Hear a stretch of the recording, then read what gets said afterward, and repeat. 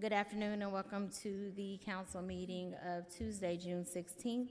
Before I call roll, I will have our interpreter give instructions in Spanish to participate in this meeting.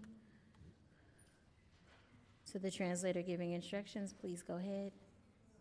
Yes, good afternoon. If you want to hear this meeting in English, you need to, if you're on a computer, you need to look at the three dots or the little world or where it says more. You need to click on it and then interpretation, and you're going to choose English. Si quiere escuchar esta reunión en español, le pido que por favor, si está en su computadora, teléfono, tablet, toquen la pantalla, busquen tres puntitos donde diga more, más o un mundito. Ahí le van a hacer clic, van a elegir interpretación y ahí van a seleccionar el idioma español. Everyone needs to choose a channel. If you're watching online, it has to be either English or Spanish. Siempre tienen que elegir un canal, ya sea inglés o español. Thank you. If you could make me interpreter now, thank you. Thank you. I will now go over speaker card instructions. If you would like to speak on any agenda item, you must fill out a speaker's card. You must fill out a speaker's card before the item is called or 2 hours after the start of this meeting. This meeting was called to order at 3:32. So your last opportunity to turn in a speaker's card will be at 5:32 p.m. If you're looking to turn in an online speaker, that time has, online speaker card, that time has expired as they were due 24 hours before the start of that meeting. So again, if you're looking to speak on any item, please submit your speaker's card as soon as possible before the item is called or 2 hours from the start of this meeting. That would be at 5:42 p.m. as this meeting was called to order at 3:42 p.m. On roll, Councilmember Brown. Present. Councilmember Fife. Present. Councilmember Gallo. Present. Councilmember Houston. Here. Councilmember Ramachandran. Present. Councilmember Unger. Here. Councilmember Wong. Present. And Chair Jenkins. Present. Showing 8 members present. Do you have any announcements? Yes, Councilmember Ramachandran, how are you participating today? And is your camera on? And do you have anyone in the room over the age of 18? Nope, no one in the room at all. Participating under AB 2449. Thank you so much. Also, because of potential quorum issues, speaker time will be cut to 1 minute. Thank you. Thank you. Going to item 3, modifications to the agenda and procedural items. Are there any modifications to this agenda? Yes, I want 6.1 and 6.2 continue to the next meeting on non-consent, and 5.2 will go before 5.1. Strong Mayor item 5.2 will go before 5.1.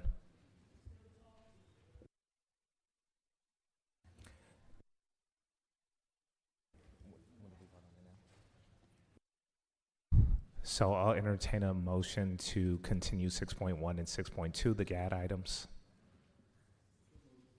Second.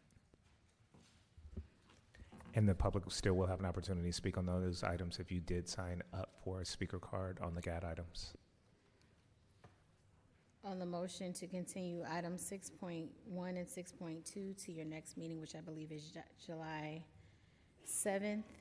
And I believe that was a motion by Councilmember Brown and Councilmember Gallo. Councilmember Brown? Aye. Councilmember Fife? Aye. Councilmember Gallo? Aye. Councilmember Houston? Aye. Councilmember Ramachandran? Aye. Councilmember Unger? Aye. Councilmember Wong? Aye. And Chair Jenkins? Aye. Motion passes with a vote of 8 ayes. So noting items 6.1 and 6.2, the GAD items are continued to July 7th. And noting that item 5.1 will be taken before item 5.2. No, other way around. 5.2 will be taken before 5.1. I'm sorry. 5.2 will be taken before 5.1. Moving on to item 4.1. Conduct a public hearing and upon conclusion, I'm sorry, we need a motion to open the public hearing.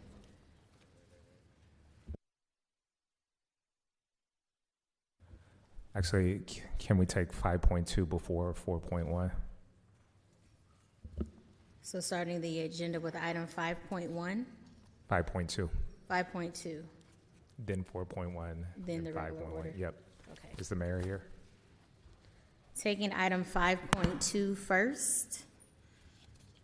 Adopt a resolution submitting to the voters at the November 3rd, 2026 general municipal election a measure that would amend the Oakland City Charter to, among other things, make the mayor the city's chief executive officer responsible for managing city affairs, empower the council to confirm the appointments of the directors of finance, human resources, public works, and transportation, empower the council to create an independent budget and legislative analyst office to provide the council fiscal and policy analysis that is objective and nonpartisan, affirm council members' right to request information and relay constituent concerns and city officials' duty to respond promptly, empower the council to hold legislative hearings and issue subpoenas, create a mayoral veto with a line item budget veto and a council power to override any veto, require council members to work full-time and not engage in outside employment, empower the Public Ethics Commission to align the mayor and council member salaries with those comparable of full-time city officials, require the publication of ordinances within 15 days of passage, and direct the city clerk to take actions necessary under law to submit this measure to the voters at the election and making the appropriate CEQA findings. You have 33 speakers on this item. Madam Mayor. Thank you very much. First of all, Council President Jenkins, members of the Oakland City Council, also to the working group, SPUR, the League of Women Voters, of course, my staff, Preston, Mia, and my entire team. Thank you all, especially our residents who have been with us every step of this process.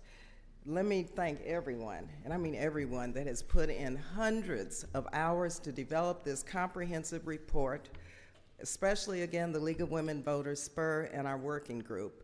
I want to thank them for this measure. To the council members that have been partners in this work, and many of you have been, I just want to thank you all for working on some amendments with my office, and quite frankly, about 90% of them have been incorporated into this reform.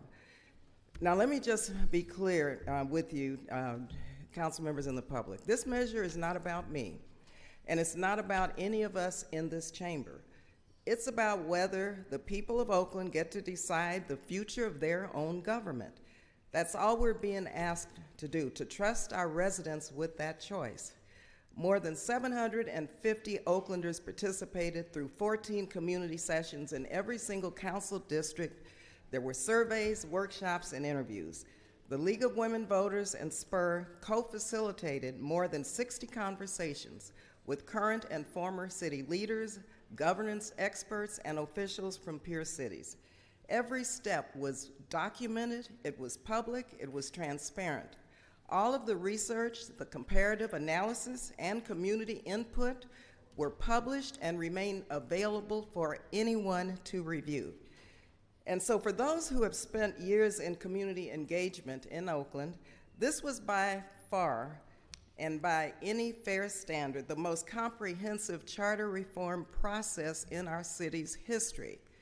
The working group's conclusion was clear, and we narrowed this very narrowly because it's not a full charter reform effort. This was very narrowly directed, and framework was put within the context of governance, transparency, accountability, and our financial systems. And so the working group's conclusion was very clear. Oakland's current system too often makes it impossible for residents to know who is responsible when things go wrong.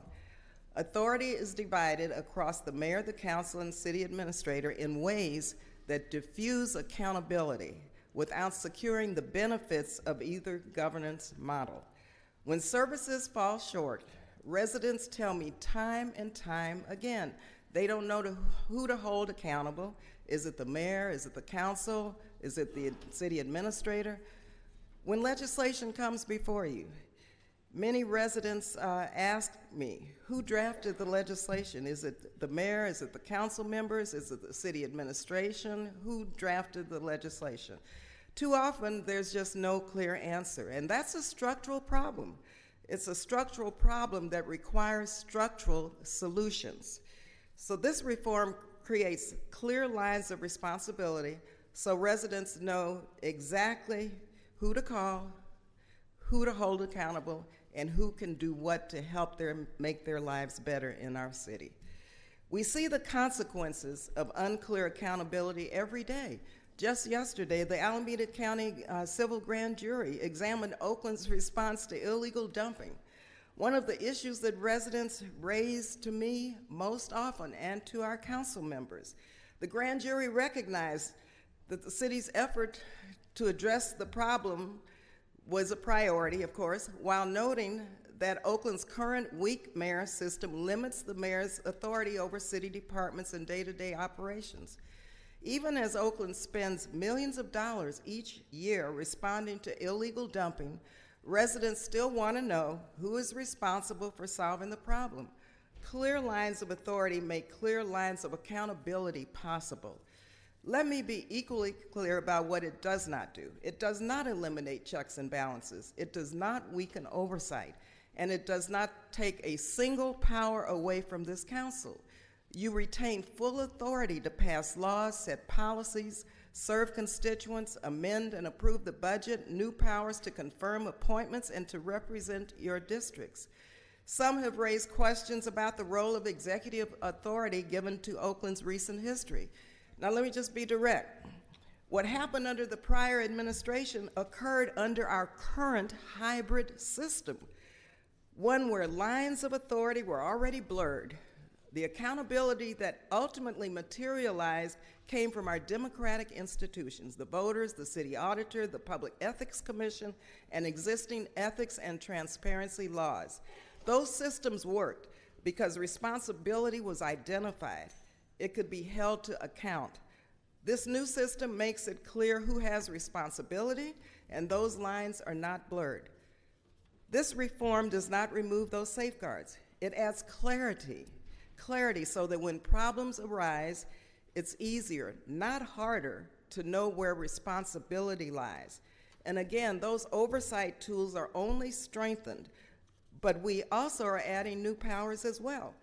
I also want to speak very plainly to a distinction that matters for good governance, the difference between oversight and pre-approval.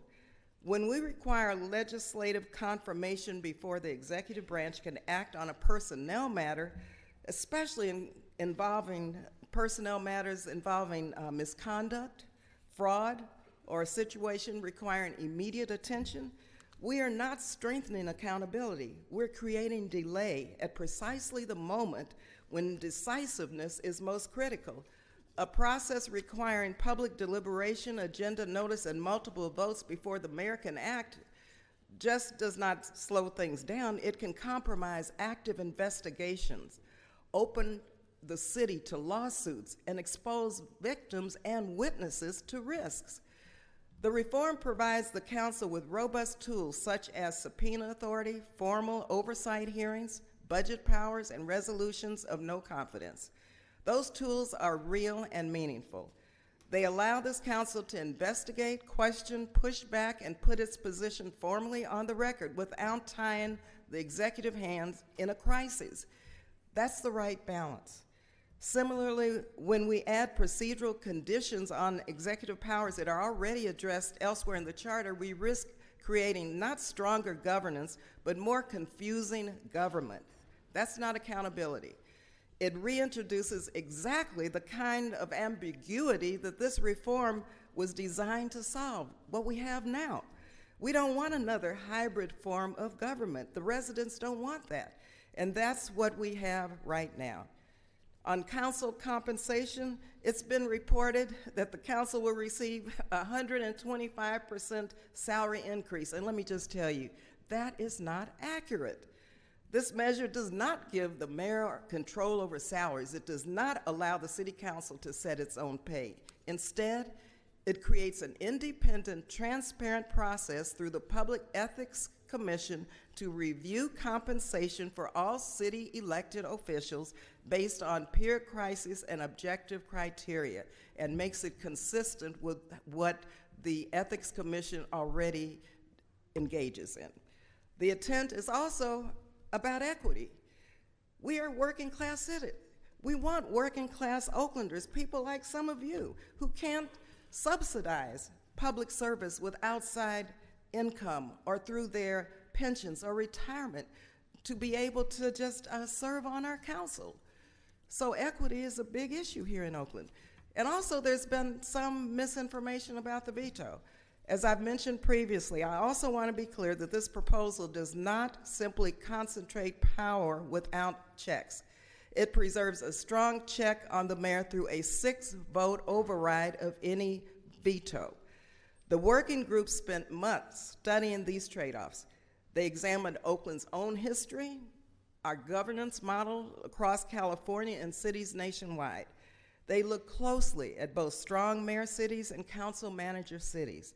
While they acknowledge that council manager systems have strengths and work well in some places, they ultimately concluded that Oakland's current challenges and Oakland's residents' expectations that someone be accountable for results are best addressed by these reforms.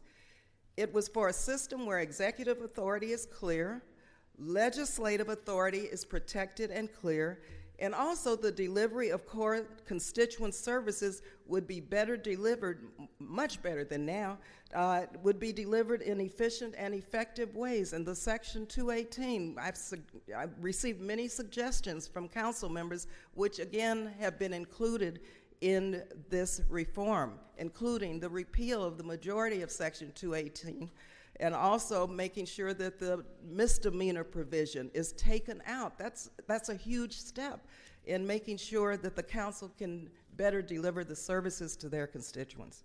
The working group spent months doing research because of how important this work is. The charter is the governance document of our city, and the last thing we want is a charter measure that includes amendments that will blur the lines of authority. Reasonable people can disagree about specific provisions. What should unite us, though, is that Oakland residents deserve the opportunity to weigh in on the charter reform working group's legislation. The question before you is not whether every member of the council agrees with every line. It's whether the people of Oakland should have the chance to evaluate this proposal and make their own decisions at the ballot box. And I want to be candid about what this vote represents. And I'm respectfully asking the council to not preserve the status quo. At its core, this is about whether Oakland residents should have the opportunity to decide if they want a system with clearer lines of responsibility and greater accountability. Quite frankly, I trust the voters of Oakland to weigh the facts, to consider the arguments, and make the decision for themselves, allowing voters to make their choice. That's how democracy is supposed to work. So let's at least let the voters make an informed decision. Let's trust them with that responsibility. Again, that's what democracy asks of us today. And so thank you again for giving me a chance to be with you.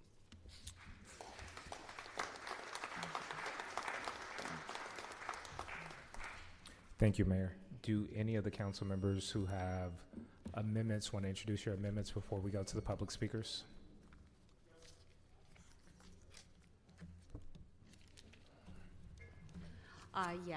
Included within this resolution, this charter amendment is just the amendments that I had discussed last time we discussed this item, which is in essence that in order to increase more transparency, that we actually add a council public vetting process for a number of department heads that are included in your packet.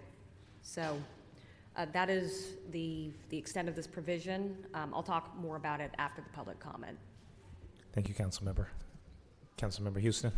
Yes, and thank you through the chair. And I had a couple of amendments that I sent to the city attorney. Amendment 1 under Article 2, the council section 207. The city council shall confirm the mayor's appointments of the role of the city administrator by a minimum of 5 votes. Mayor's action to remove or reprimand the city administrator is subject to confirmation by the city council of a minimum of 5 votes. And the reason why I put that in there, President, is because the mayor actually sends a recommendation for the city administrator, and we approve it. So I think that we should do the same thing. We should be able to disapprove it or reprimand the city administrator, not just approve the city administrator. That's number one. And I know my city attorney's gonna have something to say about that one. Amendment 2, Article 2, the mayor, Section 305, accept the order to veto any item. I feel that is unfair. This is just my opinion, my reality, that if this council right here makes a decision to give Oakland or youth some money, or, you know, just we make a decision. If you vote it down, I'm good with it. I'm good. If you vote it up, I don't think anyone should veto anything we put on the table. That's our duty. I remember when I first ran for council, it says city council's duties. I see 5 bullet points here. And the one that really caught my attention was number 1 says we vote on ordinances and resolutions. So if I put something on the floor and you guys approve it, I expect it to stay that way. Not somebody to, I'm not talking about this mayor, I'm talking about any mayor, to veto something that we put on the ground or on here. So let me finish this one up. Except that in order to veto any item, the mayor must personally, and I made adjustments on this, personally attend all of the discussion of said item in the meeting, where the council votes to adopt an item, including both first and second reading of the ordinance. For purposes of this section, the mayor attend may be remote, so long as the mayor's remote attendance meets the same Brown Act requirements that apply to the council members. So I'm making I don't want the veto, but this is what I would accept for my amendments. But my real one is that city administrator. We should be able to, and you want to come up, my city attorney, and ask me why I can't do that, because it says among other things, and I believe that falls amongst other things.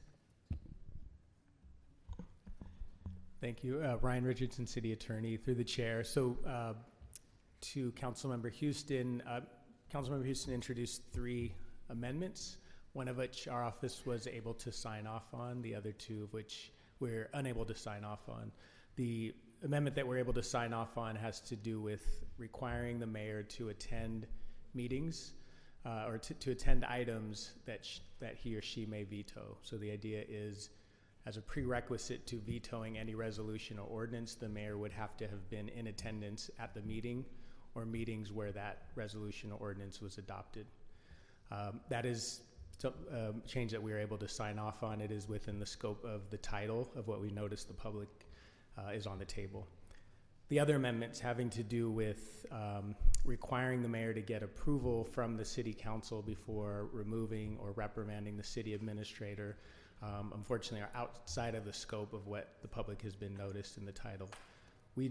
To Councilmember Houston's point, the title doesn't list every single change that's in the proposed resolution, but it does list every single major change that's in the resolution. That's why that title is so long. The title does not put the public on notice that one of the things that could be on the table in this resolution would be to require the mayor to get council approval for removing the city administrator. That's what's on the table is essentially a strong mayor proposal, and that is a hallmark of a council manager form of government. So through the chair, when I read among other things, I feel that could fall in there.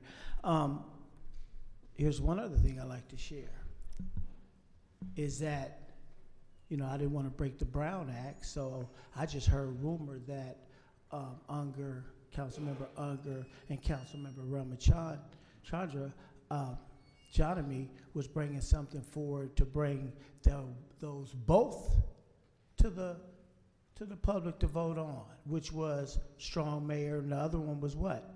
Strong council, strong manager. And I heard it was coming, but now I heard it's not there. I think that is the democratic way, to allow the public's not stupid. They're watching this very closely. And I think the public to be able to choose the one that they want, not just one that's put on the ballot. So where is that at? And can we bring that forward? And is there enough time to bring both for the public to choose, right? Because I feel that the public should be able to choose, and they understand the difference. Because we know why we're in this, what did we call it? A hybrid mayor. Why? Because Jerry Brown didn't want to sit on the council. We know that. We know this. Come on. So I talk the truth. So here's what I like to know.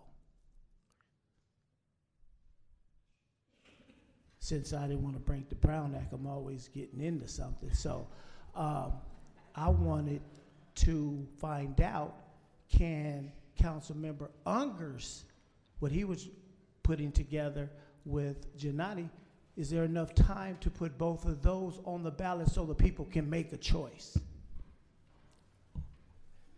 Through the chair. So there are a number of requirements that the council has to go through in order to put any measure on the ballot. When it comes to a charter amendment specifically, it has to be heard at 2 council meetings, and those council meetings have to be at least 10 days apart. That's in the charter. After that, once the council passes a resolution to say we want to put this charter amendment on the ballot, the council has to adopt an ordinance that lists all of the offices and all of the ballot measure that the city wants the county to put on the ballot. It's basically the city's instructions to the county of what we want our section of the ballot to look like. That has to be done by ordinance, and that takes 2 readings. Those readings have to be at least 5 days apart. As of today, the council has 2 regular meetings left before the deadline for our office and the clerk's office to transmit all those materials to the county. So to answer your question, Councilmember Houston, yes, there is enough time technically, but in order for the council to introduce a new charter amendment, have 2 readings of that amendment, and then pass the ordinance in 2 readings, the council would have to add several special meetings to its agenda before the end of July. So through the chair, a special meeting that the president can make. And I think it was already vetted through the city attorney's office. Is that right, Councilmember Unger?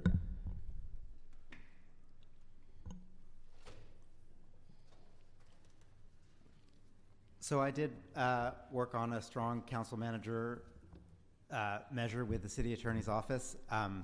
We did not finish that work because it became clear to me that we had reached a point where there was not enough support on the council to get there. So that measure is incomplete. I do favor a strong council manager system. I also don't believe that it's a good idea to have 2 competing ballot measures on the ballot at the same time. I think the math of that just doesn't work. If you have 100 people in the electorate and 49 vote for one system and 49 vote for the other system, and 2 don't vote or vote no on both, you end up with nothing. I think that if this council decides to put strong mayor forward, the public should have the opportunity to do a clear up or down vote on strong mayor on one system alone. I don't favor putting 2 competing ballot measures on the same ballot. Councilmember Houston, Yes, may I respond very quickly? Yes, you may. Let me just clarify something. The League of Women Voters and SPUR conducted a very thorough democratic process. There was no predetermined conclusion. They engaged with over 750 people. This was one of the largest community engagement efforts ever as it relates to charter. And this was the recommendation out of this democratic process. Had it been another recommendation, that would be the recommendation that the SPUR and the working group and the engagement process would have brought forward. But this is the one that was brought forward. And so this is the one that we're asking for the vote so that the residents and the voters can vote this up or down, because the process was it was transparent, it was engaging. People had many, many questions about both and other forms of governance, and this was the conclusion. And so I would encourage you to look at this very carefully because the status quo is just untenable. Thank you again. Thank you to the chair. So I want to make sure that the city attorney addressed what I was saying. So you're saying that my amendment number 1, among other things, it doesn't fall in there? Among other things, for the city administrator being able to hire and fire the city administrator, because that's huge. That's huge for us to be able to do that as a body. And I don't want no veto. Through the chair, I agree that it is huge, and that is precisely why the public would have been put on notice that that type of proposal would be on the table this evening, and it's not in the title. So among other things is for more technical edits that are not as big. I want to hear the audience. Thanks. Thank you. Councilmember Fife. I wanted to know if Councilmember Houston would require a second for the veto amendment that was approved by the City Attorney's Office. When this body is ready to make a motion, it can debate the amendments that are in the packet or other amendments that are on the floor. And yes, any motion would require a second and then a full vote. And I also wanted to get clarity on how there would be, through the chair to Councilmember Unger, how would you come to a conclusion about the votes being necessary for a strong council, city manager form of government? How would you come to that conclusion? I just think if we have 2 competing ballot measures on there, the odds of both of them losing are much higher than. I understand, but you said you came to the conclusion that there was not a desire for this body to pass or to put something forward for a strong city council the folks that manager. I had within my Brown Act bubble who I thought were with me were no longer with me. Okay. Changed their minds. Understood. And I just wanted to say, before we go to the public speakers, as I stated in our previous council meeting. Order in the chambers.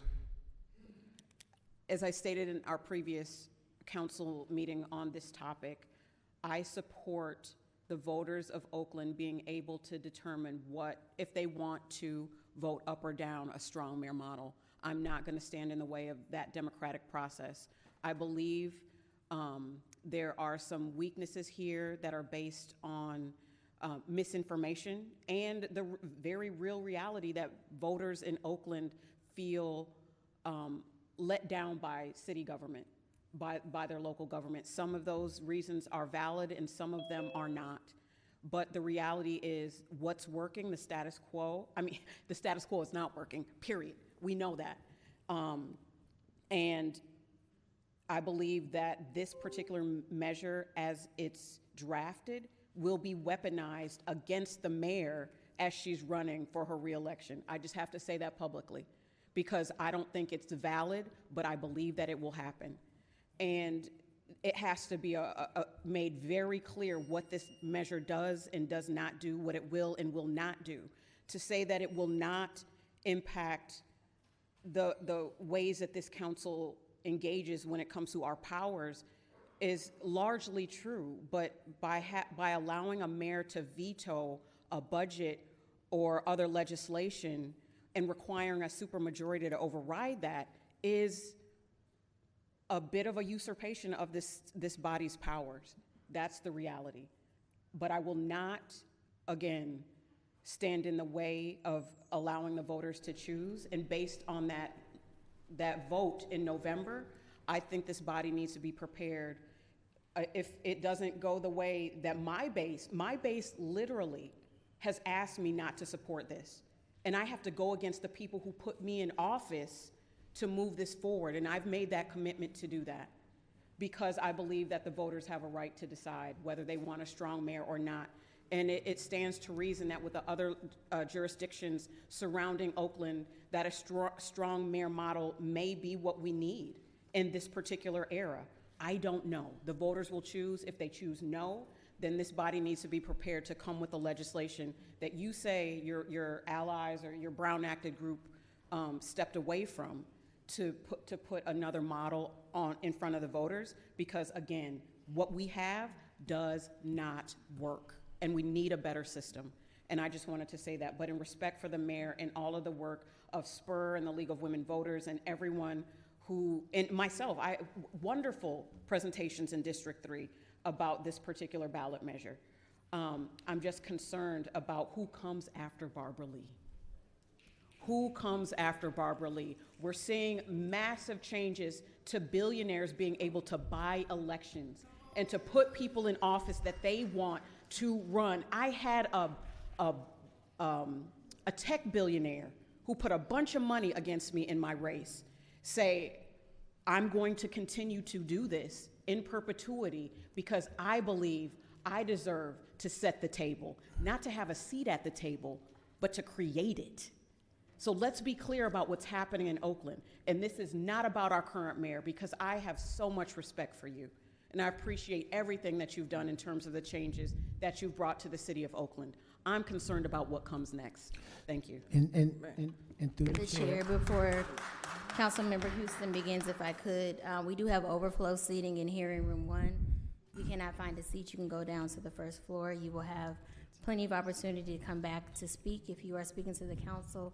Although I do see some empty seats in here because you are not supposed to stand on the back wall, as it is a fire hazard, and there are still seats in the chamber, so please find a seat. Councilmember Houston, the mayor, and then we're going to go to public comment. Yeah, we will.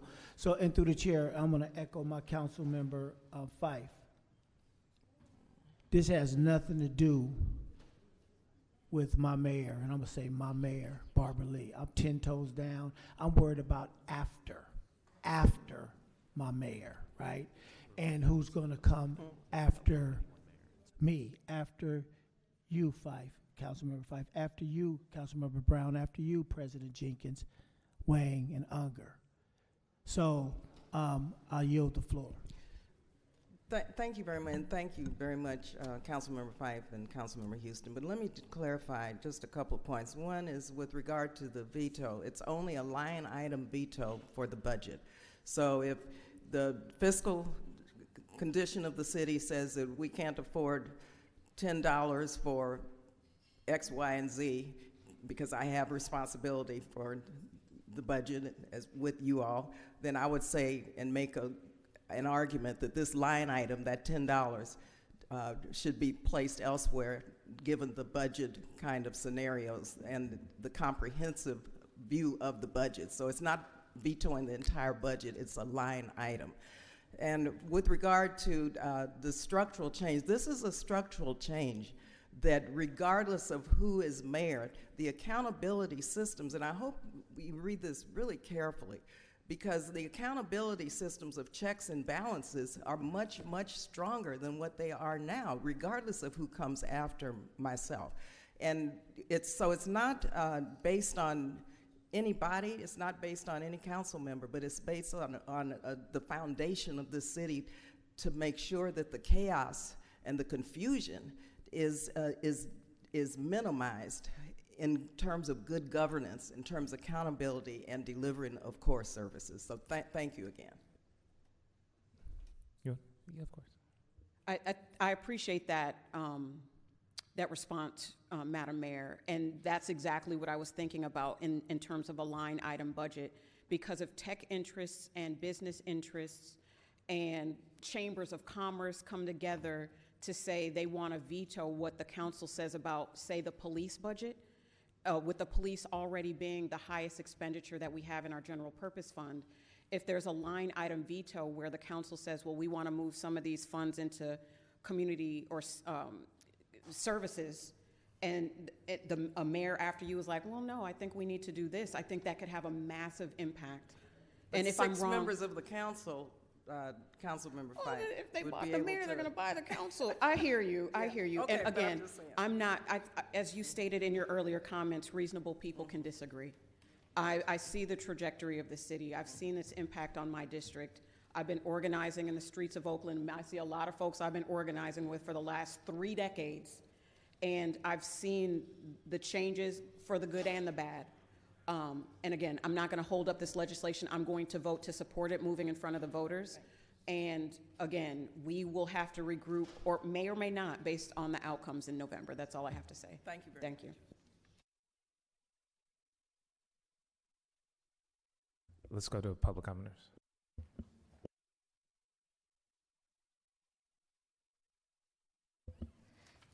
As I call your name, please approach the podium in any order. If you are participating via Zoom, please raise your hand so I can easily identify you. Ryan Mizik, Karan Talak, Corey Cook, Helen Hutchinson, Blair Beekman, Kevin Daly, Mr. Hazard, Gail Wallace, Ms. Asada Olabala, Stephen Falk, Mindy Pachunik, Gerald Pachunik, Nancy Falk, James Murphy, Stephen David Kahn, Nicole Nedich, Allende, Mark Sawicki, Daniel Motley, Keith Brown, Isaiah Toney, Andreas Clover,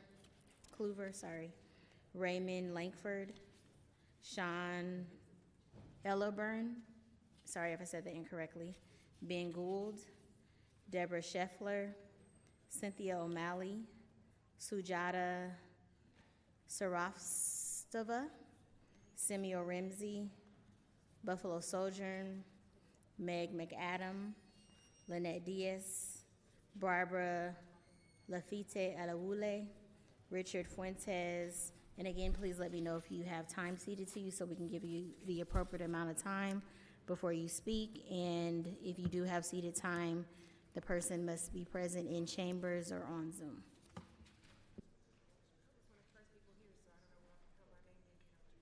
And again, this is for item 5.2.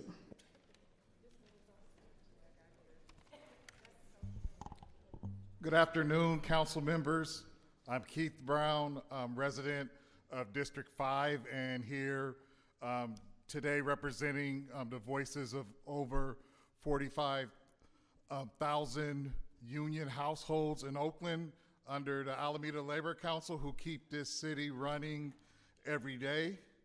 And when our services are inconsistent, it's the working people, our teachers, our grocery workers, our transit operators who pay the price.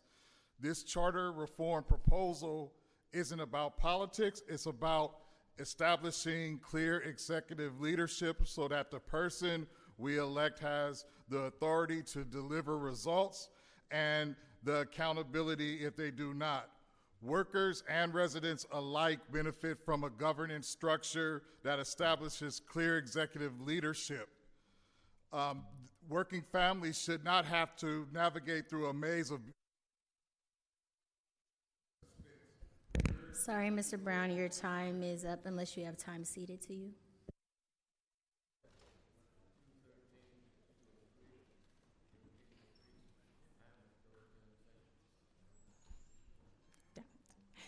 Hey, Bawapa sister. Good afternoon, Council President and council members. My name is Danielle Motley Lewis, and I'm the president of the Oakland Berkeley chapter. BAWAPA has already submitted our formal letter of support on behalf of this measure, so I will keep my comments brief. Too often, when something goes wrong, as already stated, we never know who is in charge. This proposal provides an opportunity to create clearer governance structure and allows Oakland voters to decide whether this is the direction they want to travel. Tonight, I'm simply asking that you trust in the community engagement process that's been put before us and allow Oakland voters to vote when you place this measure on the ballot. Let them decide. Thank you.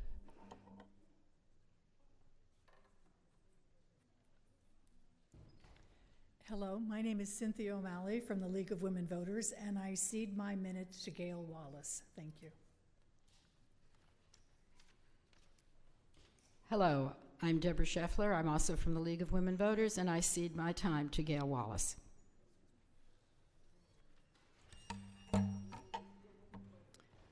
Thank you. Good afternoon. Gail Wallace on behalf of the League of Women Voters of Oakland. This is the moment when we tend to lose the forest for the trees. I want to remind us that there have been distinct and independent phases to this process, and the tasks and the players have differed at each stage. Throughout, the League has adhered to its position on governance that emphasizes the goals of a responsive, effective, and transparent government. We have worked to facilitate the bringing of one or more choices for Oakland. We want those choices to be complete and internally coherent. In the first phase, the working group deliberated efficiently to analyze why the charter contributed to Oakland's dysfunction. We all know their conclusion, based on extensive input, was that the lines of authority and accountability have been blurred. They, for the first time, gave Oakland a coherent public report about our history and when and how the charter authorities were muddied. They explained two prevailing models of municipal governance, and they daylighted experiences in different cities, as well as the consensus of experts that either model could work if well executed. I want to underscore their advice, which was to do something, because the worst outcome of this process would be to do nothing. Since the working group's report in January, Mayor Lee and Council President Jenkins have led a second phase. They have produced legislation that clearly articulates one model.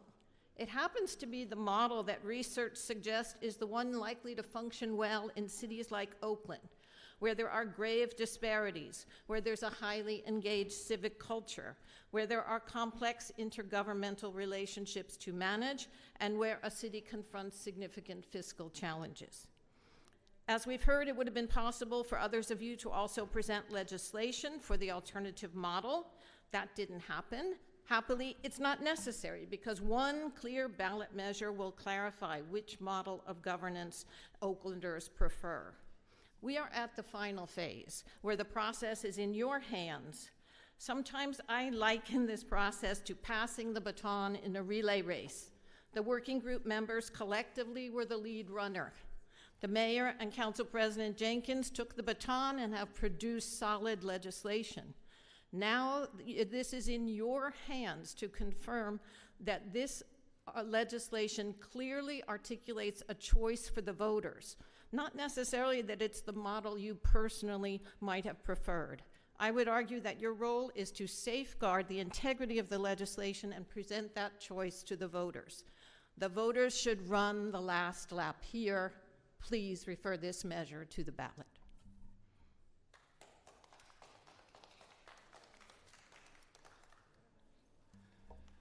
Good afternoon. My name is James Murphy, and I'm an Oakland resident for over 30 years. And I support this measure and this ballot, and I please the recommendation to move this forward. I did have a little bit of a prepared speech here, but having listened to the mayor, and one thing I wanted to bring up is I trust this mayor. I earnestly trust her professionalism and her experience, and we should vote to move this forward. One, because I trust her, that structural change needs to happen. If you don't move this forward, as I will continue to live here probably for the next 30 years, we're going to say, what happened? City Council voted for the status quo. Put it to the voters. I think a lot of people here have talked about how well thought out this was, how the community was brought into the process. And it's not about the current mayor, it's about structural change that's needed. Thank you.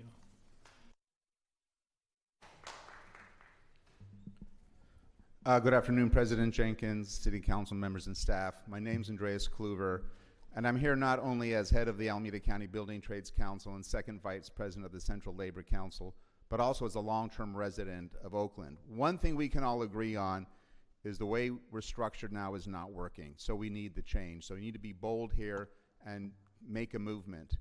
The other thing, too, is that this charter is the people's charter, the residents of Oakland. It's not the mayor's charter, it's not the council's charter, it's not the city administrator's charter. It is the people's charter, and the working group process has been an extensive, comprehensive, inclusive, and participatory process of which labor was a big part, to come up with the recommendations. And we strongly urge you to support those recommendations. There may be some changes that you may need to make, but You need to follow the spirit of a document that was crafted with full participation. So with that, take action, be bold, and we'd like you to support the recommendations of the working group. Thank you.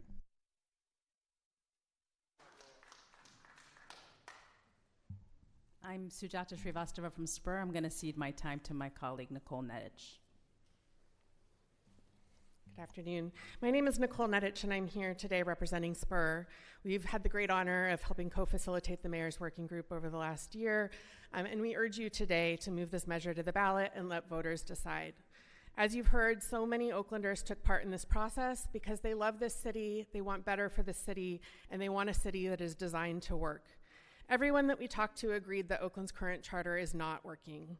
It blends a council manager form with a strong mayor form of government without securing the benefits of either of them.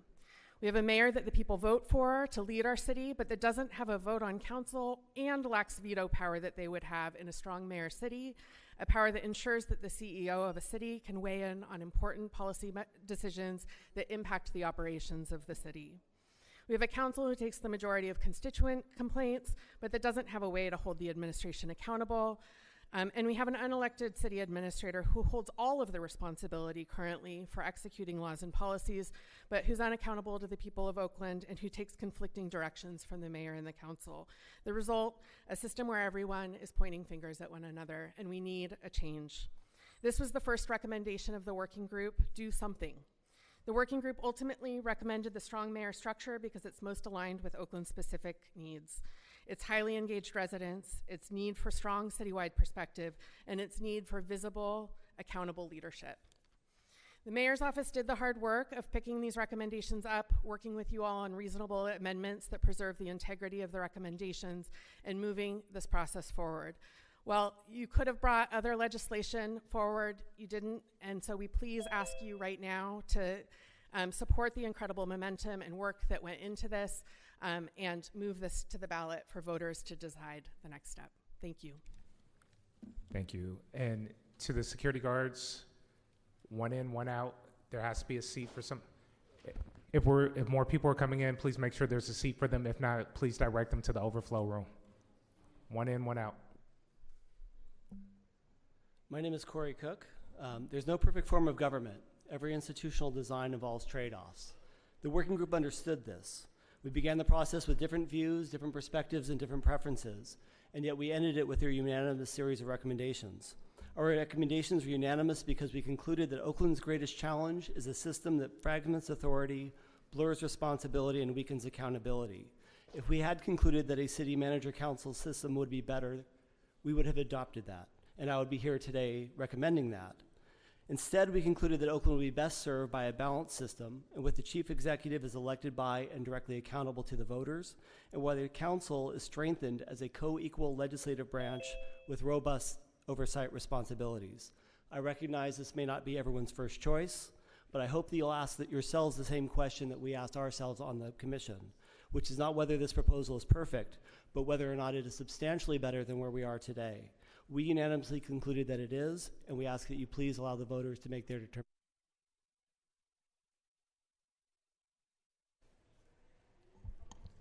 Mindy Petchnook, candidate for Oakland mayor, and the buck has to stop here.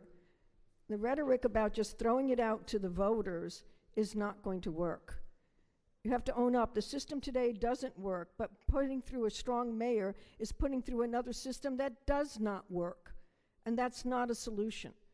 And Ken Houston, to you, Councilmember Houston, you know, I think that you all have an ability now to actually go and get your mayor on this city council. That's your solution. You need to have your mayor functioning with you on a daily basis when you're meeting, in dialogue, in discussion. And if you don't have that, Oakland will go down the hill. So right now, I am calling God before you. Do not pass this strong mayor. This cannot go on the ballot, and let's fight for what will work and have a city that's actually going to be a beautiful, great Oakland.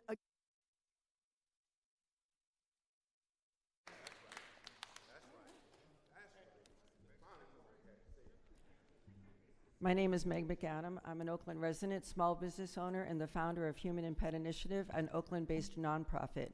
I support charter reform. I believe strongly in civic engagement, which is why I attended the community meeting. I assumed that I would support the strong mayor system, but I came away believing a council manager system would be better for Oakland. Others may reasonably disagree, but that's the point. Merely, I hear you saying that this measure should go to the ballot so that Oakland residents can be heard. But there's a difference between public engagement and public selection. If Oakland residents are capable of deciding who should be mayor, then why are we not capable of deciding which form of government we want? We lived with the current structure for 22 years. Most of us agree it doesn't work. I applaud the mayor for starting this initiative, but because we've also waited 22 years to have this conversation, we need to adopt the structure that will shape the city of Oakland for the next 20 years or more. Why aren't voters being given the opportunity to make that choice? I don't want. Thank you, ma'am. Your time is up.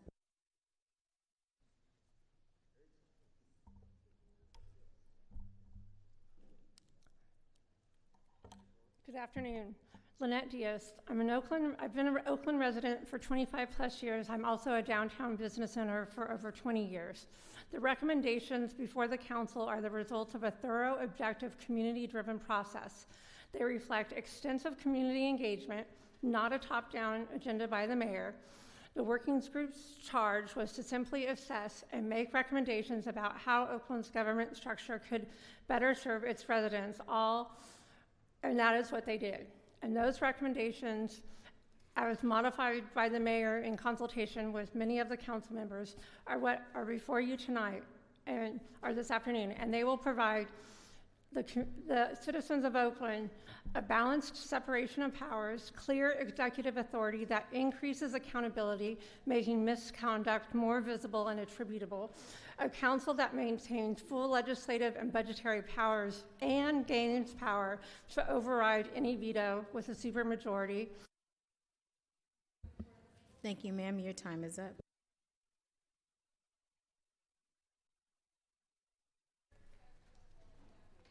Good afternoon, council members. My name is Ben Gould, and I'm speaking as an individual.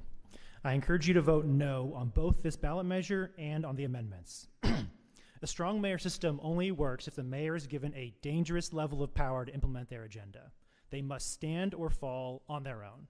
These amendments would risk yet another dysfunctional government. I am sympathetic to the concerns that these amendments are trying to address, which is why I recommend you work towards a council manager form of government. You had no say in who was appointed to the working group, and you are not required to put forward just any ballot measure that comes across your desk. That's what the signature initiative process is for. Our democratic process, your voters, require you to use your judgment and expertise to represent and advocate for the best interests of your community. In November, the voters will not see your concerns or hesitations here on the dais. They will see that council voted in support, and they will trust their elected officials. If you do not think this proposal is in the best interest of your community, you should vote no. Thank you. Good afternoon, council members. Mark Sawicki, resident of District 1.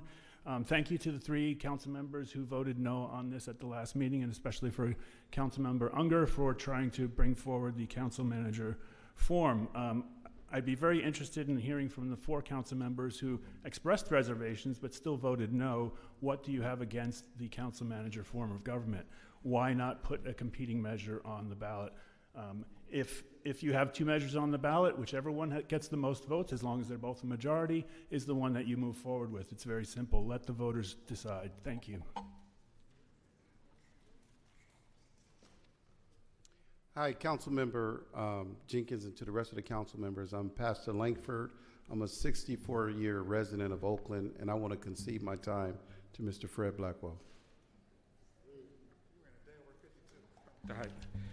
Hi, Fred Blackwell, proud member of the workforce, and really happy to be here before you and that this is really being talked about right now. Just wanted to say a couple of things. One is that we did not start this process with a predetermined outcome. The mayor did not put her finger on the scale. This wasn't something that was pre-baked. It was something that started with the question, how can we deliver for the residents of Oakland the kinds of results that they deserve? Folks before me have mentioned the fact that we have worked with a Frankenstein version of city government for a while now that has not delivered results. And I think that while the charter work and reform work is not a panacea or a silver bullet, it represents progress. And I think most of all, I think the voters deserve the opportunity to weigh in on this. So I respectfully urge your support. Thank you.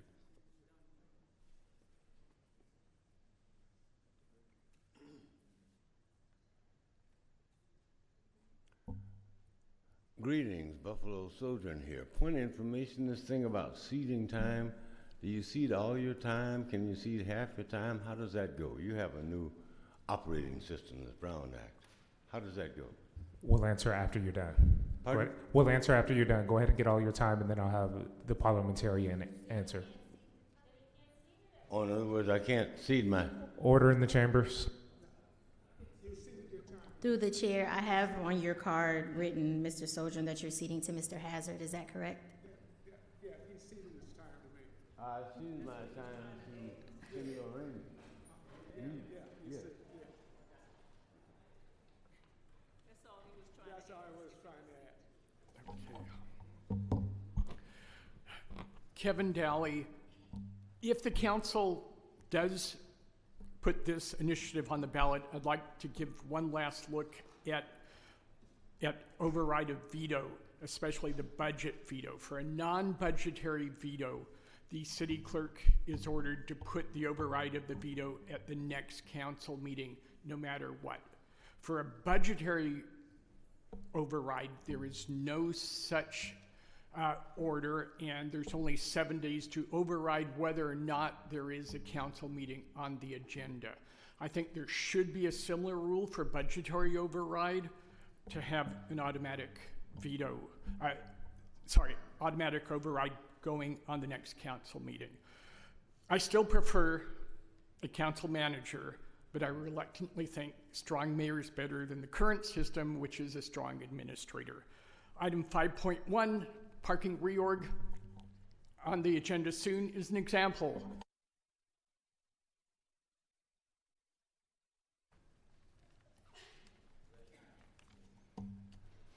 Hello, council members. My name is Steve Cohn. I'm a long-term resident of Oakland and homeowner in District 1, and you are our voice in government, and we are your constituents. So I had received a letter from the working group saying there was a Q&A at the end of the message, and it said, question, does the council lose any of its current powers? And the answer was no. The proposal does not reduce any of the council's existing formal powers and instead expands their powers. So with a 2/3 majority, you can override a mayoral veto. But right now, there is no mayoral veto. So my concern is, will we lose our influence if this measure passes? And I ask you to vote against it. Thank you.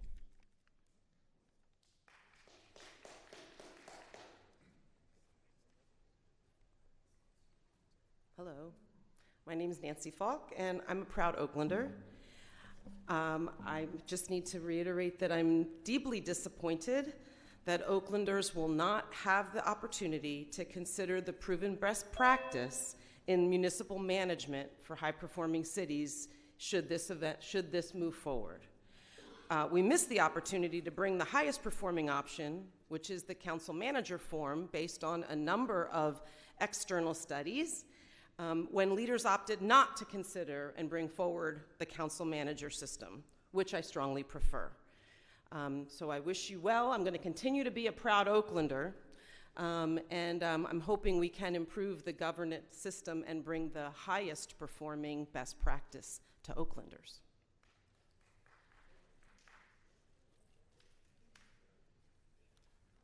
Members of the City Council, greetings. My name is Stephen Falk. I'm the co-founder of the Oakland Charter Reform Project. In California, there are 483 cities, and 5 of them use a strong mayor system. Every other one uses a council manager system, and that is for a reason.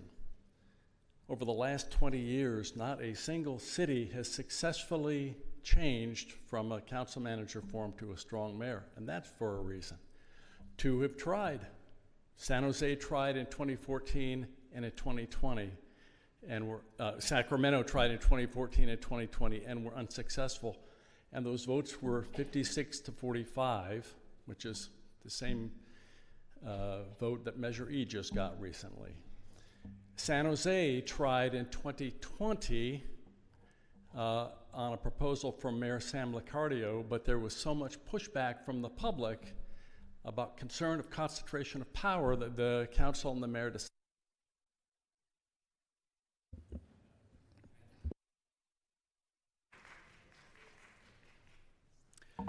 Good evening, Council President Jenkins, members of the Oakland City Council. My name is Isaiah Toney. I'm an organizer with Faith in Action East Bay. Speaking in support of the current proposal before you and bringing it to the voters in November with whatever amendments you see fit to approve this evening. Just wanted to ask folks to keep in mind that while the council manager system certainly has merits, there are shortcomings as well. I think we all remember a number of scandals that happened in Oakland under the council manager system, and especially this year, we're eager to make sure that we don't have any new consent decrees coming up. The other thing I wanted to mention is that if you want to have a process for the public to give more input on a council manager system, we will have to have a community engagement process for that system. Who's going to do that? Are you going to ask the task force to repeat their work, create a new commission? Is there staff for that? Is there budget for that?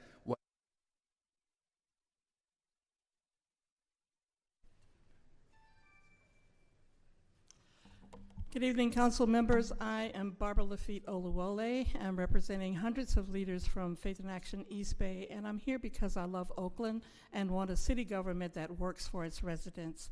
Today, when something goes wrong, it's often unclear who is responsible or who has authority to fix it. That lack of clarity frustrates residents and makes it harder to hold leaders accountable.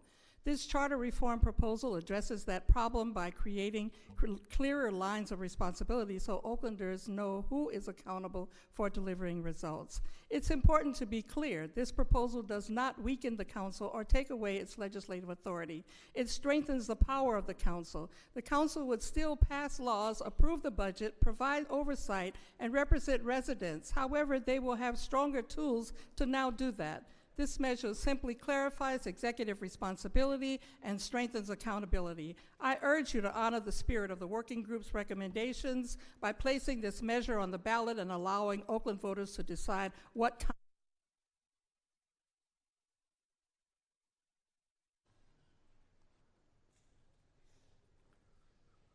Yes, my name is Gerald Petchenuk, the other Petchenuk, and I would like to give you what I got in my left hand and give you what I got in my right hand. So you're going to get two barrels. First one, everyone who came up here and said, I'm in the working group and I've been working hard on this and we had transparency and blah, blah, blah, blah, blah, forgot to mention who appointed them to the working group. Barbara Lee, that's who appointed them. Decision to appoint a working group instead of an official city advisory body. That means they didn't have to have open meeting, the Brown Act. The city council, the committee, and the advisory bodies must post agendas up front. That didn't happen, okay? So that's all balderdash. Second, there's a pot at the end of the rainbow. The charter could be changed so everyone sitting up here and get an extra. Thank you, Mr. Pachunik. Your time is up.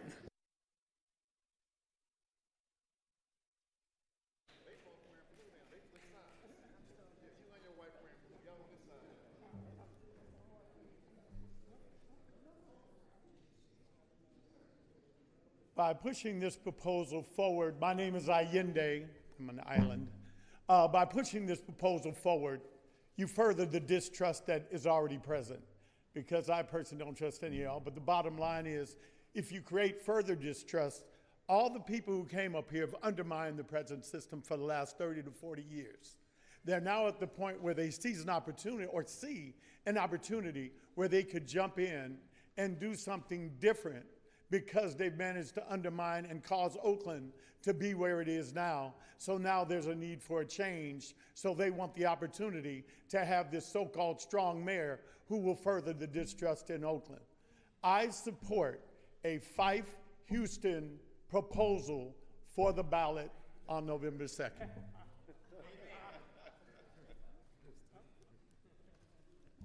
I didn't know this until I read the Oakland report, but the problem is the process.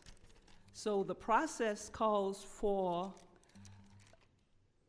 you don't have to be in compliance with the Brown Act. So there was no public agenda with this working group. There was no public deliberation, no minutes, no video. The mayor picked the working group. She picked the questions. Members were mostly her supporters. We had listening sessions, but listening sessions are not the same as deliberation, opportunity to participate in the deliberation, which the public didn't have. You have the opportunity to increase substantially the salaries of the council members, but where is the fiscal impact study that has to be done around that? You can't put anything on the ballot without a fiscal impact study or report.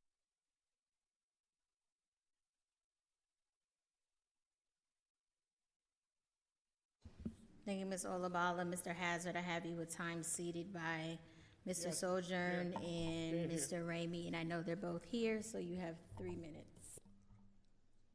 How many? 5 minutes?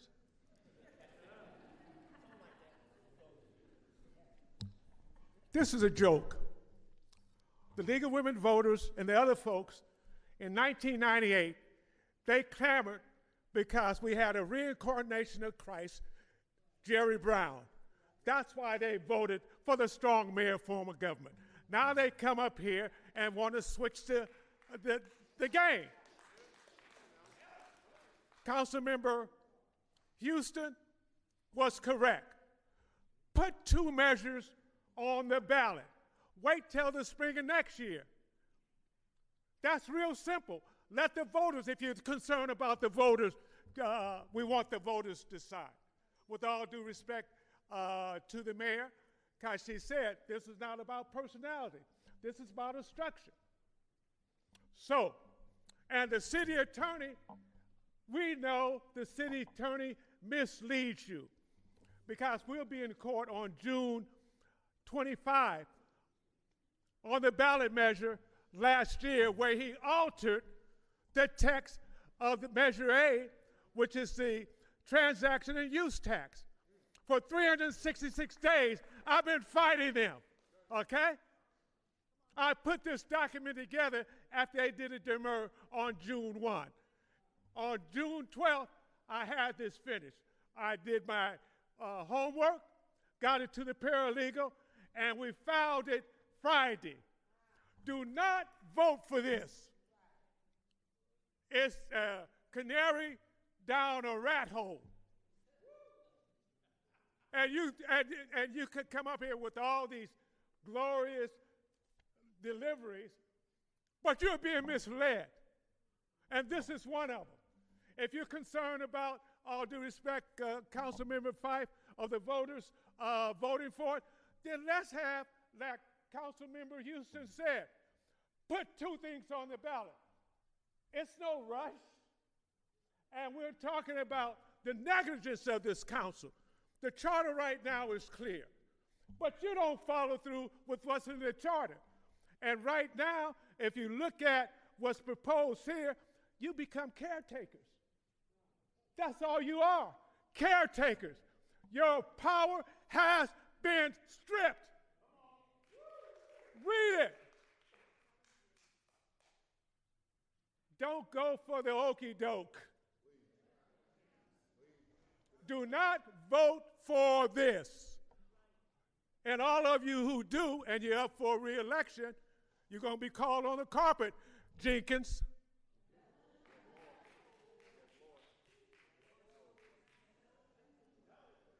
Just like you did on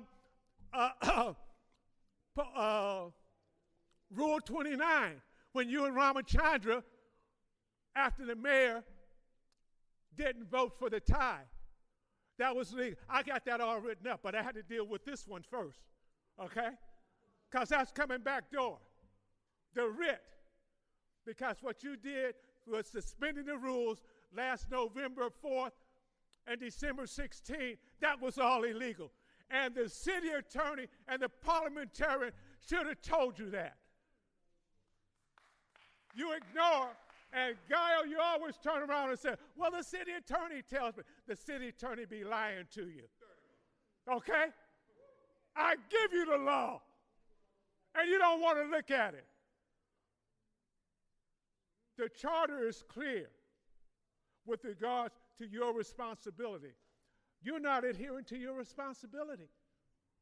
You're negligent. Because it's easy to under.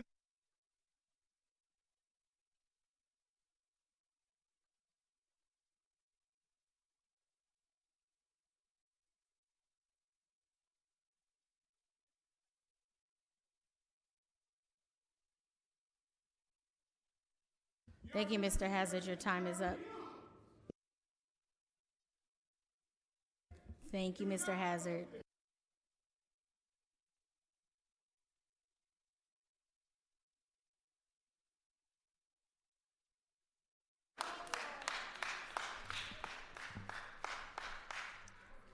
Honorable council members, good afternoon. My name is Sean Aylesbury, and I have the privilege of serving as the president and CEO of the San Francisco Planning and Urban Research Center, SPUR. It has been our true honor to work with so many people to get this proposal in front of you today. I just want to uplift a couple of points. What's been said has already been said. I don't need to restate too much. Let's give the voters a chance. Let's give the voters an opportunity to weigh in. And I want to uplift Gail's comments earlier. I love the analogy of passing the baton and running the relay race. We're now at that stage where we get to continue the element of civic education, continue the element of talking about the City of Oakland's charter, how we should be governed as a city. That's what happens between now and November. That has been the biggest benefit of the outreach we have done so far. The huge number of members of the public that have learned how their government has operated and how it could operate. Let that process continue. Bring this to the voters, and let's let the voters weigh in at the end. Thank you very much.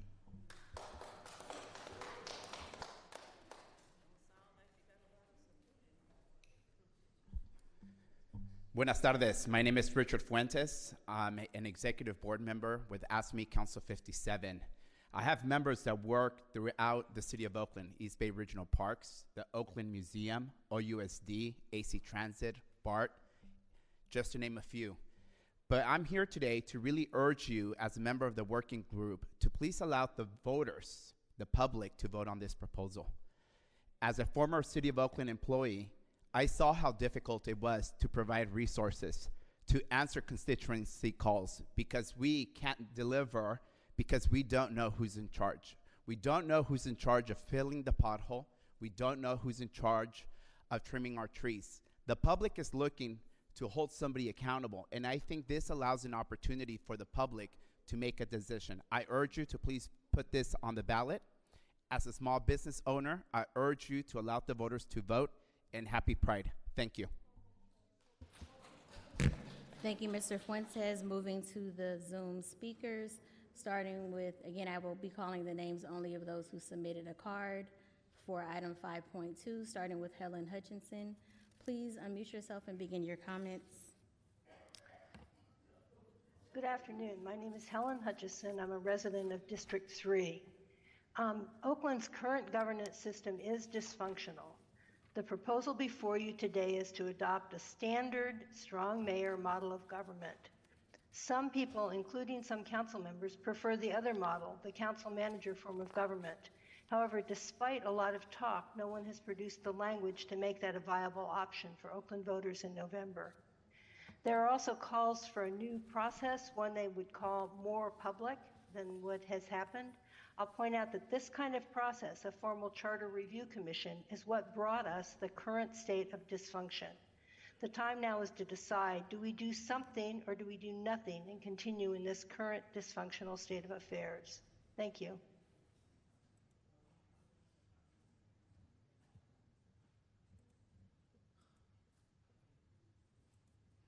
Moving to the next speaker, Karan Talak. Sorry if I said that incorrectly. Please unmute yourself and begin your comments. Good afternoon. My name is Karun Talak. I'm the Vice Chair of the Public Ethics Commission. I'll focus my remarks on two aspects that are fairly small in the grand scheme, but very important to the Commission's work. First, we welcome the opportunity through this proposal to set the mayor and city council salaries in the same manner as other elected officials. However, that process and those factors take considerable Commission resources. At a minimum, we would request that the proposal start the setting of those salaries in 2028 to align with the city attorney and city auditor so that it would efficiently use the Commission's resources. Second, the changes to Section 218 stray far from the Commission's mandate of ethics and transparency and don't really belong in the Commission's enforcement jurisdiction. If they are to remain in the enforcement jurisdiction of the Commission and this proposal were to pass, the Commission would need additional resources to set standards to meaningfully enforce those provisions. Thank you very much for the opportunity to comment.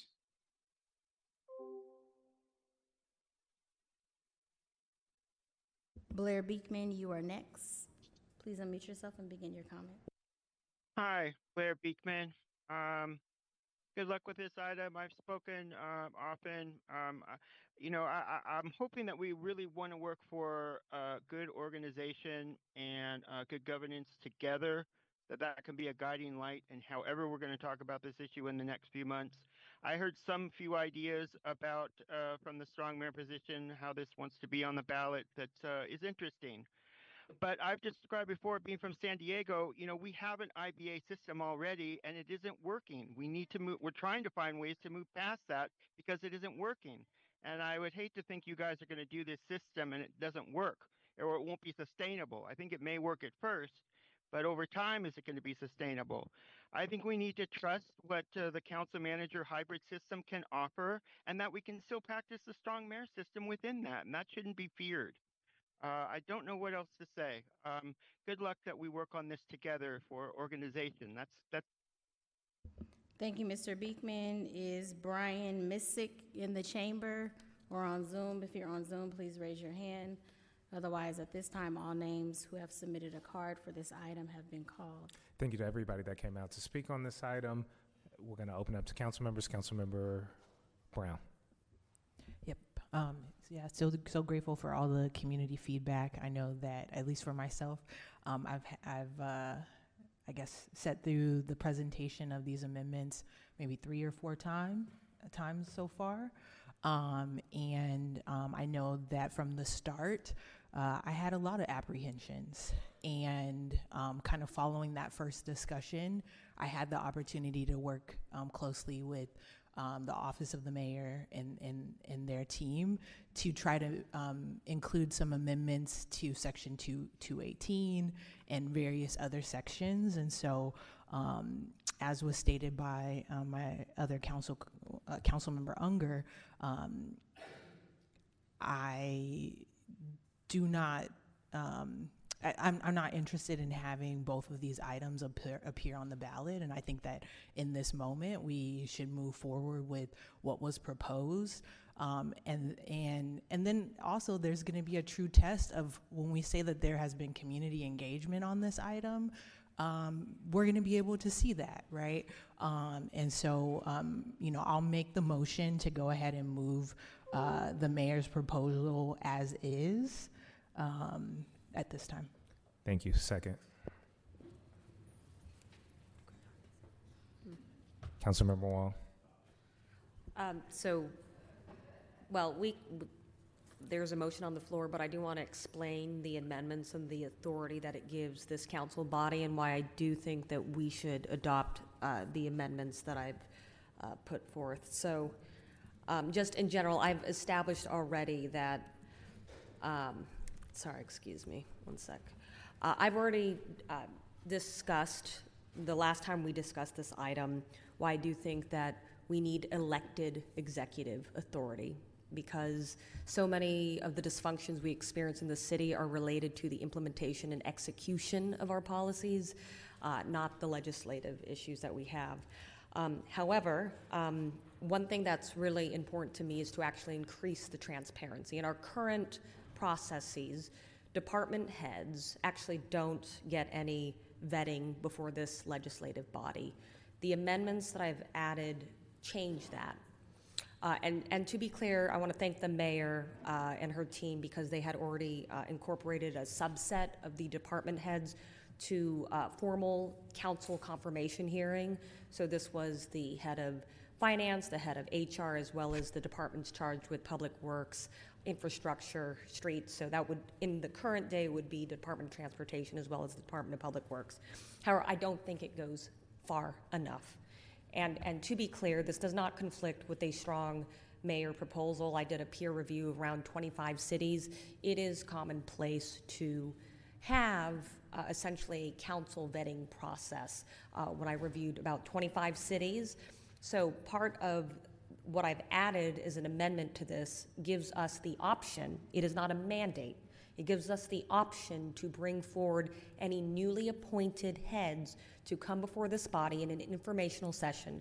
I think one danger of the strong mayor system is that a mayor could put in place an unqualified friend of theirs who has no business being, the head of, whatever department. I'm not going to name a specific department, but the key thing is that I think one of our duties as the city council is to actually surface questions, force transparency into the public sphere in terms of what are the qualifications, what is the background around a department head that a mayor is appointing.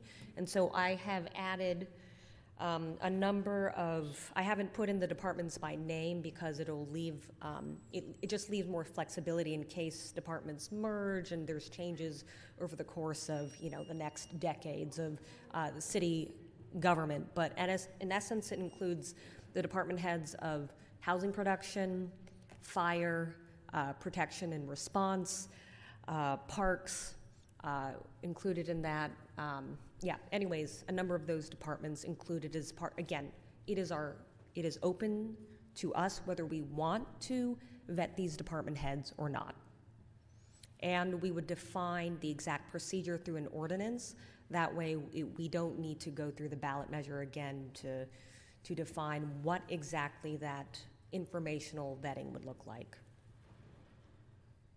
And I'll just say this, that I think that adopting this without that extra layer of transparency would be problematic. We should do that. I've talked to the mayor's team. They're good with this amendment, if anyone wants to speak to that. But I think it is important that we actually show to the voters that this is a movement to additional transparency compared to what we have right now. Thank you. Council member, who's next? Oh, Kyle. Thank you, and thank you for all of you that joined us this afternoon for the presentation. I support a strong city council, city manager form of government.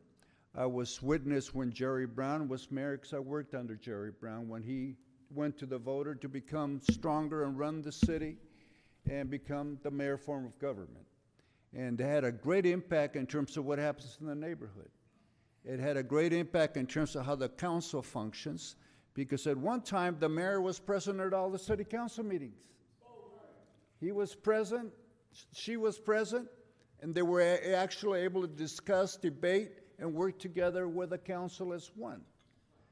And so when you take a look at the majority of cities in California, they're a city council, city manager form of government. The only one in the Bay Area is Oakland and San Francisco, because they're a county city form of government. But you don't see any other city here in the Bay Area that has a mayor form of government. So certainly, I will continue to support the city council, city manager form of government. And because I think we have a greater responsibility to get things done and not hold more press conferences every day to how great a job we're doing. If you live in the hood, well, hell, you're going through a different experience. And not having press conference, oh, we're doing such a great job here, we're doing this, we're doing that. But my children are afraid to walk to school because they may not return back from school home. and therefore we'd have a different attitude today in Oakland. And for those of us that grew up here in Oakland and East Oakland, we haven't seen Oakland the way it is today. So we need to get back and reestablish a city council, city manager form of government, because at one time, all the city administrators would meet with each council member once a month, because you would give them direction what needs to happen in your district. And they would have to report back in terms of what they did or didn't do. And I didn't have to face the grand jury because I'm micromanaging the city system here as it is today. So anyway, so my vote today will be no on this matter, and we need to reestablish the city council, city manager. Thank you, Councilmember Gallo. Councilmember Unger.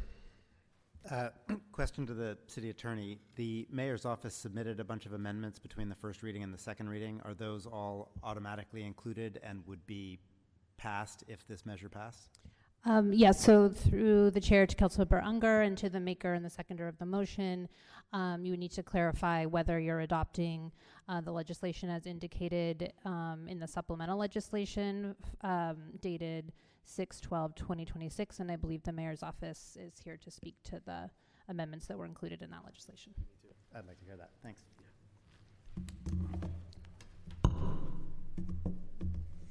Thanks, Councilmember Unger. You beat me to it.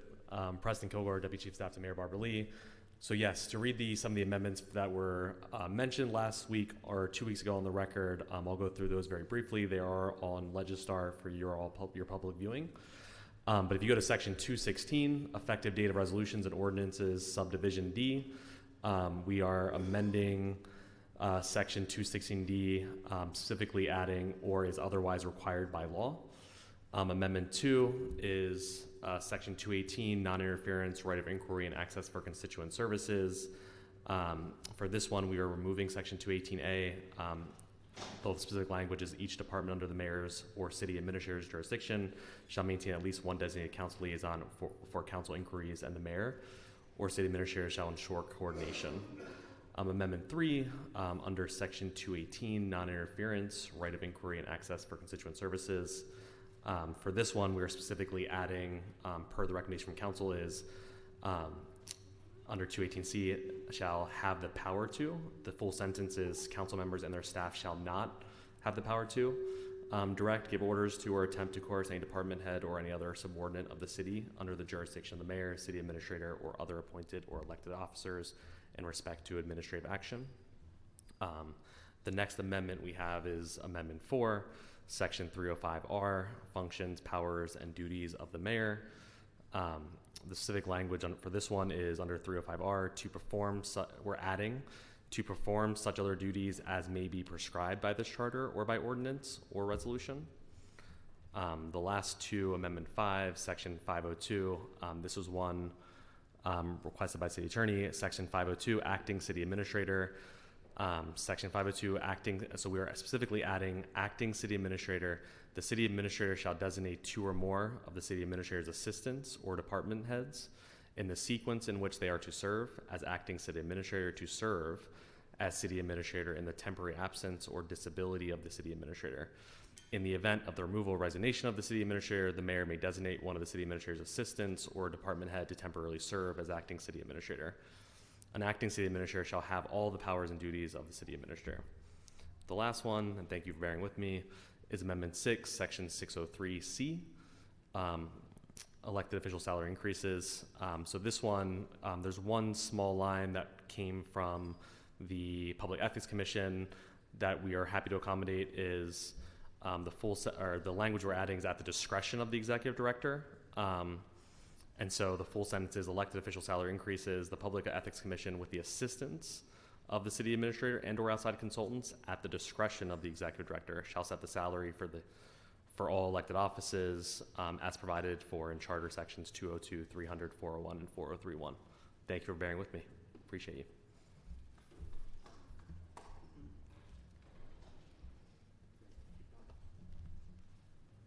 Thank you for that.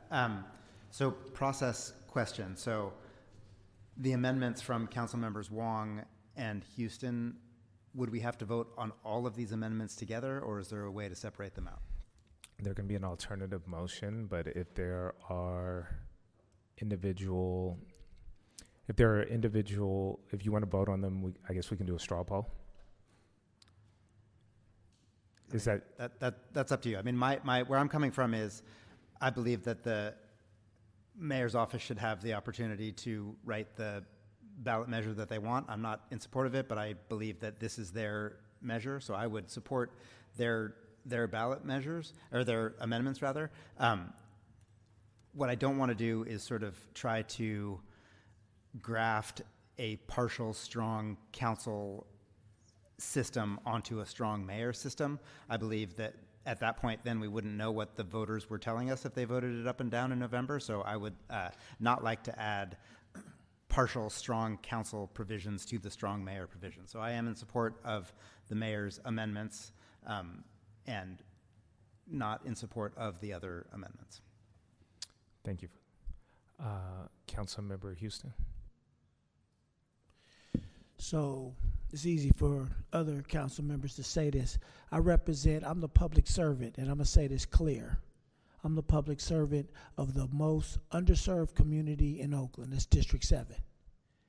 And I want to be able to move to the highest level for my people that's been underserved for years and decades, right? And this is not going to allow me to do what I have to do. I'm already breaking the charter when I do things like move things that I shouldn't move, direct people. I do. And I'll call it out that way. They could do whatever they want to do to me. Let me say this because I'm going to represent my people to the highest level. I'm built from a different cloth. So if I can't represent my people as being underserved for so many years, I'm going to say, and if my amendments don't go on this, I'm going to say no. So what did you just say, Councilmember President, that my amendments aren't in this? Well, you said if your amendments aren't in there, you're not going to say I'm going to yes. say no, yeah. Yeah. My amendments aren't in there. My vote is no. Okay, thank you. Councilmember Wong. Yeah. I also want to make myself clear here that I think, look, the consolidation of power and of executive authority is both something that we need, but without the added layers of transparency, I cannot be on board. And the other thing I will say is this, is that this is not some sort of freaky hybrid scenario. The amendments that I proposed, New Orleans did a charter amendment, and they did a study where they actually gave council members confirmation authority. Out of 25 cities that have a strong mayor system, they have this council confirmation system. I think it's important that we as a body stand for transparency, that we show that we're willing to do our jobs, to vet any department head, and that we ensure that we don't have unqualified people heading up multi-million-dollar departments. And again, this leaves the option for us to pursue this. This is not mandating it. It simply gives us the option to do this. And I think that is a type of authority that I don't think that we should strip away from ourselves. Thank you, Councilmember. Councilmember Houston's out of his seat. Yeah. I'm sorry. No, sorry. Councilmember Brown. Excellent. I just wanted to just say publicly, similarly, I'm not supportive of the additional amendments for a very clear reason, that there has been months of community engagement around the specific items that are before us. And from the very first time the working group in the Office of the Mayor presented to us months ago, following that discussion, I had the opportunity to weigh in, make my recommendations. So I think in this moment, which I would say the 12th hour, to have an item that hasn't gone through the same level of scrutiny around these proposed changes, like I can't get on board. So let's go back a little bit. So is your recommendation as amended? So as amended by the mayor's office? Okay. As amended. On the motion. So just through the chair for clarity, the motion in the second is to adopt the recommendation, the supplemental legislation submitted by the mayor, dated 6/12, that's in your packet. Okay. Madam Mayor. Now, I'd just like to weigh in very quickly with regard to an amendment that we had to clarify, we had accepted Councilmember Wong's amendment in terms of the vetting issue that she just laid out just now at the council meeting. We had discussed this prior to today and have accepted that, for the record. Councilmember Brown. Quick question through the chair to the mayor. I know that there were some significant changes that were added around the department heads prior to this, and so I'm just looking at the item that I'm seeing in front of me now. Mm-hmm. The department heads, initially, prior to today, we had discussed the council approving certain department heads, finance, public works, transportation, and I believe it was one more. Those would be subject to council approval. The ones we're talking about today that Councilmember Wong has suggested would go through a vetting process where those individual department heads would come to the council per the council's request to question them, to ask questions about their background or to make some recommendations to the mayor, not approving necessarily, but making sure that their background and experience and credentials were presented. Okay, thank you. Thank you. Are you going to amend your motion to add Councilmember Wong's? Are you going to amend your motion to allow for Councilmember Wong? Oh, Councilmember Fife first. I want to get clarity, and I appreciate the mayor speaking to this, but I want to understand how transparency about someone's resume, because that's how I'm reading this amendment, is allowing the city council to vet these other department heads. How does that play out in the functionality of having stronger department? I don't understand this amendment. So through the chair, to Councilmember Wong, how does this strengthen the council's powers, and how does it determine that we'll get better department heads? And then will we have to go start a whole new recruitment process if the council votes it down? I don't understand how this strengthens the outcomes of what my constituents want to see, which is better delivery of services. Because what it comes down to me is enforcement. I've been told by one department head in particular, we're going to do 5 different things around illegal dumping. And when I asked 4 months later, where are the outcomes, where are the enforcement to these things that you said you were going to do? And I was then accused of directing staff by asking what happened 4 months ago. A complaint was filed against me, if you all didn't know, for asking what was going on with illegal dumping in my district. And I don't see how vetting their resume could have impacted that situation. So help me understand how this strengthens our powers in getting. Yeah. I mean, do you think not having a public vetting process would improve the scenario, though? This essentially allows us as a body, again, it's optional. It is not something that we need to do, but it leaves us with the option to say if a future mayor were to appoint somebody that we had doubts around their capacity to deliver, to put them before this body for questions around what is your policy approach, how do you intend to deliver for your constituents in District 3, and I would argue similar to how this body has, for example, vetted, I think it was the police commission appointments, right? I think that was something that was a vigorous discussion in Rules Committee. It allows at least the surfacing of whether this person is qualified or not. And while this does not give us formal appointment powers for this subset of department heads, it can create the political pressure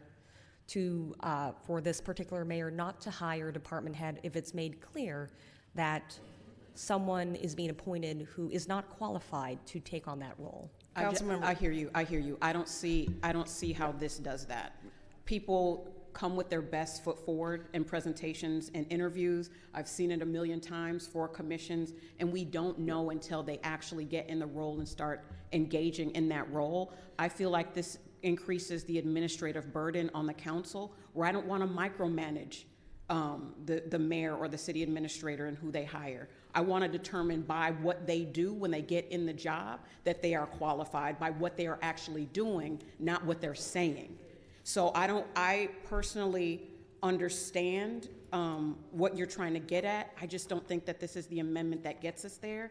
Again, I want to see results, and we're not going to get that by what people say in front of us at a microphone. Yeah. Councilmember, through the chair, Councilmember Frank, the reason that I thought this made sense was that any mayor would see this as a red flag, the vetting process. And if that red flag, I mean, that would be something that would add a layer of scrutiny for any appointment. So Yeah, let's go to thank you. And the intent is not for, again, this is a pre-appointment vetting process. So it's not, the intent is not to micromanage anyone. It's really to say, you know, if there's some doubts by this body and we would like to vet someone before they get into the role, we're actually preventing the micromanagement later down the line. It just allows us, again, the option to vet an individual. That's it. It's not mandatory. Thank you, Councilmember. I'm going to go to Houston, Unger, Brown, and then we'll call a question. Through the chair, I just want to say I agree with you, Councilmember Wayne.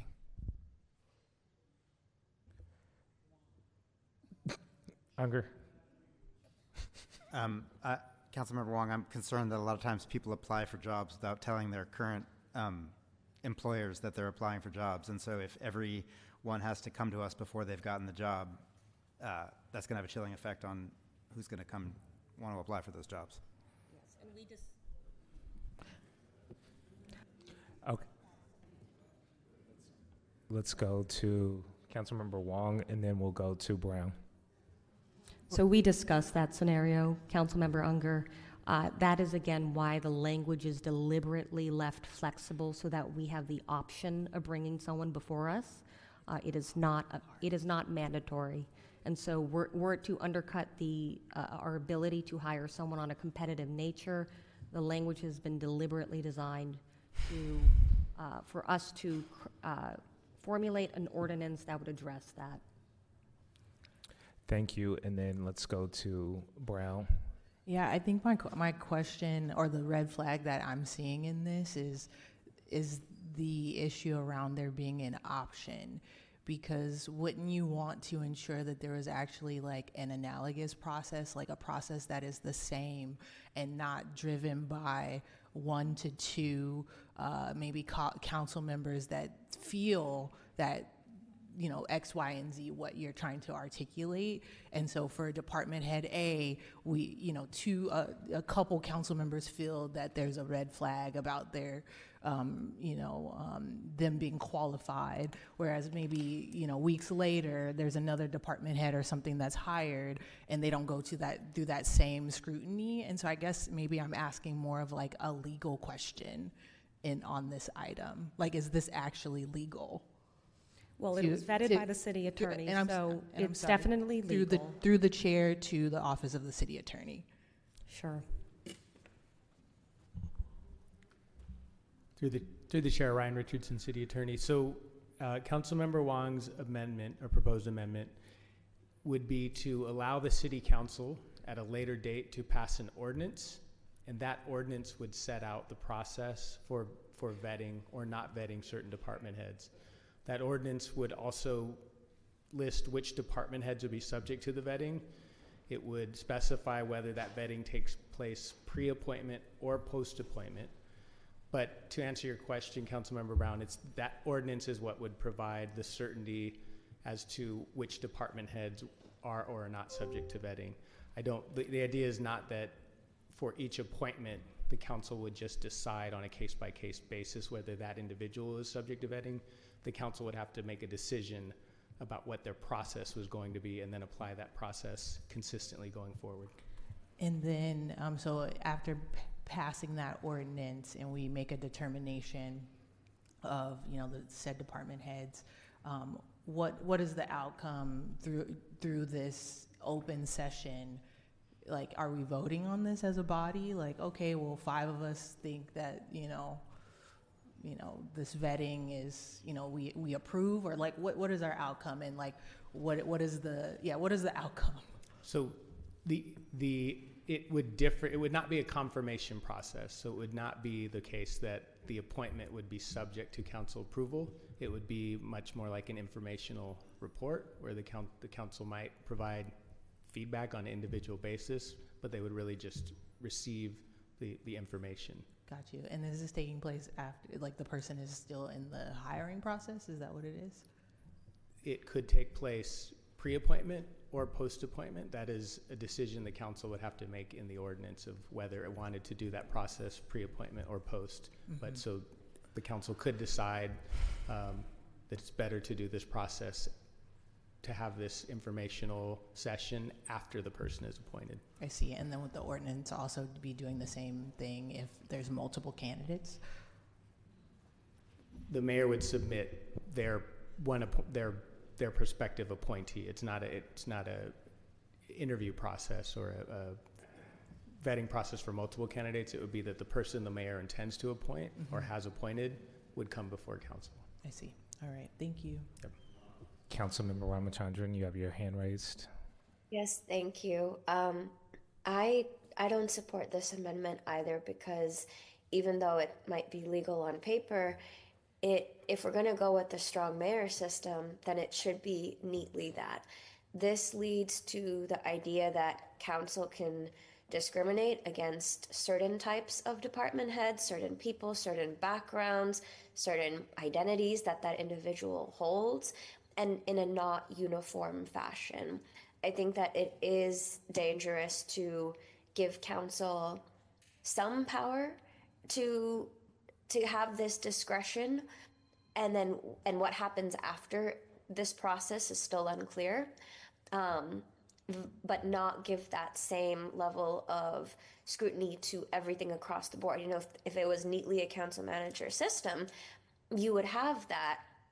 You'd have much more discretion across the board. But if it's a strong mayor system, I don't think it's right for council to get to pick and choose which type of people who get selected for certain departments. And again, we don't know who's going to sit in these chairs in, a decade from now, who might choose to discriminate against certain characteristics. And I think that sets a dangerous precedent. So that's just a statement, not a question. Thank you.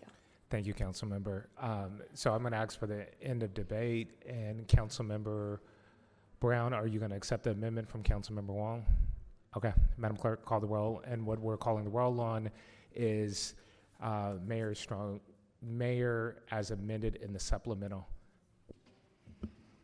Calling the vote on item 5.2 as amended, including amendments in the supplemental. Councilmember Brown? Aye. Councilmember Fife? Aye. Councilmember Gallo? No. Councilmember Houston? No. Councilmember Ramachandran? No. I couldn't hear you. One more time. No. Councilmember Wong? Why am I? I'm sorry, Councilmember Unger? No. Councilmember Wong? Yes. Councilmember Jenkins? Aye.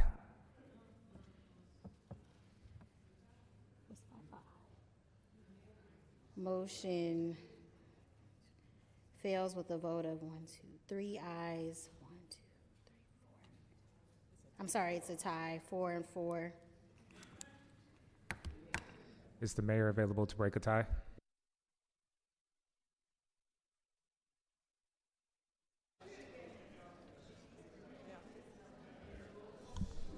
Yes, Mr. President. President Jenkins, I'd like to break the tie on this. How do you vote? I vote yes. Thank you. Motion passes with a tie-breaking vote by Mayor Lee.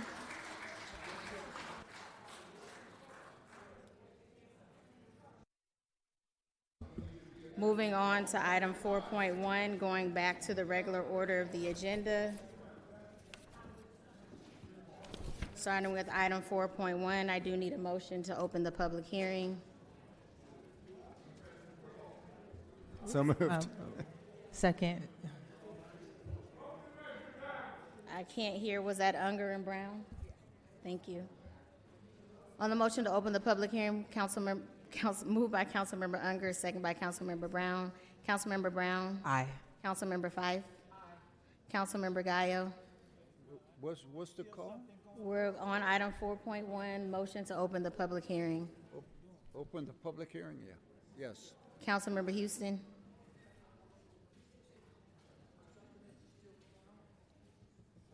On the motion to open the public hearing, are you an aye or no? Something is still going on. So why? Something is still going on. So why are we gonna open forum? We're gonna open public when we have something still happening right over here. Your previous item is complete. So are you, on item 4.1, are you voting yes to open the public hearing or no? No. Councilmember Ramachandran? Aye. Councilmember Unger? Aye. Councilmember Wong? Aye. Chair Jenkins? Aye. Motion passes with a vote of 7 ayes, 1 no. Houston, reading the item into record.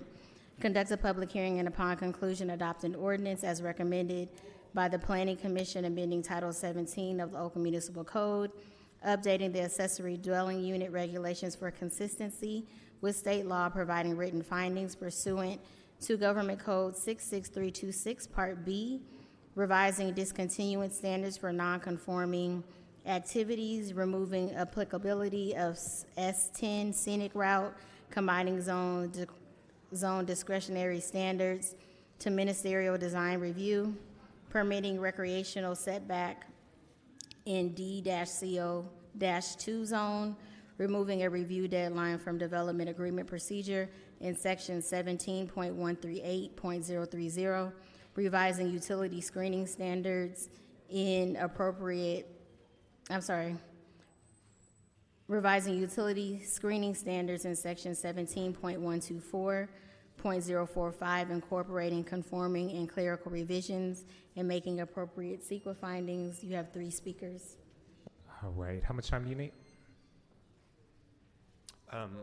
About 5 minutes. Let's throw 5 minutes on the clock, please. Good afternoon to City Council and to public. My name is Ruslan Filippo. I'm here on behalf of the Planning Bureau, and I'll go very briefly over the proposed amendments. If I may, please ask Kate up to bring the presentation. Thank you. So here are just the 3 categories of amendments that planning is proposing. The first is ADU-related amendments. The city's ADU ordinance has evolved over time to remain consistent with state law. Most recently, the city received a findings letter from state HCD evaluating the city's ADU regulations for consistency with the state law. And to remain consistent with the state law, planning staff proposes the following 3 minor changes, mainly to remove subjective terms such as visible, predominant, or visually similar, because only objective design standards may be applied to ADUs. There are 2 findings that were addressed by the planning staff with state HCD during a meeting on April 20th, and these do not require code amendments, and the city is fully complied with the state law. So here's the summary of the proposed other unrelated to ADU code changes. These amendments were discussed and addressed at the City Council, at the CED, I'm sorry. And finally, here's just a summary of some examples of clerical revisions to correct errors and inconsistencies in the code. And these did not raise any questions at CED. So this concludes the summary of the proposed changes, and I will leave the staff and Planning Commission recommendation up on the screen. And planning staff is here, happy to answer any questions. Thank you. Thank you so much. Let's go to the public speakers. Thank you, and as I call your name, please approach the podium. As usual, we'll take those who are in person first. As you come to the podium again, please state your name for the record. And for those who are participating online, please raise your hand so we can easily identify you. I have Kevin Daly, Ms. Asada Olabala, and Maven Griffin. In any order, if you're participating in your chambers, we'll take you first. And then following that, we will take those who are participating online. Again, I have Maven Griffin, Kevin Daly, and Ms. Olabala. All right. I don't see anyone oh, I do see Ms. Griffin.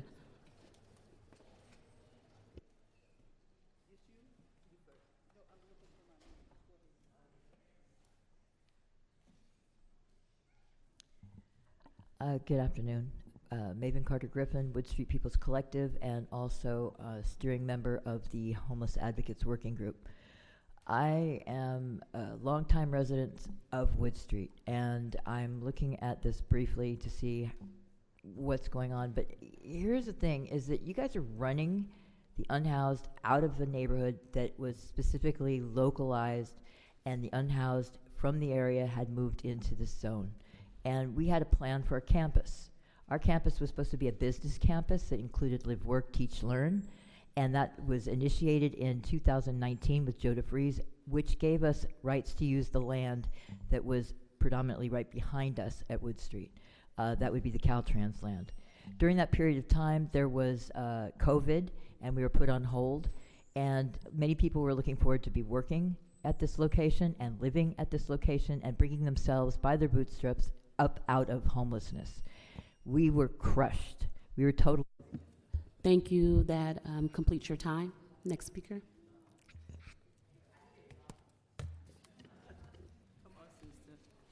So the planning department submitted to the California Department of Housing and Community Development certain code changes or what they wanted to do with certain codes. Several of them were found to be inconsistent or out of compliance, whatever. So you had to go back and make corrections. That's what's happening now. You made the corrections. What I'm concerned about, there was a statement in the document that says fire safety, South Piedmont is served well with bus stops related to evacuations. They named the buses, 646, 652, and 682. Those buses are school supplemental buses. They're not the regular routes. They only come in the morning to pick up the students, and they come in the evening to take them back home. It's misleading to say that these buses will be available for evacuation. Thank you for your time, Ms. Asada. Our next and last speaker that signed up for this item, Kevin Daly. Are you participating here in person, or are you on? Kevin Daly is passing. That completes your speakers for this item. I'll entertain a motion.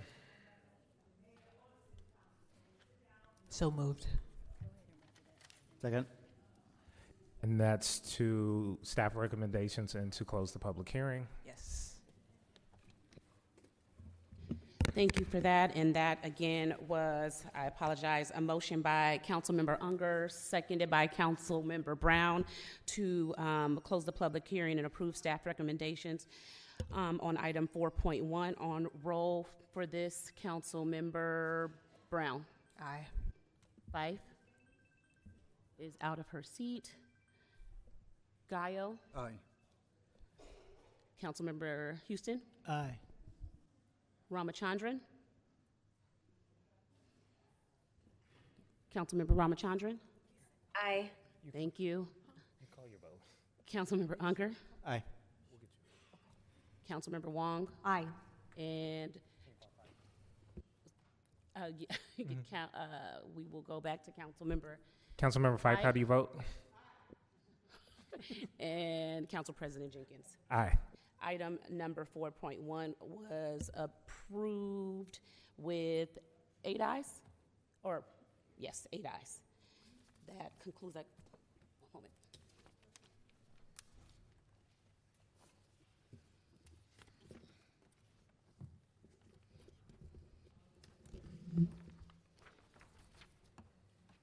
That That concludes your public hearings. Moving to item 5.1. Receive an informational report from the city administrator on the proposed reorganization of the Department of Transportation's parking division, including the rationale for the proposal, a fiscal impact statement, including any new or unfrozen staff costs, and an analysis of operational costs, fiscal impact statement including any new or unfrozen staff costs and an analysis of operational cost savings, a summary of outreach that occurred to Department of Transportation staff, the public, and the business community, and information on how the change would impact the division's collaboration with other departments. You have, 6 speakers on this item. Hey, Brad, how much time do you need? 2 minutes. Thank you, Council President, members of the Council. Brad Johnson, Director of Finance. Before you use informational report regarding the reorganization of parking functions within the city that was approved in your recently adopted budget. To really, at a high level, summarize, per this reorganization, the Department of Finance, my department, will take on board responsibility for the Parking Mobility Assistance Center, including its administration of parking citation and back office affairs.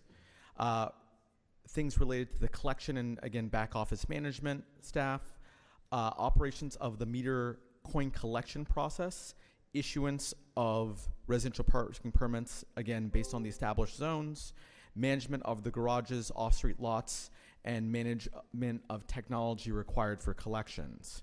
The Department of Transportation will retain responsibility for parking enforcement and management of all associated staff. On-street parking infrastructure installation like meters or both multi-space and single-space.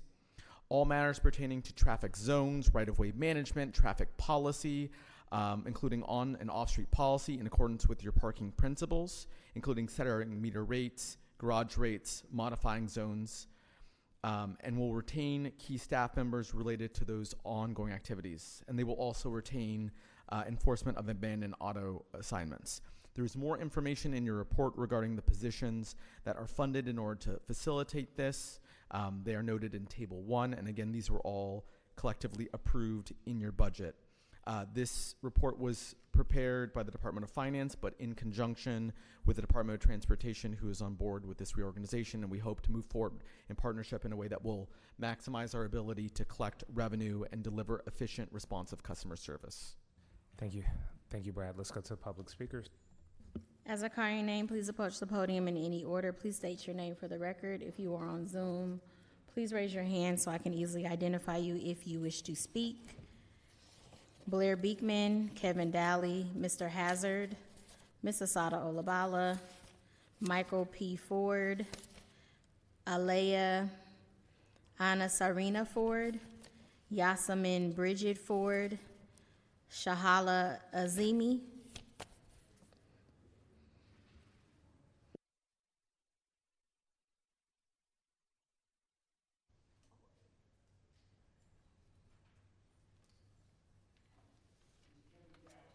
I do appreciate the way that this proposal has finally reached the City Council. However, I have extreme disappointment with the way it was handled since October, where staff were getting regular announcements that their job is moving to finance, or maybe it isn't, or maybe the deadline's passed.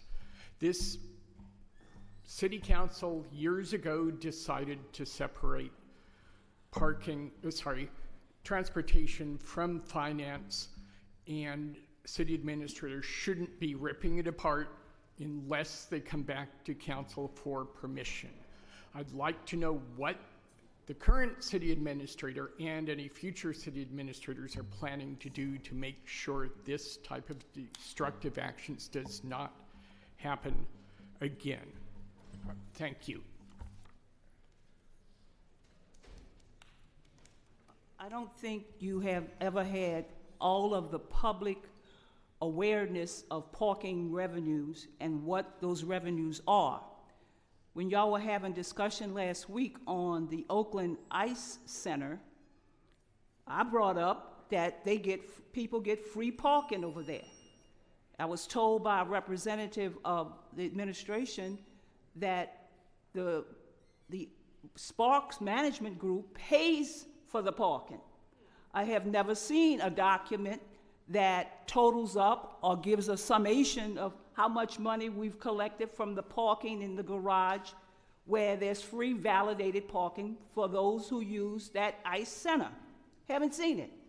I don't know how you came to the conclusion that the 2 garages in Montclair can be managed by the Montclair Business District, and why you're not managing it, and why you don't have oversight of it, as well as the revenues that are brought in that garage. So y'all need to do. Thank you, Ms. Olabalo.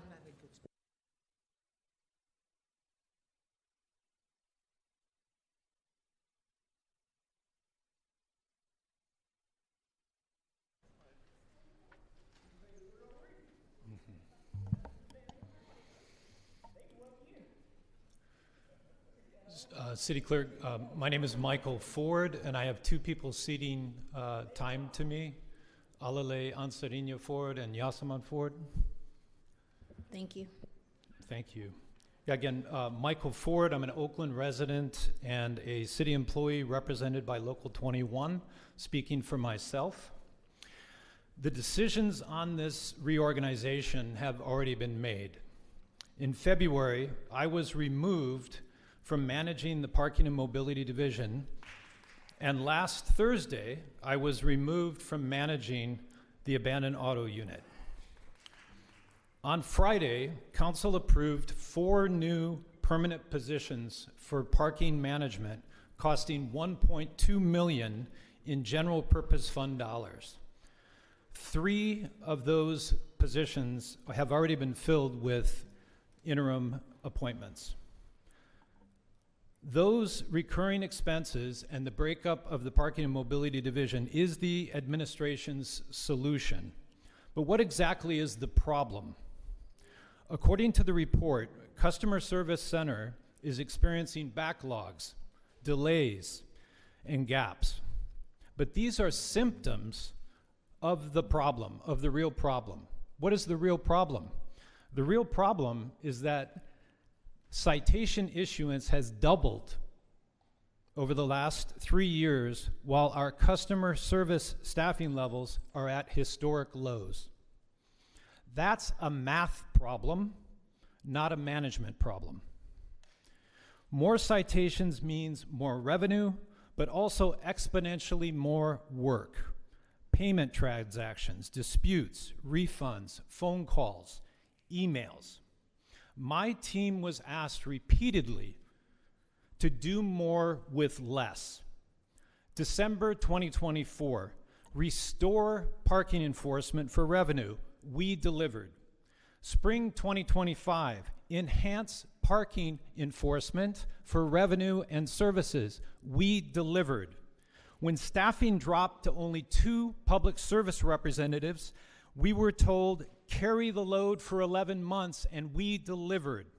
Extend customer lobby hours without additional staff. We delivered.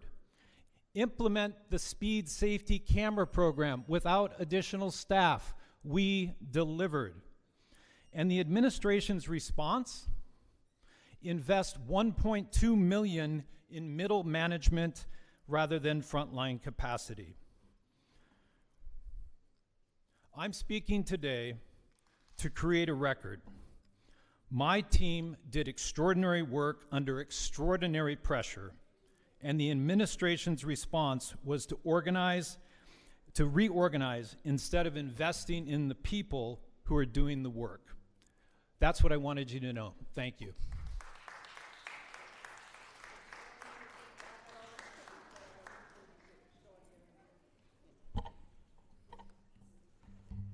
Good afternoon, Shala Zimi within Parking Mobility Management. I would like to take a moment to highlight some of the accomplishments and that Parking Division has achieved given the past few years when Parking Mobility Division took over the division from Finance. Our division's achievement is in recent years shown the dedication, professionalism, and hard work and tireless work by the frontline staff. With limited resources, even with limited resources and small team, the division continued to provide critical services to the community and carried a large workload and took the extra responsibilities. We have said over and over, the issue is that we need more staff. We have really dedicated, intelligent folks working there tirelessly, working past hours to ensure that. Thank you, ma'am. Your time is up. Mr. Hazard, are you wishing to speak on this item?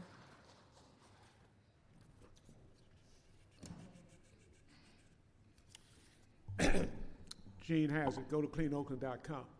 You know, the parking division is one department that generates dollars. When are you going to do an audit? You know, parking fees go up, and the public only finds out after they go to the meter and it expires. And now you see you got $38 versus $24 before. So when are you going to request an audit from the auditor's office? It requires that so we can see how much is coming through parking fees, whether it's from the meters or from the parking lots. So stop being negligent. We know the city's in fiscal crisis, and ask for an audit so we'll know how much is being taken in. Thank you, Mr. Hazard. Your time is up. Moving to the Zoom speaker, Blair Beekman, please unmute yourself and begin your comments.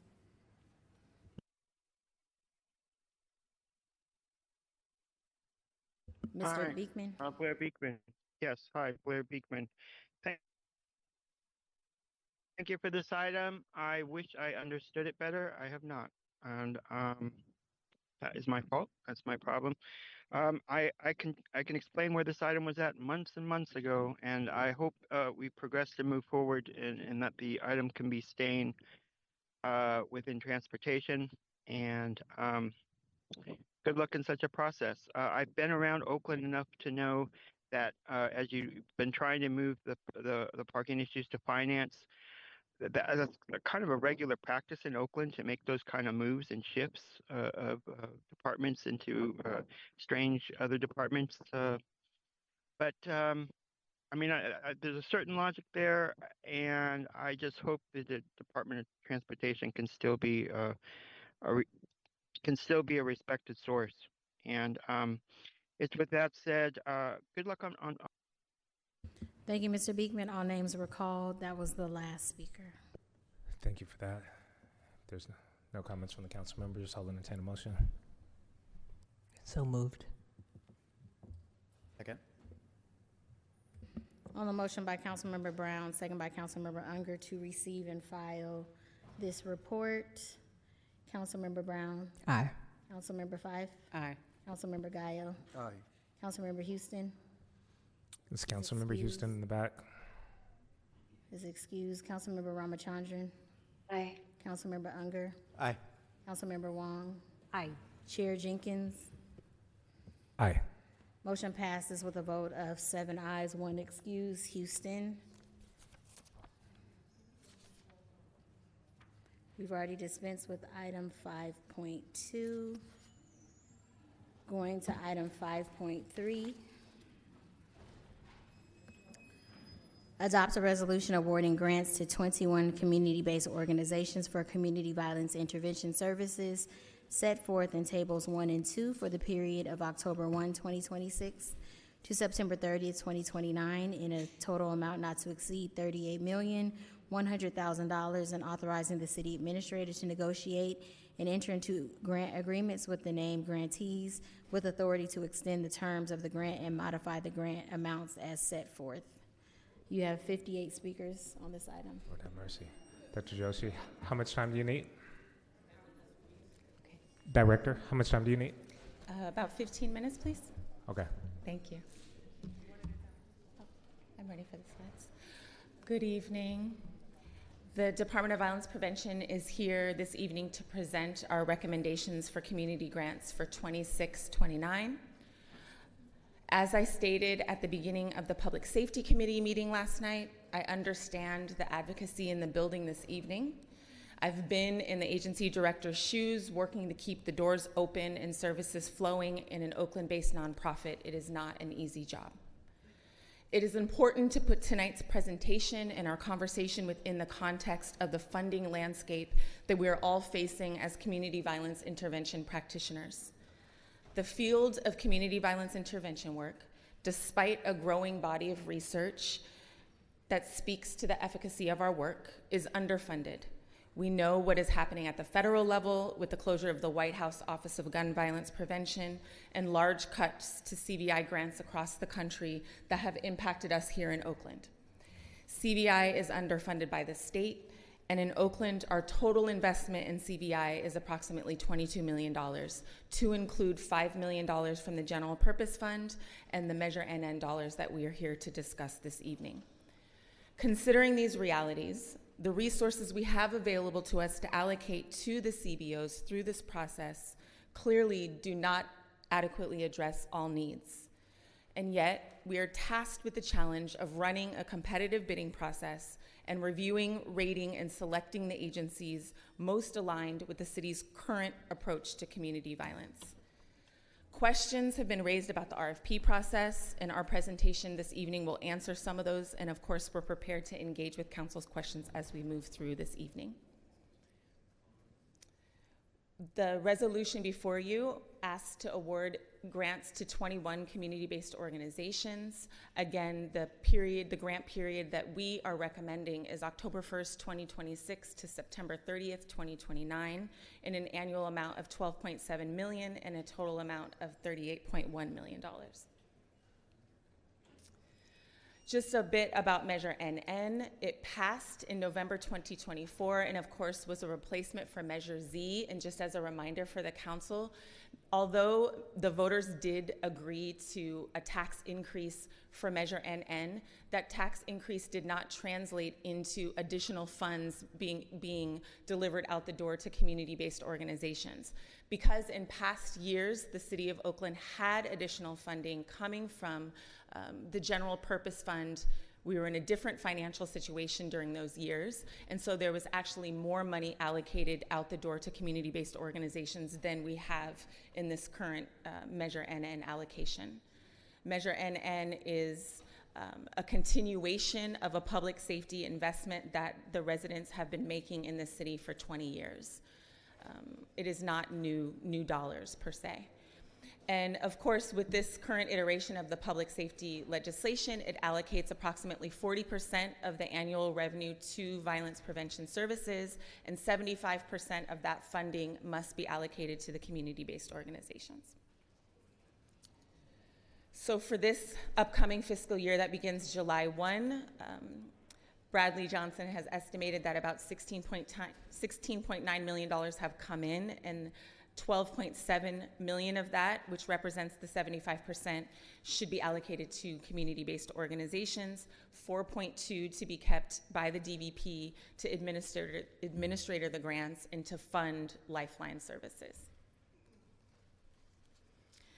So just a bit about the spending plan that informed the RFP process. Measure NN legislation requires each department covered by the legislation to develop 3-year spending plans. The questions that have been raised about the NN Oversight Commission's legislative duties to oversee and direct the DVP have been answered. We have discussed at length with the city attorney and addressed with the Oversight Commission. They are clear about their responsibilities and the boundaries of their authority, and we are as well. We have built a good working relationship with that body, and we were here supporting their presentation of the 4-year public safety strategy along with police and fire a few weeks ago. To be clear, the NN legislation gives that commission the responsibility of ensuring that the DVP, fire, and OPD are spending NN dollars according to the activities listed in the measure, but does not give the commission the authority to create our spending plan or make contract decisions about which agencies receive awards. Per the NN legislation, the DVP was required to present that spending plan to the NN Commission within 4 months of them being seated. We did just that. In fact, we developed the spending plan and presented it to both the SSOC, which was the previous body, and the current commission. It was well received by both bodies and in turn informed both the NN Commission's 4-year strategic plan and the RFP that we are here to discuss today. In addition to the civilian oversight duties that do belong to the NN Commission, all DVP planning, strategies, and implementation activities are aligned with the mayor's public safety strategies and created with the oversight of the city administrator's office. For our spending plan, it focuses services on individuals who are at the highest risk of gun violence or gender-based violence in Oakland. You can see some of the eligibility criteria here for gun violence. This addresses some council members' questions about us making sure that we are able to serve Tier 1 highest risk individuals in this city. And so the eligibility criteria asks these important questions, which is connected to the individual's connection to street cruiser groups, whether or not they themselves have been intentionally stabbed or shot at, their connection to the criminal justice system, and then whether or not they've had a close friend or family member shot or arrested for a shooting in the past 6 months. And this eligibility criteria was created in collaboration with our consultants at the California Partnership for Safe Communities to be in alignment with our ability to serve those at the highest risk. With that explanation of NN and the spending plan process, I'm going to turn it over to Jenny Lynchy, the Deputy Chief of the department, to discuss the request for proposal process. Thank you.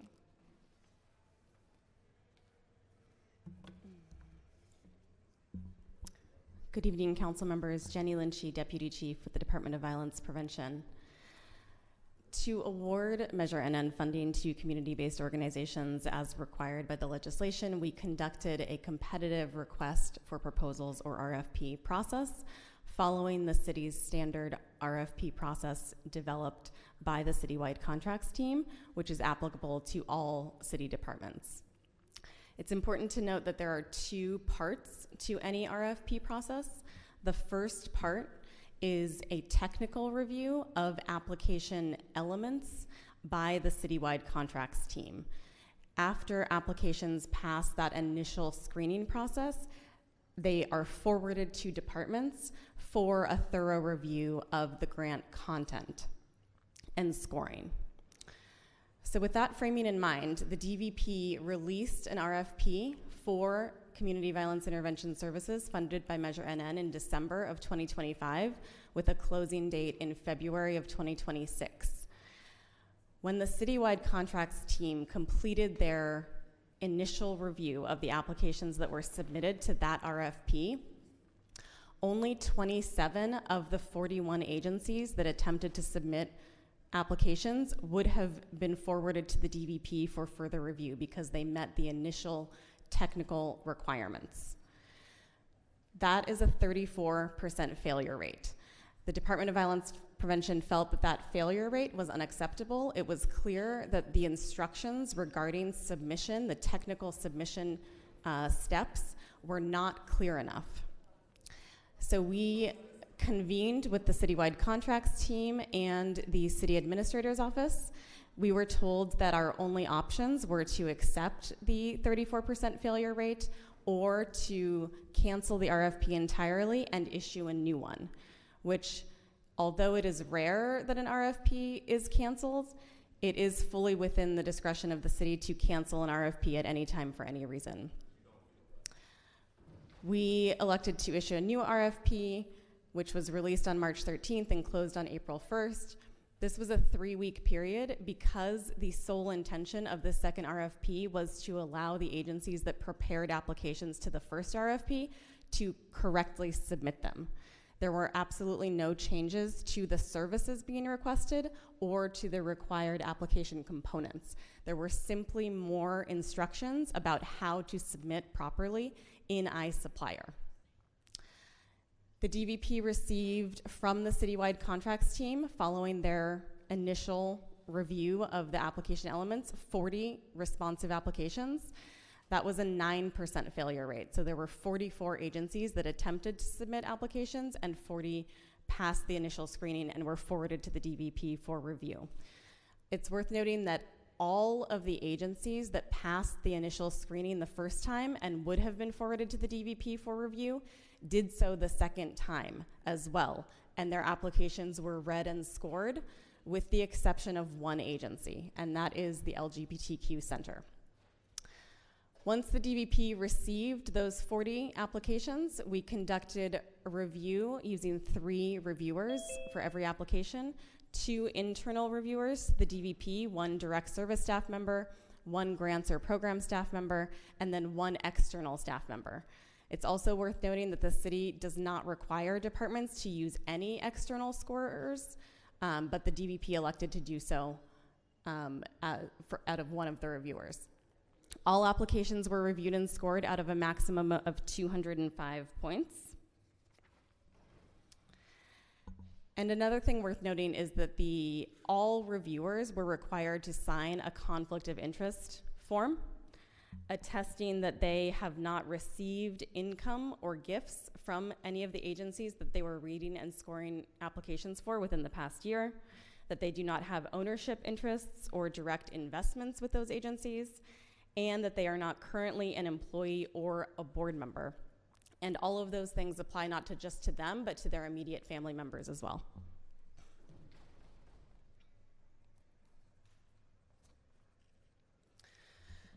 As Chief Joshi mentioned, we are advocating for funding for a 3-year period, October 1st, 2026 to September 30th, 2029.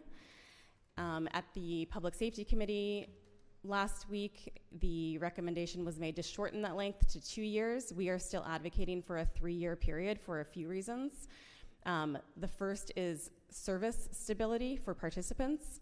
It can be very disruptive to be changing the agencies that are delivering services every 2 years, especially since some of the services themselves last at least a year. There's also funding stability for agencies who, especially given the current funding landscape, having consistent funding over 3 years can be very impactful. From evaluation purposes, it's much easier to evaluate services that are rendered by the same agencies over a longer period of time. The 3-year funding period also aligns with the 3-year spending plan that we were required to complete as part of Measure NN legislation. The total funding over a 3-year time period would be $3.1 million, $12.7 million per year, with $22,875,000 going to gun violence services, $15,225,000 going to gender-based violence services, and we are awarding funding to the same number of agencies that we currently fund, which is 21, which it also should be noted that our prior city administrator was strongly advocating for us to reduce that number. But we are keeping it consistent at 21.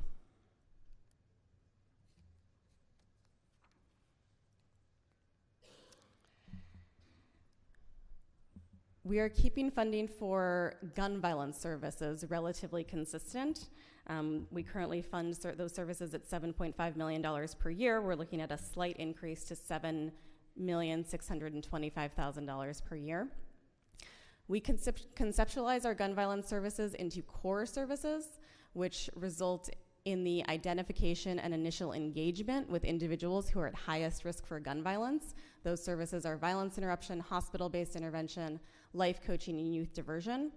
And then we have our support services, which are primarily available to individuals who are engaged through the core services based on their unique needs. So we have emergency housing relocation, we have housing, we have employment, we have healing services, and we have family and victim services. It may appear that some of these services are duplicative with services that are funded through other city departments, specifically housing and employment, but it is critical that the Department of Violence Prevention fund specific versions of these services that are tailored to the unique needs and constraints of individuals who are at highest risk for gun violence. So individuals at highest risk for gun violence face unique circumstances that make them not able to access traditional services. For instance, They cannot move freely throughout the city and access offices and service locations wherever they are. So services need to be mobile and move to them. Another example is that they cannot be in group services with other individuals who they may be in conflict with. So any group level services have to go through a deconfliction process to make sure that people in conflict with them are not together. A final example is for both housing and employment.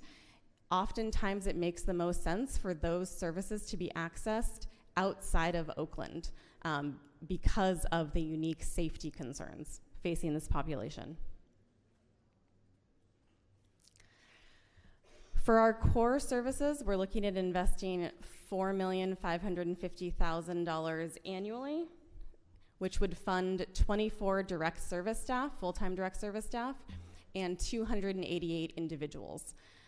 This is actually probably closer to 200 unique individuals because we anticipate that many of the individuals served by hospital-based intervention will then be referred into life coaching.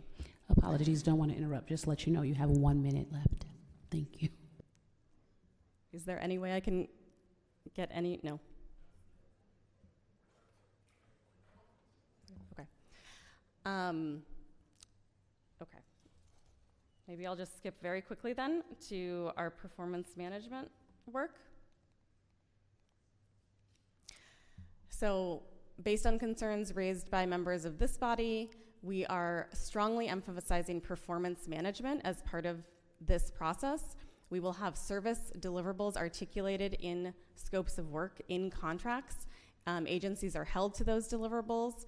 If they are falling short, we respond with coaching and technical support, but if they continue to fall short, we do have the ability to withhold funding based on that, and ultimately, if necessary, we have the ability to end contracts early and reallocate money. We are also administering now participant surveys, which are new, to receive feedback from individuals who are receiving the services on the quality of the services and the impact of the services rendered. We will be performing annual program site visits and fiscal audits to ensure that we are being good stewards of public funds, and that is unfortunately in response to prior experiences where funds were not used appropriately. And then lastly, we will participate and support any impact evaluations that are commissioned by the Measure NN Commission, which is required by the legislation. Thank you, and we're happy to entertain questions. Thank you. We're going to go straight to public comments. Thank you. As I call your name, please approach the podium in any order. State your name for the record. If you have time seated, please state that as well ahead of you speaking. I will call those who are here in chambers first, followed by those who are participating online. If you're participating online, we ask that you raise your hand so we can easily identify you. And if you are participating in a group, make sure the entire group is with you as you approach the podium. Again, please state your name for the record. I have quite a few speakers, so bear with me as I read these names, and apologies in advance if I mispronounce. Sam McNeil, Richard, Raymond Earl Langford, and Leah Village,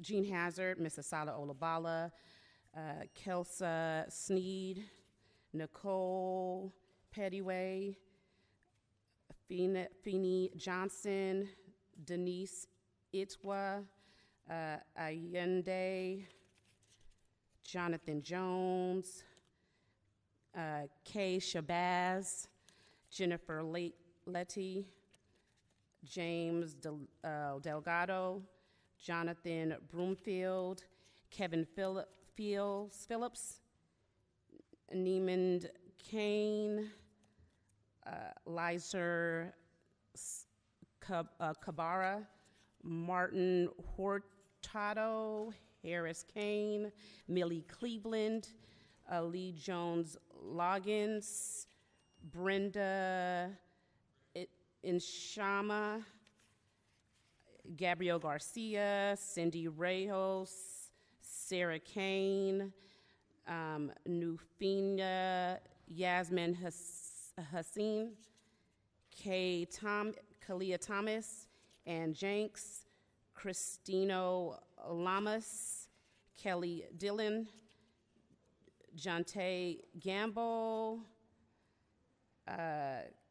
Killens Martin, Terrence Washington, DeLeo Neal, Daryl Allums, Caesar Johnson, Desmia Evans, Dwight Hosklin, Carlton Crossley, Sarah Nazel, Rick Fortenberry, Lynette Higuera, Andrew Dias, Tanya Carvela, John Jones III, Figney Johnson, Tim Davis, Sierra Sai, Bex Baleba, and then there is a group of 8, Dr. V, Uchi Louis, Almez Yogo, Desmond Timi, Desmond Iman, Fotu Nazim, Jennifer Anyeta, Tanya Givens. In that group of 8, when you guys do approach the podium, we ask that you will get a total of 8 minutes at once, so make sure you guys are all together. So if I called your name in any order, please approach the podium. Again, please state your name for the record, and if you have time seated, please state that at the beginning. In any order, please. You approach the podium and begin. I have time seated by Lejean Loggins. Okay. Good afternoon, each and every one of you. I am here, Brenda Grisham. And first of all, I want to thank the Department of Violence Prevention, because I found out recently that I was in your book, and you guys thanked me for my input as the chair of the VPC. My daughter is from here. My daughter left her school where she was going to get a degree to be a doctor, to come and work in violence prevention here in the city of Oakland. So violence prevention is very important to me. Violence prevention is the basis for why I do the work that I do, to make sure that other families don't go through the same thing that I went through with the loss of my son. The holistic change that we're trying to make is not a balance. We have to do both, because the people that DVP is not handling, they out here on these streets, robbing, shooting, and killing people. So where is the balance? The balance is in the CBOs that actually have boots on the ground. And I say this each and every time, because I don't get funded by none of y'all. And I don't want to, because I'm going to be able to move how I want to move. But if I need to call somebody, I could call Daryl Allums, I could call Andrew Park, I could call Youth Alive, because my daughter works for Youth Alive. And these are the people that are not getting funded. I could get calls at 3 o'clock in the morning, and I could call somebody and say, I got a girl right here that wants to go home, and I could call my friends, and we put money together and put them on planes. We put them on trains. Is that a part of what they're talking about in the spending plan? Because I have never, ever been able to call DVP and get help for anybody. So if we're going to help people, we got to help everybody. Because this city, we've had murders, almost every day? Almost every day. Who's on first with those killers? Who's on first with them? Because if somebody's losing it's the summer. Everybody knows in the summer, crimes go up. Fund these people. Thank you for your comments. Brenda, next speaker. My name is Daryl Allums. Caesar Johnson is Caesar size to me. He's right here. I have lost family members. I have lost cousins, uncles, and I have lost a son. And I'm standing here today and I'm speaking because I'm from a foreign country called Deep East Oakland. And in those recommendations, there are no East Oakland organizations being funded. If in the recommendations, they're cutting the CVIs from almost 28 to 6 to 8 CVIs in the streets. If you take 20 officers from the police department, if you take 20 firemen from the fire department, then you're gonna have some trouble. That's the same thing with the CVIs. Now I don't know if you guys are parents. I don't know if you guys have lost loved ones in these streets, but it's not a good feeling, right? And in this ecosystem that we have helped build for the last 5-6 years, 'cause I'm a founder of the Department of Violence Prevention. I sat here many nights to fight for that to pass through. For 2 years, I was in this building, right? And I'm standing here today to say that I already know that y'all probably going to pass this, but what I'm asking the city council members to do is to find additional fundings for these other CVOs, and so these CVIs will not be cut on September the 30th. I'm asking you to find the money. Now, if it was $9 million just donated to the city of Oakland for trash, don't tell me my people ain't better than trash. Don't tell me East Oakland ain't better than trash. Just like Ken Houston just said, I'm from this cloth, and I'm real about this. I'm not getting funded from DVP, but I'm going to continue to do this work out here in these streets. A license to operate in my neighborhood because the community has said so. The community has voted you into these seats. It's your responsibility, not relationships on who your partner is, who your friend is, but who does this work in the community. So I'm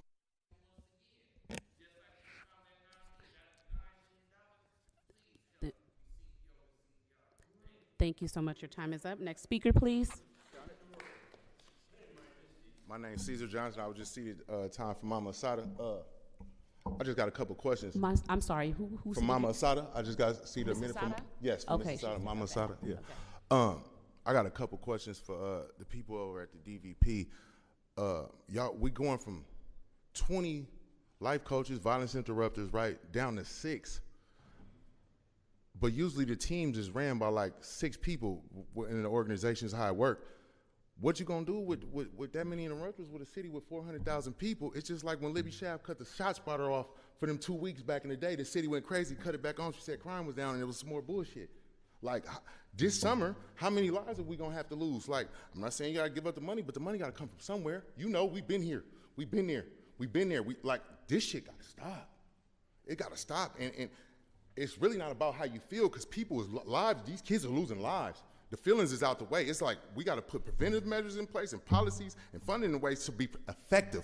This is not being effective. Nobody cares about how you feel. I've heard these mothers cry and how they holler when they lose their kids. It's not okay. I lost 3 generations out of my house. It's going to be worse than this if you don't put the money out so they can fund and wrap around these services. I apologize, because sir. these people don't have cultural competency. I mean, we can go over in minutes. I know I'm talking, but are you Caesar? Yes, I am. Yes, you seated your time. She just seated me a minute. No, It's okay. Okay, it's fine. You, I'll go you sit can't down. see. Okay, thank you so much. Your time.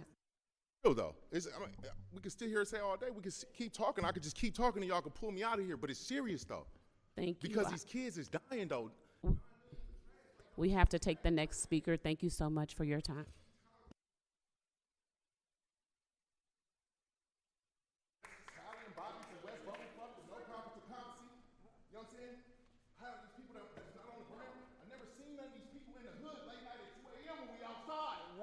Straight up. The people is dying. Where the fuck are y'all at? In these times like this, playing these fucking games, Barbara Lee. In here with Maxine, Waters, Energy, fighting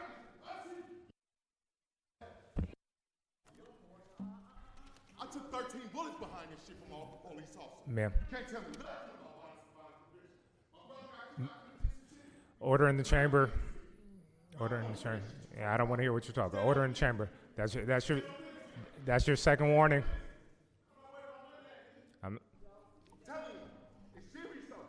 Please proceed. Please proceed.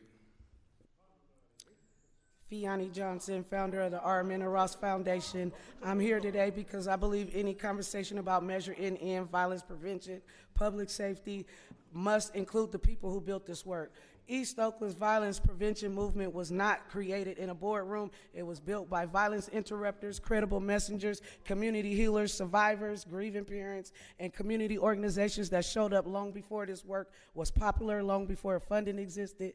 Many of these individuals put their lives on the line to help make East Oakland safer. They walked into conflicts when others walked away. They answered calls in the middle of the night. They built trust where trust did not exist. So if we are having a conversation about the future of violence prevention, those individuals shouldn't be an afterthought. They should be at the table. Nothing about violence prevention should be decided without the people who have spent years doing the prevention. As someone who works with people returning home from incarceration, I know many of these preventionists personally. They are people who transform their own lives to choose and dedicate themselves to helping.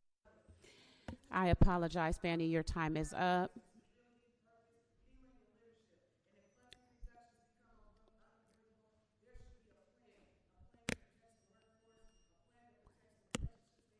Thank you so much. Your time has ended. We need to go to the next speaker to allow everybody their time to speak. Thank you so much. Next speaker, please.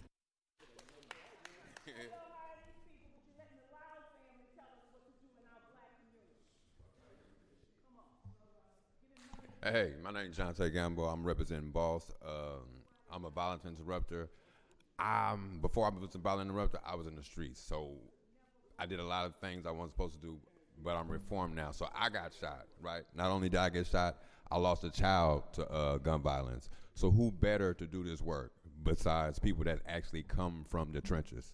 You know what I mean? It's a lot of other organizations that wasn't counted in here that should be here because we are actually in the field late night, daytime. We do this work. And I mean, we do funerals. Y'all got to understand, when they picking up them bodies, we there with the family, you know what I mean, in the time of crisis, you know what I mean, when ain't nobody else there.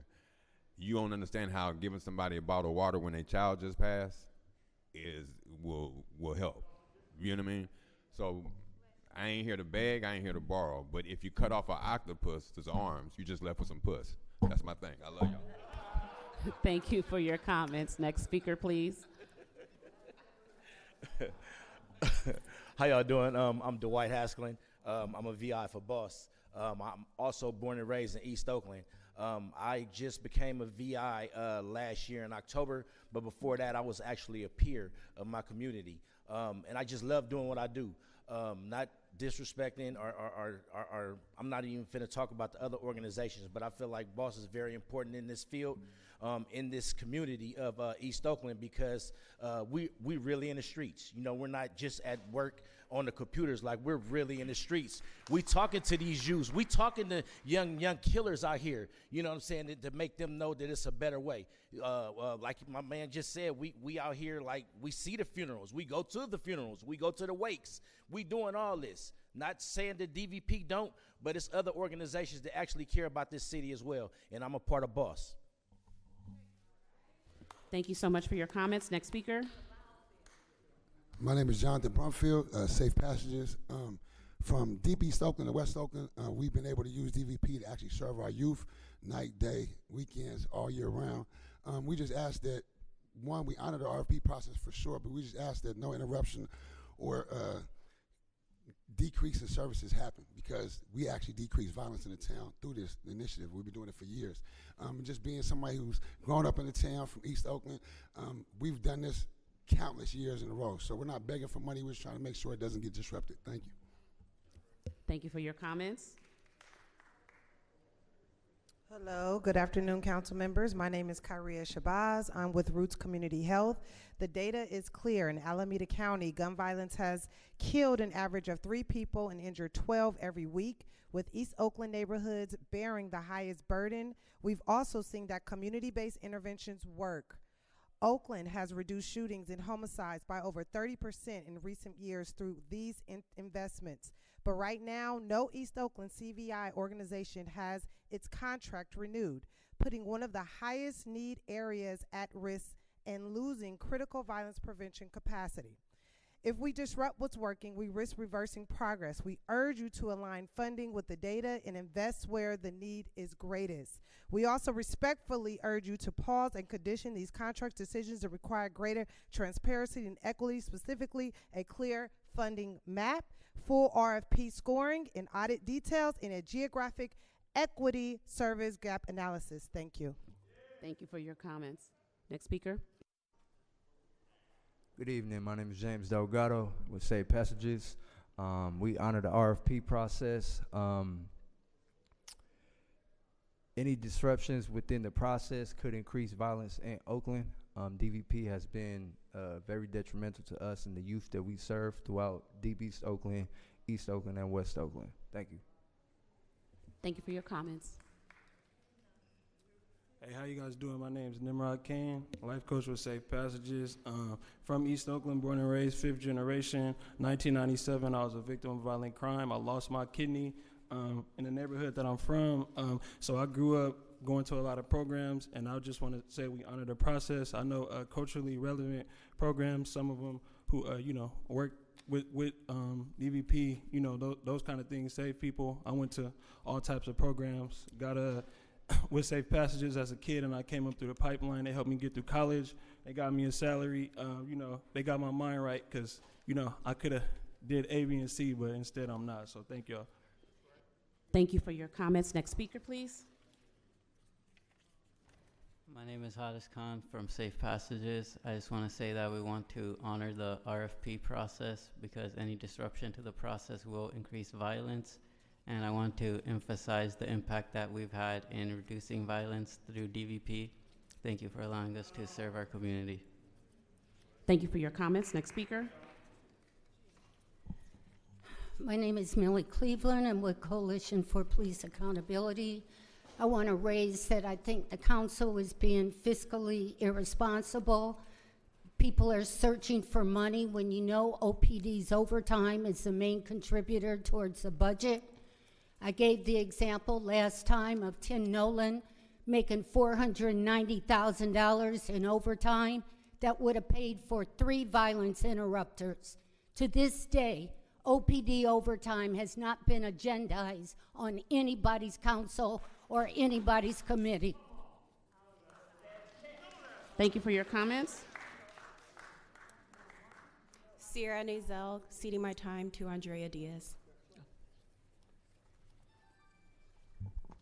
Andrea Diaz, I am here with Missy. We are one of the organizations that is being funded, and we would like y'all to consider moving forward. We are excited to be back in community with the city of Oakland. We have been doing this work for over 20 years, and over the past few years, it has not been funded through the city, yet we have continued to serve the city as well as the rest of Alameda County. Our work includes housing, providing basic needs such as food, respite, hygiene kits, as well as coaching and case management for young people in Oakland and throughout Alameda County. We primarily focus on youth impacted by commercial sexual exploitation, those that are at risk, currently being exploited, as well as those that have left and need ongoing support. Our work has also expanded working with Oakland Unified School District for prevention services, including leading 13 cohorts of prevention workshops across Oakland Unified School District. Our work, I think, is important as we know that exploitation and trafficking spans across all of Oakland, and youth deserve to have services that center them, that really are culturally responsive and are not just broader parts of gender-based violence and gun violence, because the youth we serve are impacted by all these things, yet they are not often served throughout all these services, and are often excluded from these services and not seen as victims, but rather blamed and seen as responsible for what is happening to them. So we can appreciate and really I would like for y'all to consider moving this forward. We think our work is important, and it hasn't been highlighted and present in Oakland's budget thus far. Thank you for your comments. Next speaker. Hi, good afternoon or good evening. My name is Lynette. I'm a youth engagement specialist at Missy. We serve girls, gender, and expansive youth ages 12 to 24 who are impacted or at risk of sexual exploitation as well as violence. Right now, I am working with a young person who survived being shot multiple times by her exploiter. She's currently in a safe place. However, the trauma did not end when the shooting stopped. She lives with physical and emotional impact of that violence, which affects her safety, trust, and ability to move forward. She's constantly living in fear. This is just one of the countless stories from the people that I work with. Funding makes it possible to provide housing and housing assistance, transformation coaching, and long-term stabilization services for the vulnerable youth. Community-based organizations like Missy are addressing violence before it happens and helping young people build stable futures. In my experience, I've seen them move from crisis to stability. I apologize, Lynette. Your time is up. Thank you. Hello, my name is Analia Villagra, and I am with Bay Area Legal Aid. We are grateful to the DVP for supporting legal services for low-income survivors. We are proud to be a part of the Oakland community and to have been providing these services in Oakland for decades. Bay Legal works with DV survivors who need help with restraining orders and child custody to escape abuse, and through our uniquely holistic legal services, we also work with clients to address legal issues including housing, public benefits, immigration relief, and reentry services, such as getting arrests sealed and convictions expunged when survivors are wrongly arrested for defending themselves. Access to civil legal aid significantly reduces incidents of domestic violence and homelessness. This work saves lives.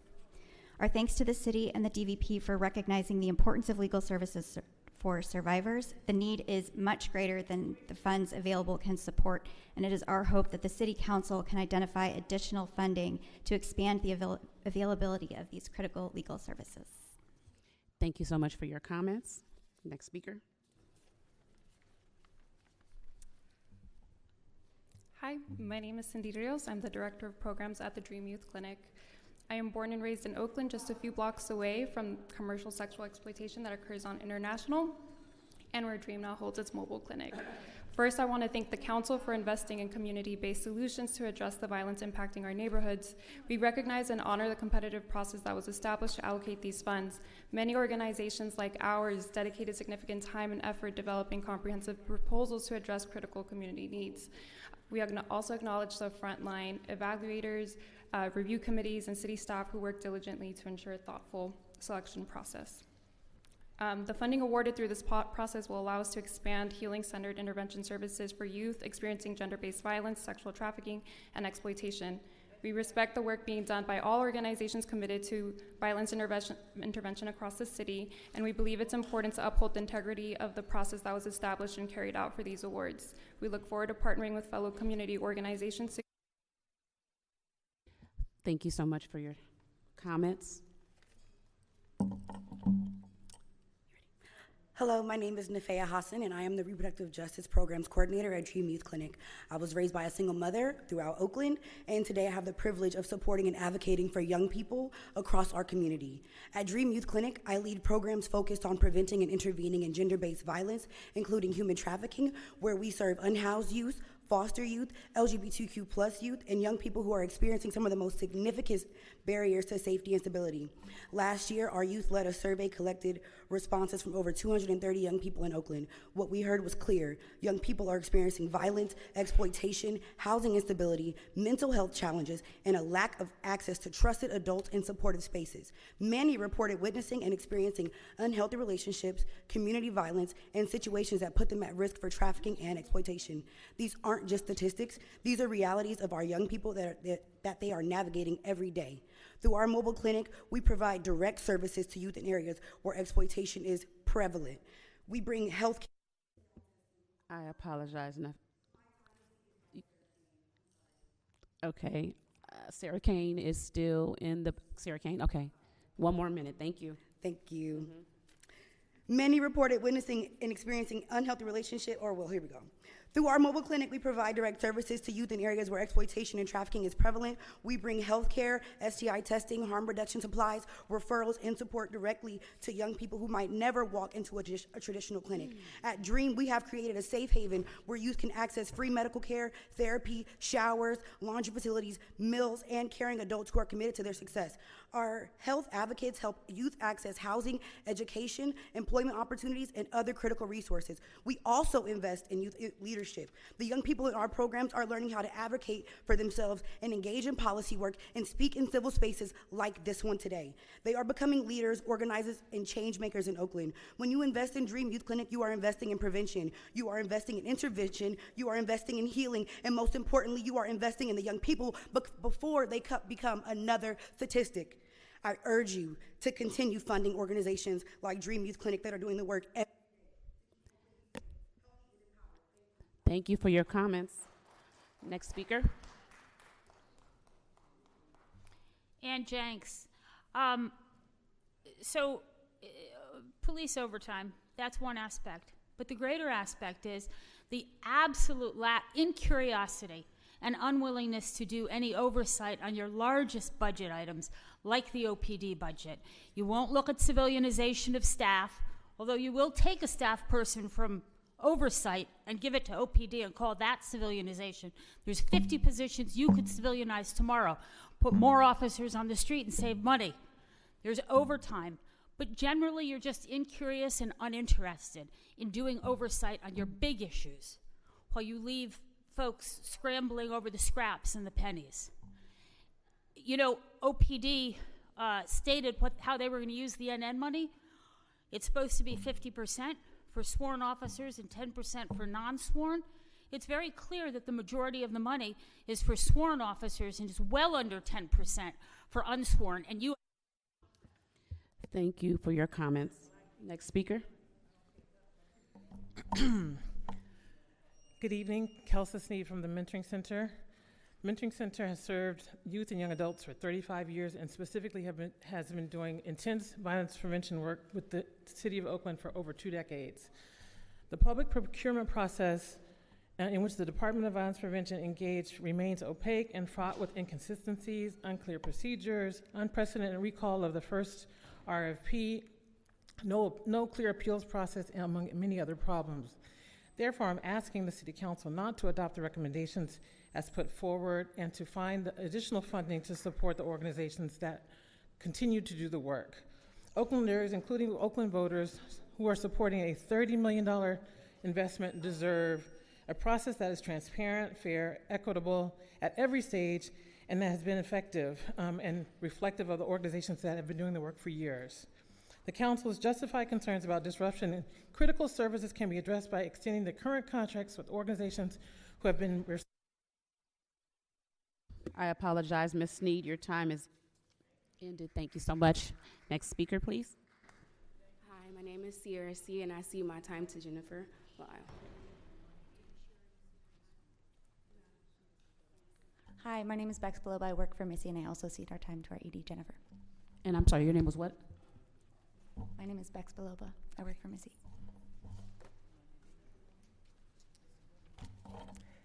Hello, my name is Jennifer Lyle, and I'm the Executive Director of Missy. And for nearly 20 years, we have served Oakland youth impacted by violence, exploitation, and trafficking. We are a survivor experiencer organization, meaning we are representative of the people that we serve. We are based in East Oakland, and we serve the entire Oakland community. Last year alone, we served more than 730 young people through housing and housing assistance, emergency support, food, school-based support, transformation coaching, and our drop-in center. I want to thank the Department of Violence Prevention and acknowledge the many community organizations doing this critical work. I also want to address a concern raised earlier regarding 3-year grants. Multi-year grants are not unusual. The federal government funds organizations 3, 4, and even 5-year grant cycles. The state of California does the same. Multi-year funding is a best practice because it allows organizations to retain staff, plan services, build partnerships, and focus on outcomes rather than constantly reapplying for funding. Not every organization received funding, and difficult decisions had to be made. The larger issue is not the process, it is that the need in Oakland exceeds the resources available.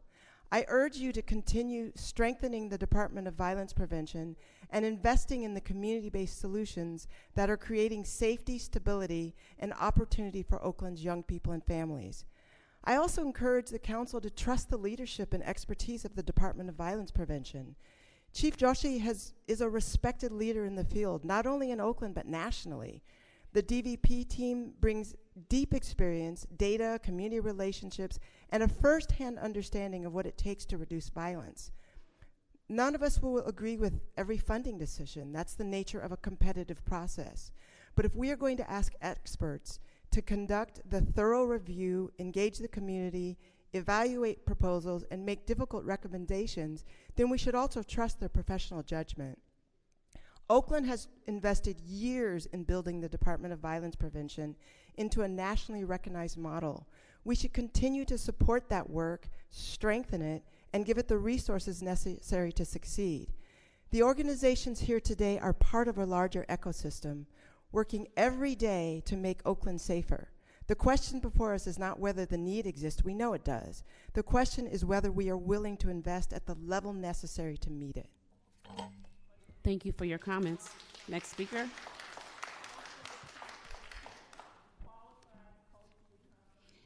And if I may, is this Desmond? Is this the group of 8? Yes. Yes, so you will get a total of 8 minutes on the clock, so you guys need to share that time evenly. So when your minute is up, please go to the next person. So we have 8 cards here, and if they can state their name. Thank you so much. Okay. Thank you. My name is Kiwi. I am from District 1. Good afternoon to all. Many African immigrants arrive in Oakland carrying trauma from war, displacement, family separation, violence, and migrant, yet culturally representative mental health services remain difficult to access. Too often, families struggle in silence because of culture, language barrier, stigma, and a lack of providing who understand their culture and experiences. That's why are requesting funding for African immigrant mental health and community healing.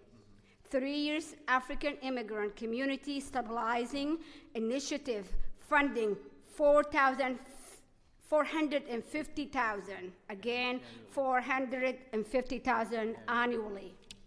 Mental health support should not depend on whether a community can afford mental health. Thank you so much. Good afternoon, good evening, Council. My name is Desmond Jeffries. I live in District 6. The Council Budget Team has identified public safety, violence prevention, reducing homelessness, and core city services as the top priorities for the City of Oakland. Those are our priorities too.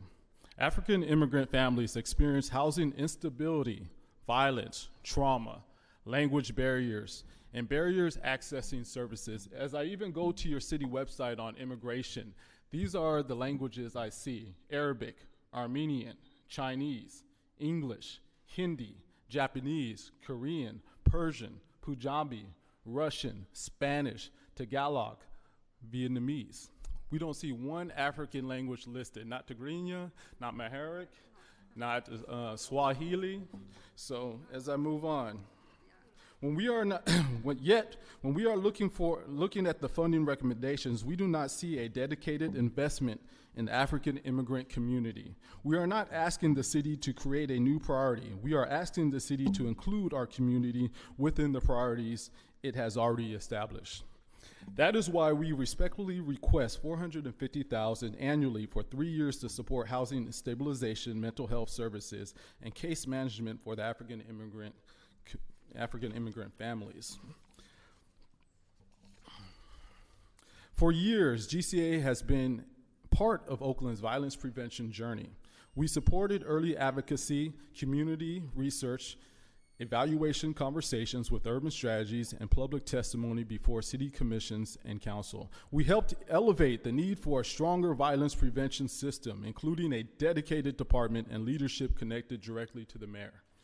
We believe this work will lead to a more equitable strategy. That is why it is deeply heartening to see $3.81.1 million in Measure NN violence prevention funding move forward, while African immigrant communities remain largely invisible and invisible to the process. Good evening, House. My name is Dr. Jeffrey Anyene. I run a church in Oakland for the past 11 years. Nigerian African congregation, and here we are representing GCEA. Your budget includes funding for public safety, homelessness service, temporary shelter beds, hotel vouchers, community safety programs, and violence prevention. Those investments matter, yeah, but there is a difference between funding a program and ensuring everyone can access it. African immigrant families face unique barriers, including language access, immigration-related stress, cultural isolation, and challenges navigating public systems. Without culturally responsive support, Many families remain disconnected from the very services intended to help them. We are asking, therefore, the city to recognize African immigrants as a community that deserves visibility, partnership, and investment through a 3-year African Immigrant Community Stabilization Initiative funded at $450,000 annually. Because equity is not just about what gets funded, it is also about who gets included. We support case management, housing stabilization, family conflict, gender-based violence, concerns, community healing, and crisis responses. We currently manage 3 housing sites through master leases because public systems have not met the need. Much of this work has been subsidized by the continuity itself. Alameda County Phase 5 has become an important partner in supporting our families' emergency and transitional housing programs, and we are grateful, but GCEA receives no dedicated city or state funding. We respectfully request a 3-year African Immigrant Community Stabilization Initiative funded at $450,000 annually to support 2 case managers, an African immigrant mental health clinician, house stabilization, property management coordinator, and culturally responsive healing services. If Oakland is serious about violence prevention, African immigrants cannot remain invisible. Thank you.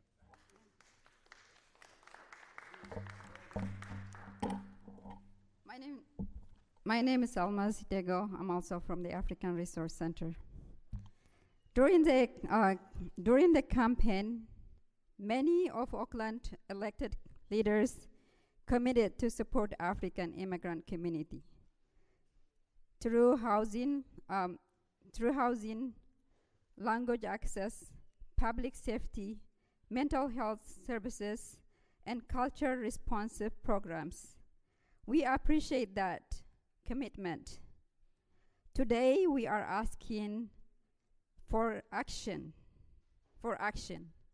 GCA current serves no dedicated city or state funding. Despite providing housing support, family stabilization, community healing, system navigation, crisis response, much more services for at the African Resource Center and then in the African community. No time. We are not, no, you have 57 seconds left. We are not meaningfully invited into the community conversation, and we did not see African immigrant communities reflected in our outreach, language access, or funding outcomes. We ask for your help in making sure that the African community is able to thrive, get the support they need. They are in your district. They are in your grocery stores. They are in your restaurants that you go to. They have their own businesses. Paying taxes like everybody else. Paying taxes like everybody else. Our tax, we work hard, we pay taxes. What? We're not getting nothing from the city. So if this is going to continue, we're going to explode this. Yeah. Thank you. Thank you so much. Thank you so much, you guys, for your comments. On to the next speakers.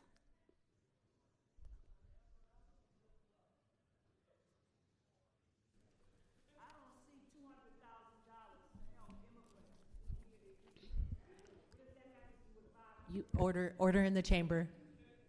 Sir, you may begin.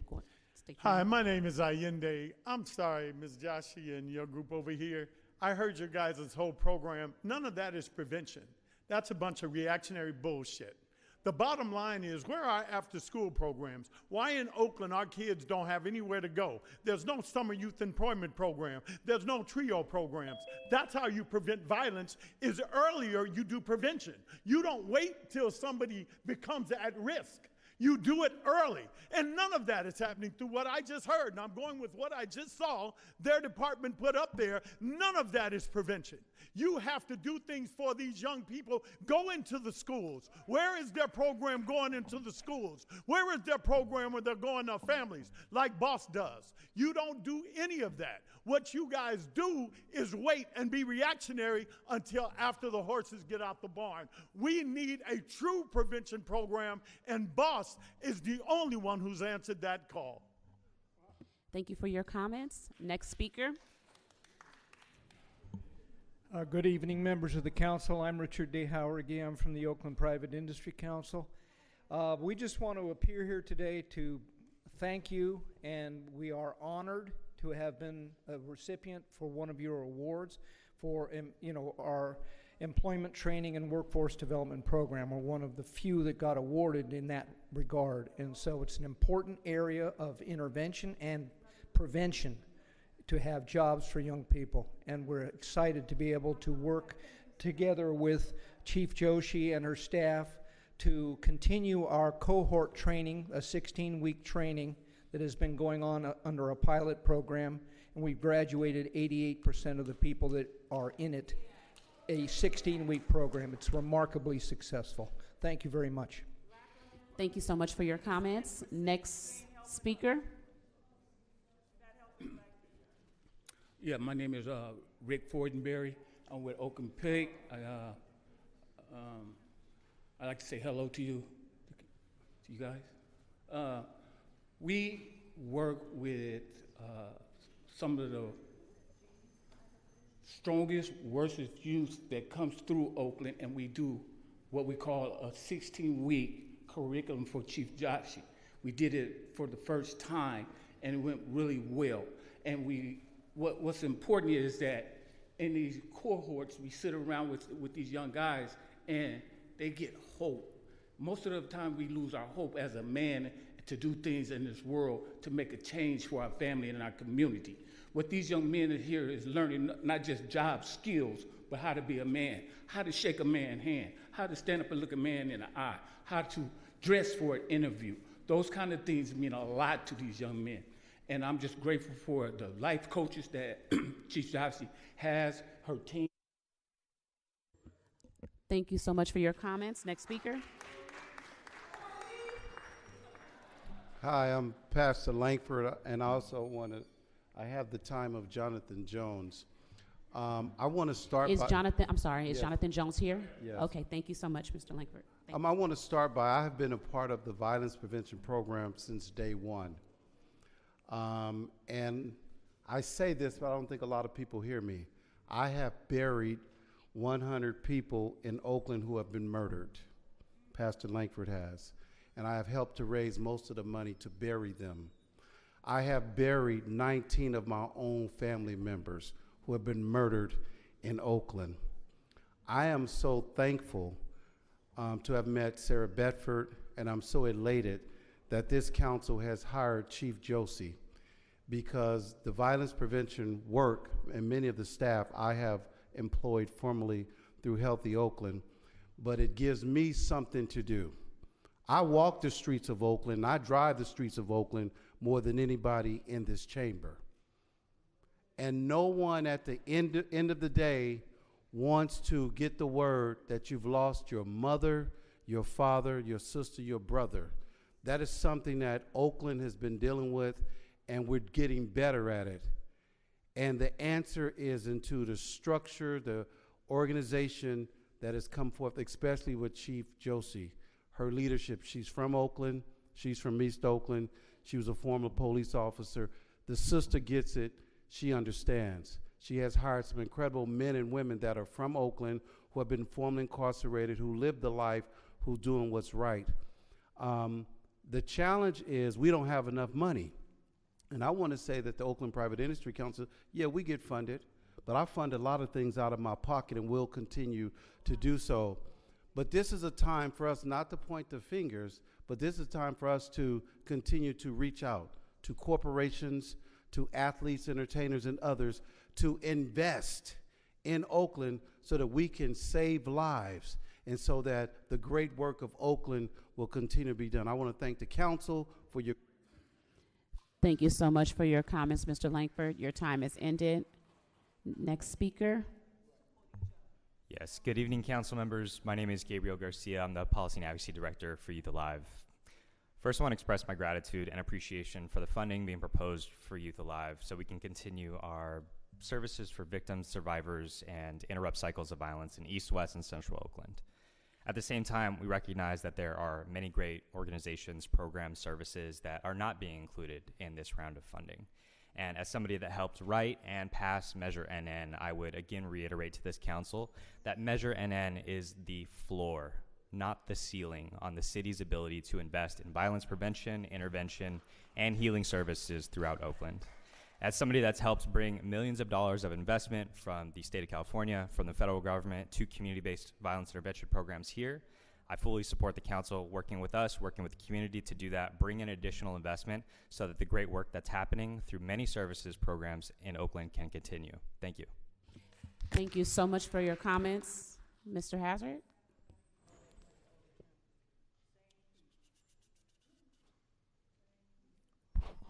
This discussion is very interesting.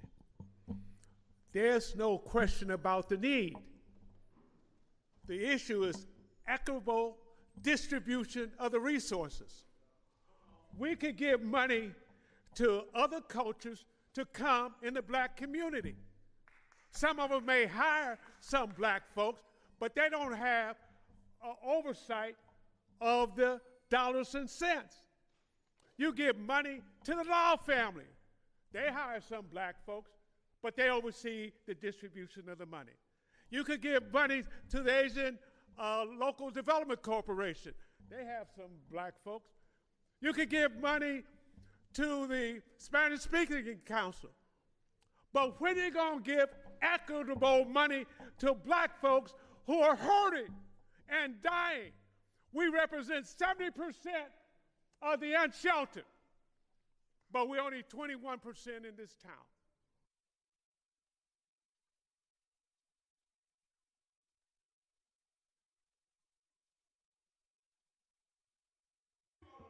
Thank you, Mr. Hazard. Your time is up.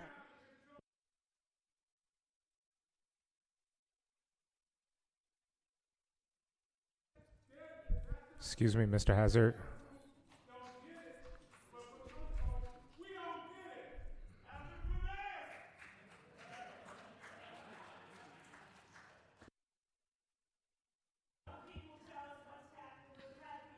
If your name was called, please approach the podium. At this time, all names have been called, and we do not have any Zoom speakers. Or if you are on Zoom and your name was called and you wish to speak, please raise your hand. Thank you. Thank you for everybody who came out to comment on this. Thank you for everybody who's doing work in the city of Oakland to reduce violence. With that, we're going to pass it to Councilmember Wong.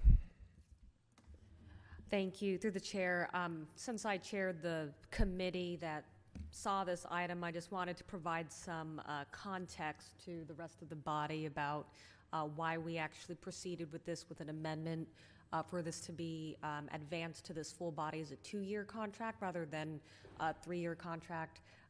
But before I get that, I do want to thank DVP Dr. Joshi for her just amazing work that is always on the forefront of community violence prevention. But we had this lengthy discussion in the committee around how there was an aberration that was really more around the upfront procurement process that resulted in not one but 2 times that the RFP was conducted, and there was discussion about it. And so anyways, this is how we landed on advancing it to this committee with an amendment of 2 years instead of the 3 years that was originally proposed. And the other thing I just wanted to mention is that there were included in this just more information on how people were evaluated and what were the criteria. And so I want to thank the team for just providing some of this additional information that sheds more light and transparency into what happened with this procurement. That being said, I have just a couple of, actually just one question to Dr. Joshi. Sure. Just looking at this is supplemental attachment A. This is on the healing on gun violence strategy. I just noted that I think one of the recipients here was rated, this is the SERI group, they were rated a little further below, but they got the funding. Was there a reason? And I have, to be clear, the people who ranked above them, I have no relationship with these groups. I'm just asking out of fairness for the process. Sure, absolutely. Thank you for the question through the chair. We In that particular instance, we chose to recommend skipping down to that entity because they specifically represent immigrant rights and have significant language access for survivors. Okay, great, yes, and I was actually very happy to see the consideration for those items in the evaluation criteria. I know there were some comments in Public Safety Committee around, are we being culturally responsive, and I saw that that was evaluated, so thank you. That made sense. I suspected that was the reason why, but I just wanted to clarify. Yes, Okay. for gender-based violence specifically. Yep. Yes. Okay, great. And I'll actually make a motion to adopt the recommendation with the amendment. Thank you. Council Member Houston, and then,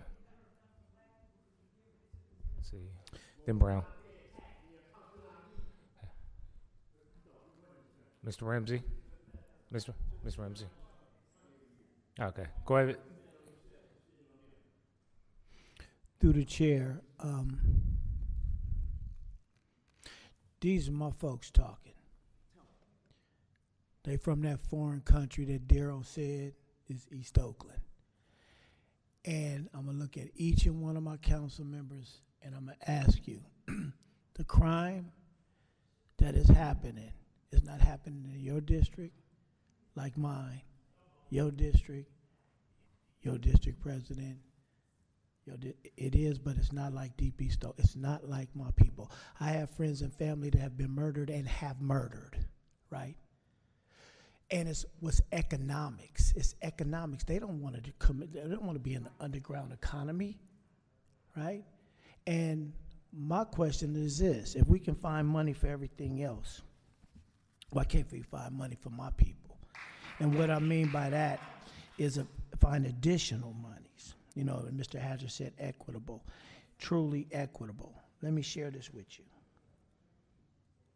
The organization that did not qualify for the technical services, right? Just because they didn't qualify for the technical services, the people that are doing that, working for them, will not be able to work. It's not their fault that that organization didn't make it through the technical service. And then it went to the scoring and review. So my thing is, I want to talk to every council member on here. How you going to help us find some money, some additional money for these young men and women that came up here to speak that's going to be affected because that organization didn't qualify? How are we going to do this? I mean, if we can find the money, you heard them speaking. You can find the money for overtime for police. You can find money for illegal dumping, you know, and that's my thing. We can find, but I'm saying we got to, let's find some money for my folks. This is my people. I was elected to represent District 7, and I'm going to represent like they want me to. And I'm going to say this. I'm serious too. I'm serious just like they are. And I tell people I just look like this. I'm from a different cloth, right? So I'm saying how, and I'm going to beg you, and I'm threatening, I'm not pushing, I ain't bullying. I'm saying, can you help me? Can you help me find some money that's going to help the individuals that's going to be affected because the organization didn't qualify? You heard them speak. You know, we all human, right? It's like, let's help them. You heard them. Shot. They didn't say, young man that came up here said he just, what was his name? Was his Country that came here last time? Was it Country? He said he works for Boston. He's in school. He's about to get his degree, and he want to come and work for you. Let's be humane. Come on, you guys. I know we could do something. If we can find some money for overtime on police. So I'm just saying, what I'm saying is this. Let's find some additional funding. That's all I'm saying. Mr. Ramsey? Order in the chambers. Order in the chamber. Okay. Councilmember Brown, then Gael. Right. Well, as Councilmember Wong stated, in public safety, we had a very robust conversation where we really dived into the details of just the process. And I think we all were able to determine that there were definitely some areas of opportunity. But one of the biggest takeaways, of course, including all of the public speakers that came and recognizing some of the gaps in services that we will see as it relates to some of the East Oakland providers, also the lack of a service provider specifically focused in on the LGBTQ community. We also heard from the African resource community as well. And so we heard those comments, and then also at the same time, there was kind of this awareness that was made around how in the past the general fund used to supplement some of this violence prevention work. And so I think that to answer your question, Councilmember Houston, I think as a body, we really need to, of course, we don't want any lapse in services as it relates to the strategy that Dr. Joshi and the team has laid out. And so we want to move these current contracts forward so that we can continue the work. But I do think that as a body, we need to really ensure that there's no gaps in service as it relates to those who are providing services in East Oakland and some of our other vulnerable communities. And so that's why in the amendment that we made, we're moving forward with a 2-year contract instead, and a request for, I just want to make sure I say this on the record, and a request for a 6-month report back from the DVP on the impacts of funds granted and the impacts of funds not awarded to the current grantees in our current cycle, while we as a body work to try to identify additional funds that may actually be outside of the current scope that we're moving forward. Thank you, council member. And then we're gonna, was it at a second? Okay, there's a second. And then council member Gallo.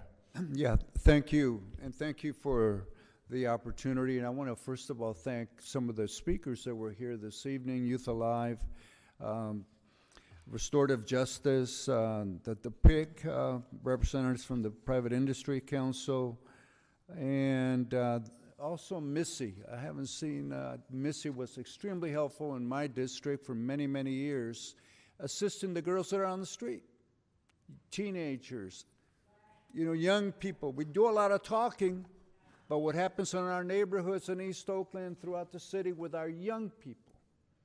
And I think we need to create some leadership, some support. And I'm going to ask you that, well, for as an example, the Youth Employment Program on 23rd and International didn't get funded. They've been around for many years, but they have youngsters not only providing the training, the job opportunities, but also their high school degrees. Mm-hmm. And these are kids from the neighborhood that if they weren't at YEP, well, they wouldn't be in our schools. So for me, it's, what I guess my request is what do we need to do to include programs? Because my understanding, some of the evaluators have no understanding what Oakland is all about or have lived in Oakland. That's right. And understand our behavior, right? And that's what I see a lot of people that are working in Oakland, well, they're commuting to Oakland. Yeah. And so for me, it's really important to look at the organizations that have delivered a service, because YEP not only are there in school learning how to build, how to construct, but they're also out in the neighborhood helping me clean the neighborhood. And these are African American youngsters, all right? They're not white people. They're people from the neighborhood. I don't want to hear no excuses, because we are full. All we do is make excuses. So anyways, YEP, I would love to, us to reconsider and find a different way to support the young people that are there right in East Oakland. Thank you. So through the chair, I think there were a few questions in there from Councilmember Gallo.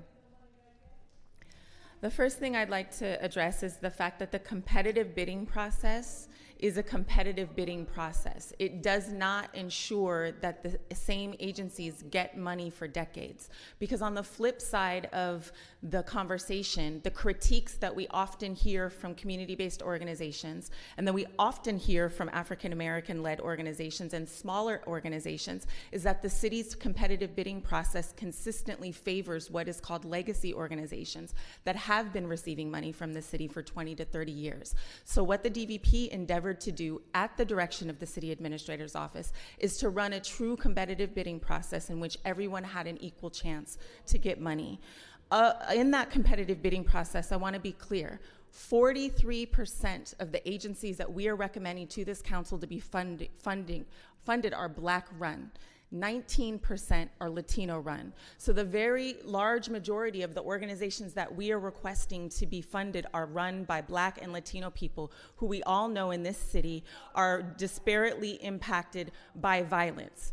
Black folks are murdered in this city at a higher rate than anyone else, and unfortunately, Latinos are catching up to us. And so the investment in the organizations that we are asking to fund considers that fact. The other thing that I'd like to say specifically about YEP, Mr. Gallo, since you brought it up, is that we absolutely honor the work that they do with at-risk kids. They are receiving funding from workforce development in this city and from OFCY. They did not score the highest in the DVP's RFP process, which was specifically focused on finding a partner that could serve ceasefire lifeline clients that are the highest risk for violence. You heard OPIC discuss the 16-week fellowship that we've designed with them. That is for ceasefire lifeline clients, and they ranked the highest in this competitive bidding process. Thank you. With that, we'll call the roll. There was a motion by Councilmember Wong, second by Councilmember Brown, to approve this item with the amendments made from the Public Safety Committee. Councilmember Brown. Aye. Councilmember Fife. Aye. Councilmember Gallo. Aye. Councilmember Houston. Councilmember Houston.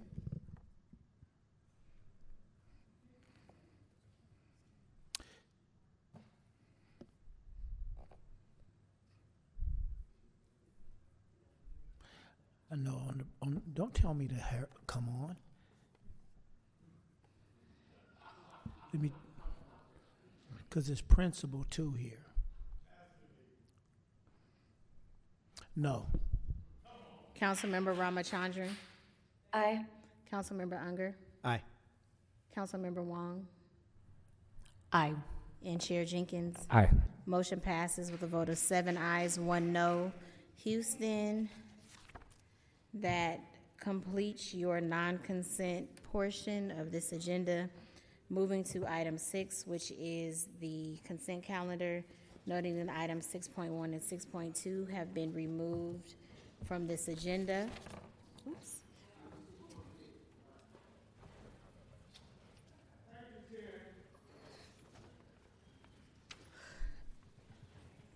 If you signed up for these items, you still would be allowed to give public comment. Are you taking that separate or with the consent calendar? Okay. So you can come up for the consent calendar. So just noting that the GAD items, item 6.1, which is the Leona Quarry GAD annual budget for fiscal year 26 through 27, and item 6.2, the Oakland area GAD annual budget for fiscal year 26 and 27, have been removed from this agenda and are going to the next meeting. Reading in item 6.3, approval of the draft minutes from the meeting of June 1st and June 2nd. Item 6.4, resolution regarding the declaration of a local emergency due to the AIDS epidemic. Item 6.5, a declaration of a medical emergency due to cannabis. Item 6.6, a resolution for a declaration of a local emergency on homelessness. Item 6.7 is final passage for an ordinance amending the fiscal year 25 through 26 master fee schedule for fiscal year 26 through 27. Item 6.8, final passage for ordinance for measures M, N, C, N, N, D, Q, A, and Y, and MM for fiscal year 26 through 27 cost of living tax adjustment. Item 6.9, an ordinance amending and reenacting Oakland Municipal Code Chapter 3.08. Item 6.10, a resolution for Becker Board's agreement adjustments. Item 6.11, a resolution for retirement for Nicola Desberg.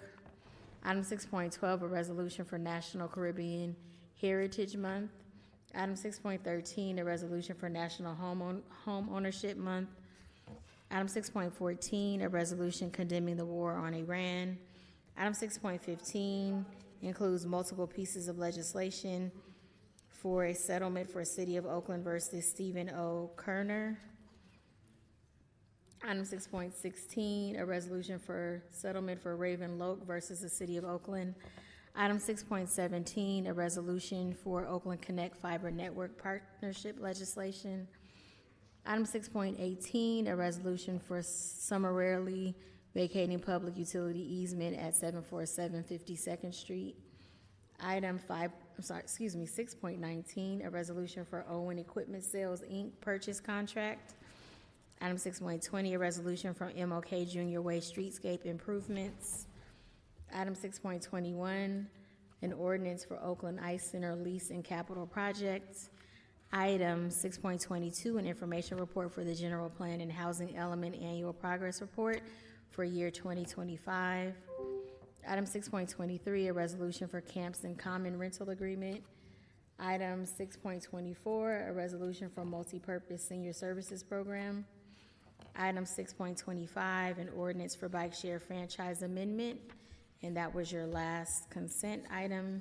You have approximately 58 speakers on this item. Let's go to public speakers first. As I call your name, please approach the podium. Wait. I saw a hand raised. You said just because you have a Rolex? Oh. I just wanted to register a no vote on the billboard item just because I don't believe it should be on consent. I think it's something that should have been discussed in the full council. And I also want to just express again my support for the Oakland Ice Center and everything they do for Oakland. Thank you. Thank you. And yes on the rest of the consent calendar. Yes on the rest of the consent calendar. Councilmember Wong. I actually wanted to pull S6.25 off consent. We discussed this in Public Works and Transportation, and, I remember at the time feeling like when we were looking at that map of the bike share stations that they weren't equitably distributed around the city. It was notable how much those bike shares were really skewed towards North and West Oakland, and how few stations were out in East Oakland, and that was confirmed by a note that was then sent in by Tanya Love, and I think it's worth at least a discussion with this wider body. Thank you. Councilmember. The appropriate time is item number 3, modifications to the agenda to pull things off of consent. Oh, yeah. So no vote for 6.25. Councilmember Unger. I'd like to register a no vote for item 6.10. Thank you. Thank you. Anybody else? Councilmember Houston. No vote on 6.25. I'll register a no vote on 6.10. I believe the city should get 100% of the money. All right. With that, let's go to the public speakers.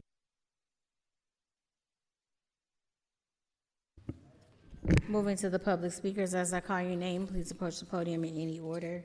Please state your name before beginning. Please raise your hand on Zoom if you still wish to speak. And as with the council rules of procedure, there is no seating time on the consent calendar or open forum. Isaac Koss Reed, Blair Beekman, I have you with multiple items. Derek Barnes, I have you with multiple items. Kevin Daly. Ms. Asada Olabala, I have you with multiple items. Ayers Renee Lilly. Mr. Hazard, I have you with all the items on consent. Christopher Powell. Carla Guerrera, I have you with 2 items. Kathy Adams, I have you with 2 items. Kahari Gutierrez. Colin Hughes. Latasha Perry. Randy Munmun. Samuel Ramsey, have you with 2 items. Alex Issaran, sorry if I said that incorrectly. Gary Z. Stephanie Tran, I have you with 2 items. Kathy Adams, I think that was a duplicate.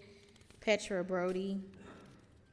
Kahari Gutierrez, 2 items. Alfred Lee, 2 items. Jennifer Tran, it's a duplicate. Peter Gemis. Preston Pinkley, 2 items. Ali Obad, 2 items. Is it Candy Martinez? 2 items. Daniel Swafford, 2 items. Chadwick Spell. Ryan Nolan, 2 items. Ari Curry. Ryan Austin.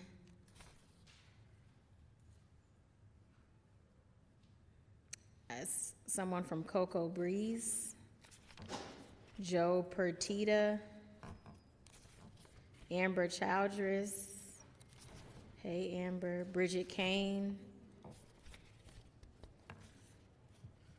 Rosamond Velasco. Sorry if I said that incorrectly. Amelia Wilson. Sherry Vance. Marissa Lyons.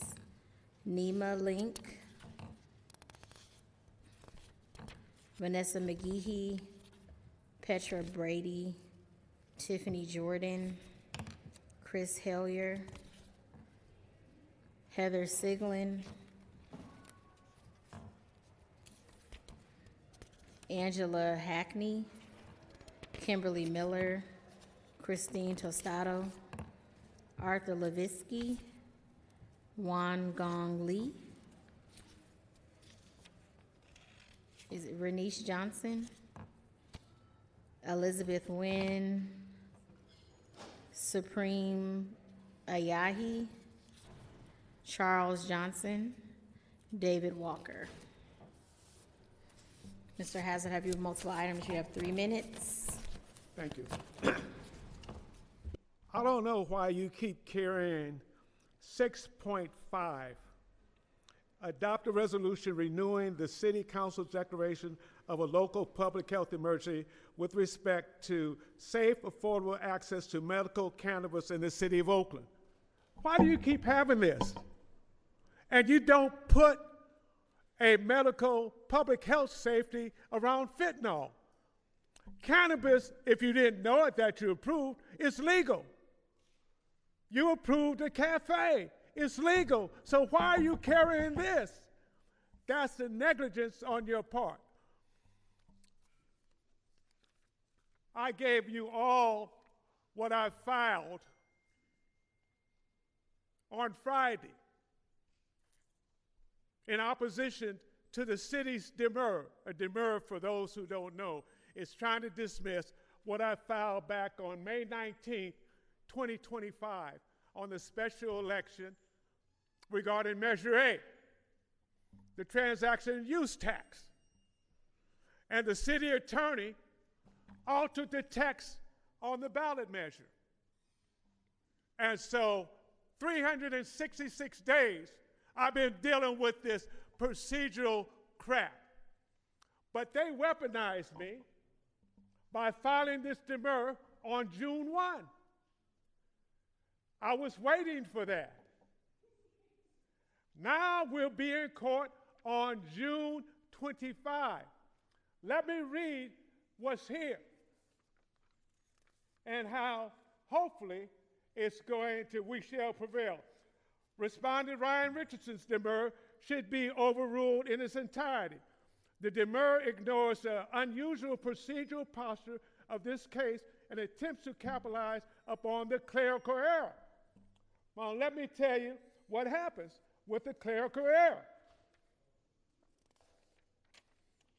The clerical misclassification, despite being a writ proceeding, the clerk of the court improperly classified the matter as a general civil action and assigned it to Department 23. Should have been Department 24, not 23. They handle writs. Let me go to the legal argument. The court must correct the clerk's administrative misclassification because the law respects substance over form. Substance is the writ. California Civil Code 3528 provides a fundamental maxim, jurisprudence: the law respects form less than substance. This principle is... Thank you, Mr. Hazard. Your time is up.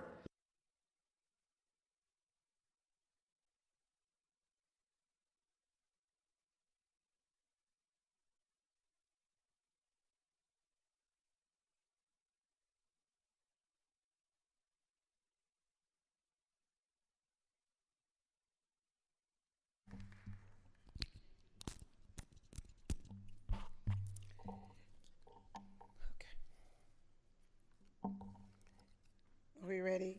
Kathy Adams, President of the Oakland African American Chamber of Commerce. To President Jenkins, it's my time started, and Oakland City Council, thank you for your service and thank you for your commitment and your time. Becker Boards has provided enormous opportunities for our members to advertise their businesses. The billboard programs have brought enormous exposure to the community. The visibility is invaluable. We need the billboard program. We need something that's positive for our community and our businesses. Businesses increase customers, they grow revenue, they create jobs with the billboard. We urge you to vote yes and know that you're making an impact.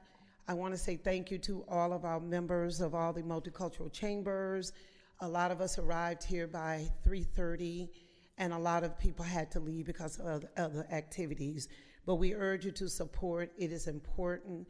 A lot of our businesses don't have the money to advertise. It's truly something good for our community.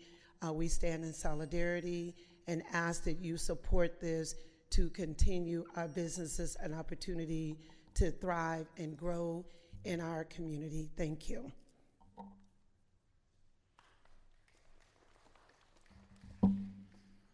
Good afternoon, or maybe even good evening. My name is Peter Gamez, President and CEO for Visit Oakland. At Visit Oakland, our job is to tell a story to visitors, meeting planners, sports fans, investors, and future residences. We know that perception matters and visibility matters. If people don't see Oakland, they don't think about Oakland. If they don't think about Oakland, they don't visit Oakland. Last year, Oakland welcomed approximately 3.4 million visitors who generated more than $583 million in visitor spending and nearly $779 million in total economic impact, supporting over 5,500 local jobs. Tourism is one of Oakland's most important economic engine, and it relies effectively on ways to reach people where they are. Becker Boards helps us do exactly that. Billboards are often the first invitation someone receives to attend an event, visit a restaurant, stay in a hotel, or simply take another look at Oakland. They help business grow, they help organizations communicate, and they help tell the city's story. As someone who spends every day competing for visitors and attention in a crowded marketplace, I can tell you that visibility is not a luxury. It's a necessity. Becker has been a strong community partner, and Visit Oakland is proud to support their continued investment in the city. Thank you.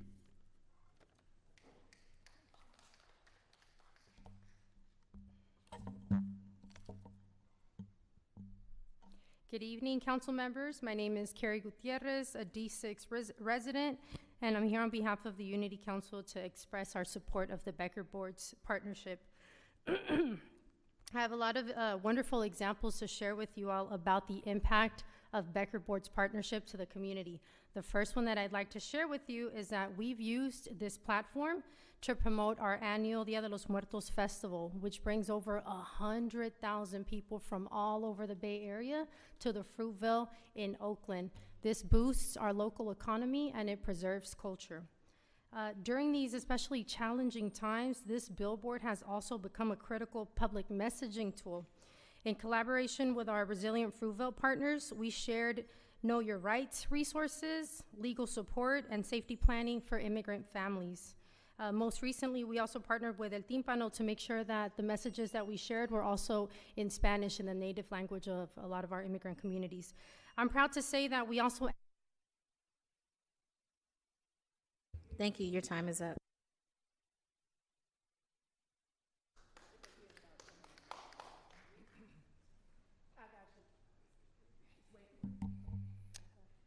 Hi, Eric Oliver, Becker Boards.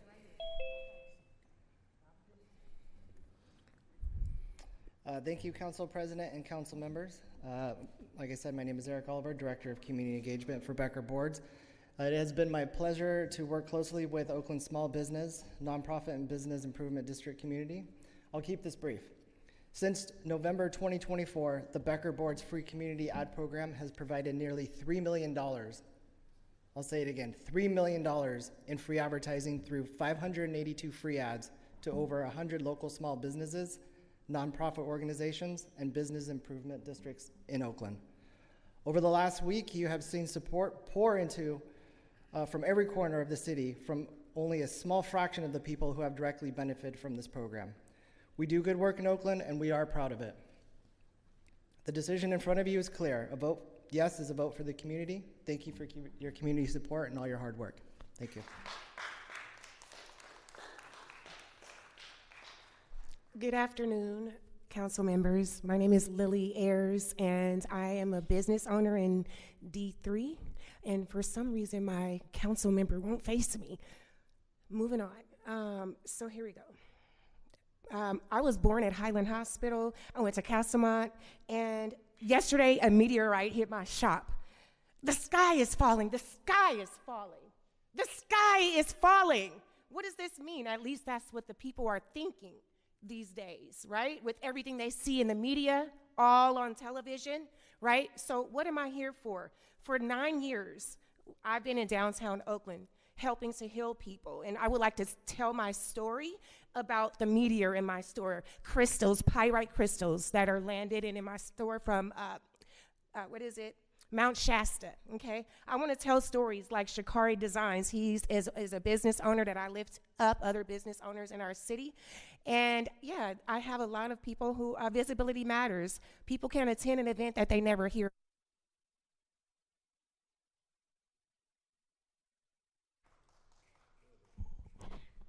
All right, good evening, council members. My name is Stephanie Tran, president of the Oakland Chinatown Chamber of Commerce.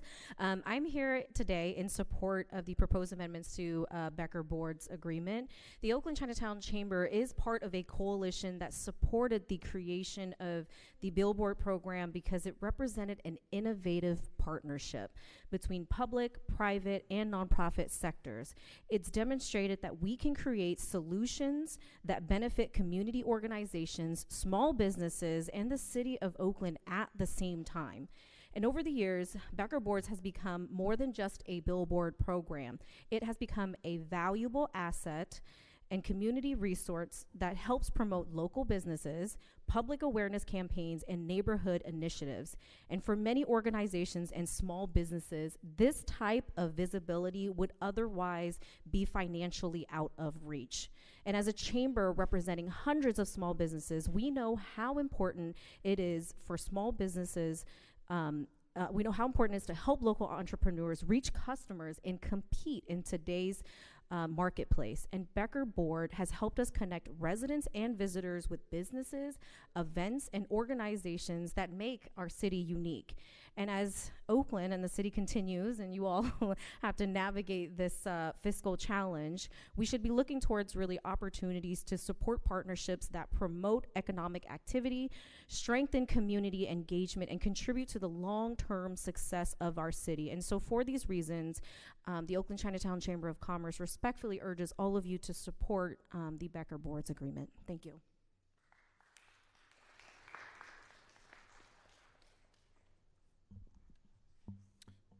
Good afternoon, good evening, council members. My name is Alex Isvaron, and I'm a co-owner of Oakland Fortune, one of Oakland Chinatown's oldest and longest standing businesses. Next year will be our 70th year. And as a small business owner, I can tell you that billboard advertising traditionally has been not accessible to small businesses like ours. We're not a big corporation, even though we've been around for a long time. and we don't have a marketing team, so having an opportunity to work with Becker Boards and have access to something that a lot of people get to see is a great opportunity for us and my family. So through Becker Boards, for the first time in 70 years, we were able to have an advertisement go up and have people along the 880 and 580 see it on their way to work, and I was lucky enough to see it maybe once or twice. Just wanted to urge the council members to support this, and thank you very much for your time.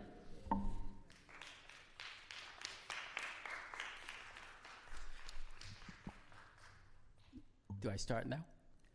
Wong Gong from Hong Kong that went to elementary school here in Lincoln. But I'm here as a member of the chamber and also a member of our Chinese school in Oakland that's been around for 70 years. Pandemic really killed us. Our enrollment from 1,000 kids went down to 500.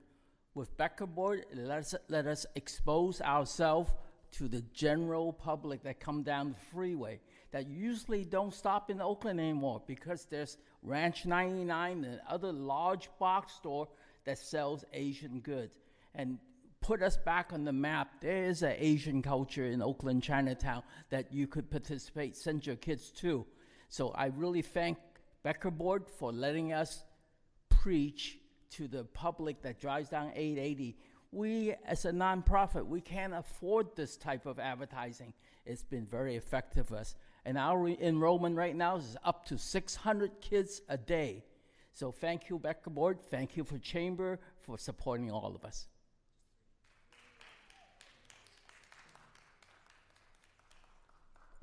Good evening, Council. Thank you so much for hearing this item. My name is Nima Link with Becker Boards.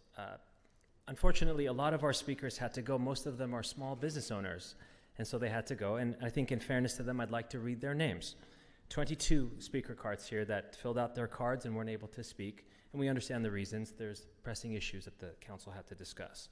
Heather Siglin, Chris Heller, Tiffany Jordan, Vanessa McGee, Petra Brady, Ryan Austin, Joe Partita, Bridget Kane, Emilio Wilson, Rosemary Velasco, Sherry Vance, Marissa Lyons, Ryan Nolan, Ari Curry, Chadwick Spell, Daniel Swafford, Candy Martinez, Ali Obad, Preston Pinkley, Jennifer Tran, Gary Shea, and Angela Hackney. I want to thank them for they're not here, but thank them. Every health center that was affected by this, and we understand that they'll be affected in the next few years, has sent a letter of support stating their acknowledgement and acceptance of this change. It's unequivocally better for the city, and the city will make more money. Thank you for support. I urge for your yes vote. Thank you.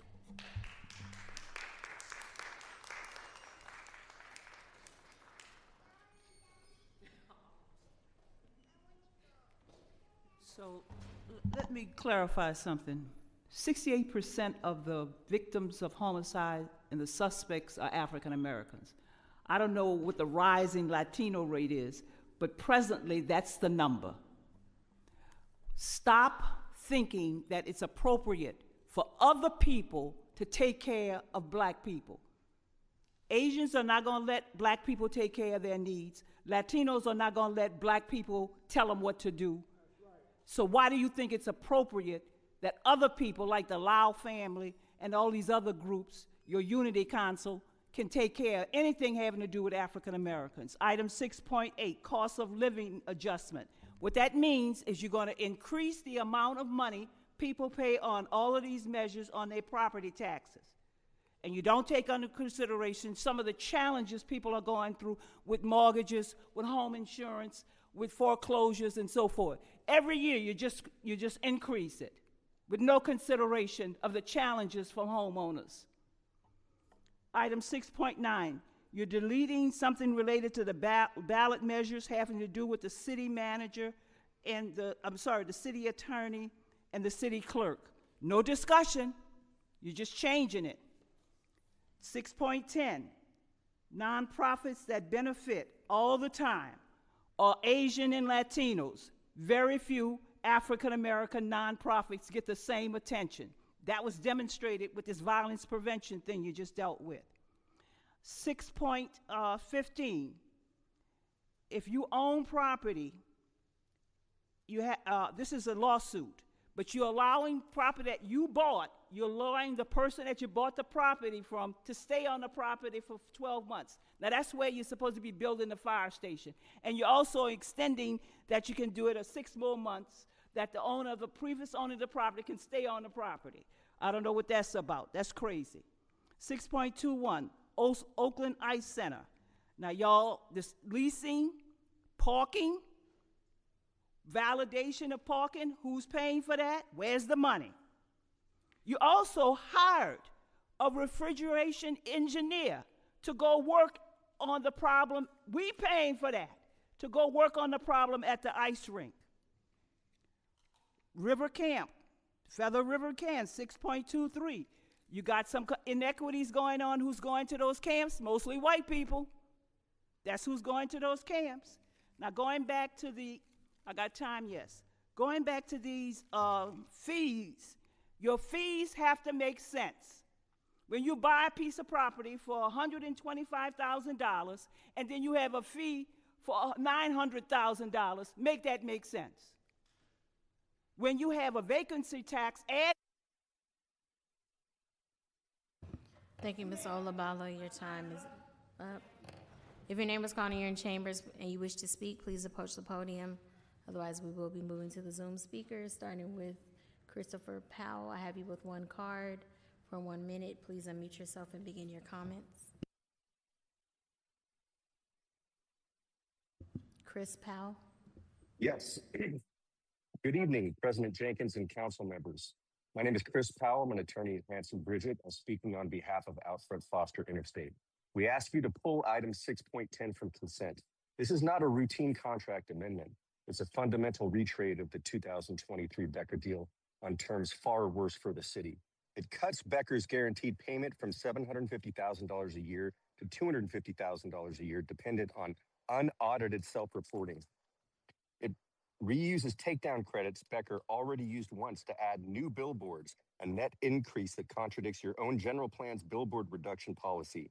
It eliminates Becker's roughly $500,000 poll cover obligation and claws back payments already made to community health nonprofits. It also cannot lawfully be approved as exempt from CEQA, raises equal protection concerns, and also risks an unlawful gift of public funds. I submitted a letter yesterday by email that I asked be included in the record. Thank you. Thank you, Mr. Powell. Moving to Isaac Haas-Reed. I have you with one card. You too have 1 minute. Please unmute yourself and begin your comments. Good evening. Can you all hear me? Yes. Council President Jenkins and amazing council members, first of all, thank you for your hard work listening in tonight, the whole meeting. I appreciate more than ever your public service. Thank you also for considering the Becker board revisions and for recognizing what Becker has done for Oakland. $3 million in free ads for nonprofits and small businesses. Anyone who works in communications or politics knows how huge that is. Over 100 small businesses and community-based organizations served as well.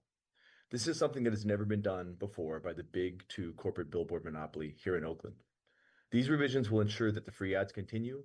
They will also preserve the city's money and most likely lead to greater funding for both the city and community over the life of the agreements. That's why every one of the nonprofit community health centers supported and why you should too. Thank you, and hello from my wife's home country of Guatemala. Thank you for your comments. Moving to Mr. Beekman, I have you with multiple cards. You will have 3 minutes. Please unmute yourself and begin your comments. Hi, Blair Beekman. I had comments for items 6.8, 6.9, and 6.14. 6.18 is first the working on and issues, many of the measures. I wanted to quickly comment that with Measure NN, thank you that in the month of June, you're going to be working on the financial matters of NN. And I hope those can be important lessons of accountability. We're really trying to understand accountability. I've learned a lot from your previous meetings on it, and I hope those conversations are open and clear, and good work that you're doing it very openly overall. Also, for item 6.9 is items about you're going to create a more efficient process for voting, and the city clerk's job can be easier. But I don't think it's necessarily that much easier in what you're doing. I think you're actually limiting the public process. You have a few cute rules that allow the city of Oakland to somehow have some sort of power over the public process of information, and that's somehow okay. And I think that should be questioned. You don't want to put information on voting ballots because it's a city of Oakland item. I really seriously question that as being sound, efficient government, and it should be questioned. And finally, to conclude, thank you much to Councilperson Unger for his initiative in wanting to limit war and to follow the examples of our current U.S. congresspersons. I feel Councilperson Unger's initiative, along with many people in Oakland and across the country, are working much. The beliefs of peace and dialogue are just as important as current U.S., Israel, and other Middle Eastern country beliefs in using continual war, terrorism, and violence as how to solve their differences. With Councilperson Unger's initiative, I hope in Oakland, we can continue to more sensibly balance and address and share clearly Israel's existential worries, the future of Gaza within inclusive Muslim and Semite terms, and to develop Oakland's own city government projects and policies more and more within the ideas of peace, open participatory democracy, and dialogue. This is the depth of Oakland's Love Life philosophy, and that can simply be good examples of best practices and sustainability for our California state and national level, and is good help for Israel and then for the Mideast itself at this time. Good luck in these good efforts to peace, not war. Thank you. Thank you, everyone, for your comments. At this time, all names have been called for the consent. Thank you to everybody who's participated today. Today has been quite a long meeting, but this is what democracy is about, people being out, being able to come and participate. Councilmember Gallo, to approve the consent calendar. Councilmember Brown. Excellent. I'll also second that, but I also wanted to call attention to two items, 612 and 613. Similar to what one of the public commenters mentioned, there were community members here to speak on 613 around the resolution that I brought around it being home ownership month and the declining home ownership within the city of Oakland, and it being more of a call to action on our part and city departments to really try to move this along in a more positive direction. And so working closely with the Office of Councilmember Unger as well as the Office of the Mayor around what we can do around home ownership in our city. And the data shows that this is these declining levels are mostly found in Black and Latino communities. And then I also wanted to call attention to it being National Caribbean Heritage Month. Chef Ann was here from Cocoa Breeze, and I'm sure you all also know Nigel Jones of Calabash. And so there is an event that will be taking place on June 28th in Brookdale Park. Hopefully all of you can join us as we celebrate Caribbean Heritage Month. Bradley. Thank you, Council President. Brad Johnson, Director of Finance. Regarding item 6.7, we have a clarification item that the City Attorney would like us to read into the record. The supplemental materials related to item 6.7 in your agenda packet, which are supplemental attachments A and attachment B, reflect your 4 floor edits from your first council reading of this ordinance. No further edits are being made to the materials today, and the council may vote to adopt the ordinance as previously amended. Upon adoption, the changes in supplemental attachment B will be reflected in your final exhibit A, and that's just a clarification for the record. So do we need to do anything else? Just clarification for the record. Just want to highlight 614. Thank you, Councilmember Unger, and I'll be hopefully going to see our representative in DC, thanking her for her support. And with that, let's go to the roll call. On the consent calendar was a motion by Councilmember Gallo, second by Councilmember Brown, noting noes on item 6.10 by Councilmembers Fife, Unger, and Jenkins. And on item 6.25, noes by Council Members Wong and Houston. Councilmember Brown. Aye. Councilmember Five is excused. Councilmember Gallo. Which one? It's the consent, right? Yeah, consent. Yes, aye. Councilmember Houston. Aye. Councilmember Ramachandran. Aye. Councilmember Unger. Aye. Councilmember Wong. Aye. And Chair Jenkins. Aye. Noting the consent calendar passes with a vote of 7 ayes, 1 excused, 5. We are now on council member announcements. Let's go to open forum. Open forum, as I call your name, please approach the podium in any order. Please raise your hand on Zoom if you still wish to speak.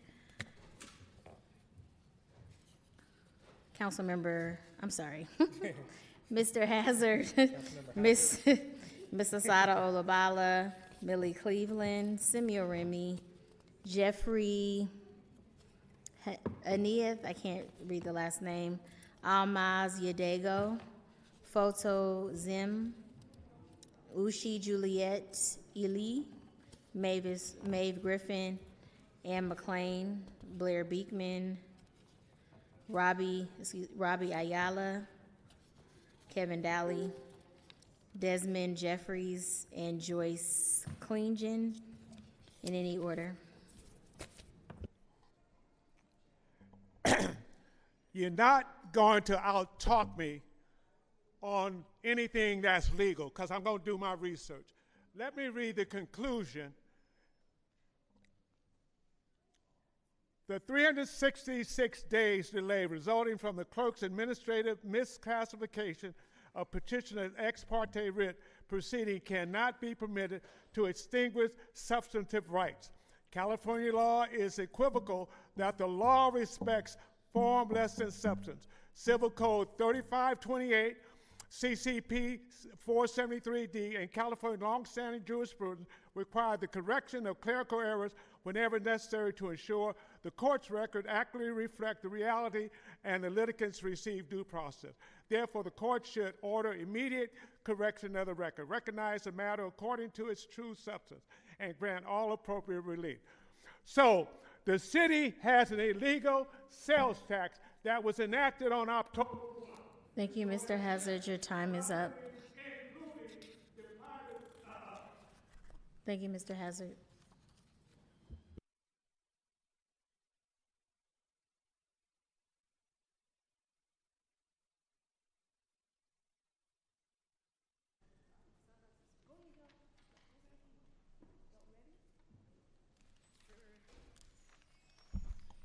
Good evening again. So I just want to also, address Councilmember Gallo, Councilmember Houston, Councilmember Brown, all of you, you already know that when we came here, we are African Americans. And the violence also affects all of us.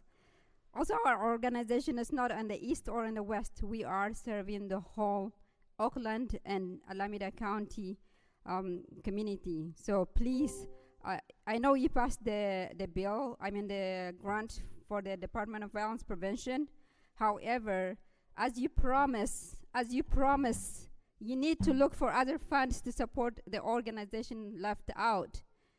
All this, my friends, that they've been advocating here from East Oakland to West Oakland, and then the African immigrant, and then Messi, all of us that we left out need to be supported. So you need to do. Thank you, ma'am. Your time is up. I'm going to address two matters. One is regarding GCA, the African Resource Center. She is advocating for funding because one thing she is passionate about is there's been violence and death in the community. There has been one individual that's been hung over in the Diamond District, and they try to rule it as suicide. But we know that individual didn't commit suicide. But that's what the coroner and the police, OPD, ruled. There's been multiple shootings, individuals that are shot, domestic violence, so we are advocating for funding some of the violence prevention funding. Next, once you give up power, it's hard to get it back. If you look at the top cities, Beverly Hills, the city of Piedmont, even Lexington, where the founding of the nation was, they have a council manager form of government. You guys might want to give yourselves more power so you could be more effective and efficient, and you guys could do away with the manager's office. Thank you. Your time is up.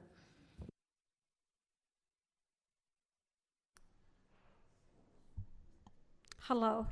I am one person resident of Oakland, but I know there are 4 African who are killed in East Oakland. Yeah, and I know one person by name that I'm close to, so yeah, let's not forget them.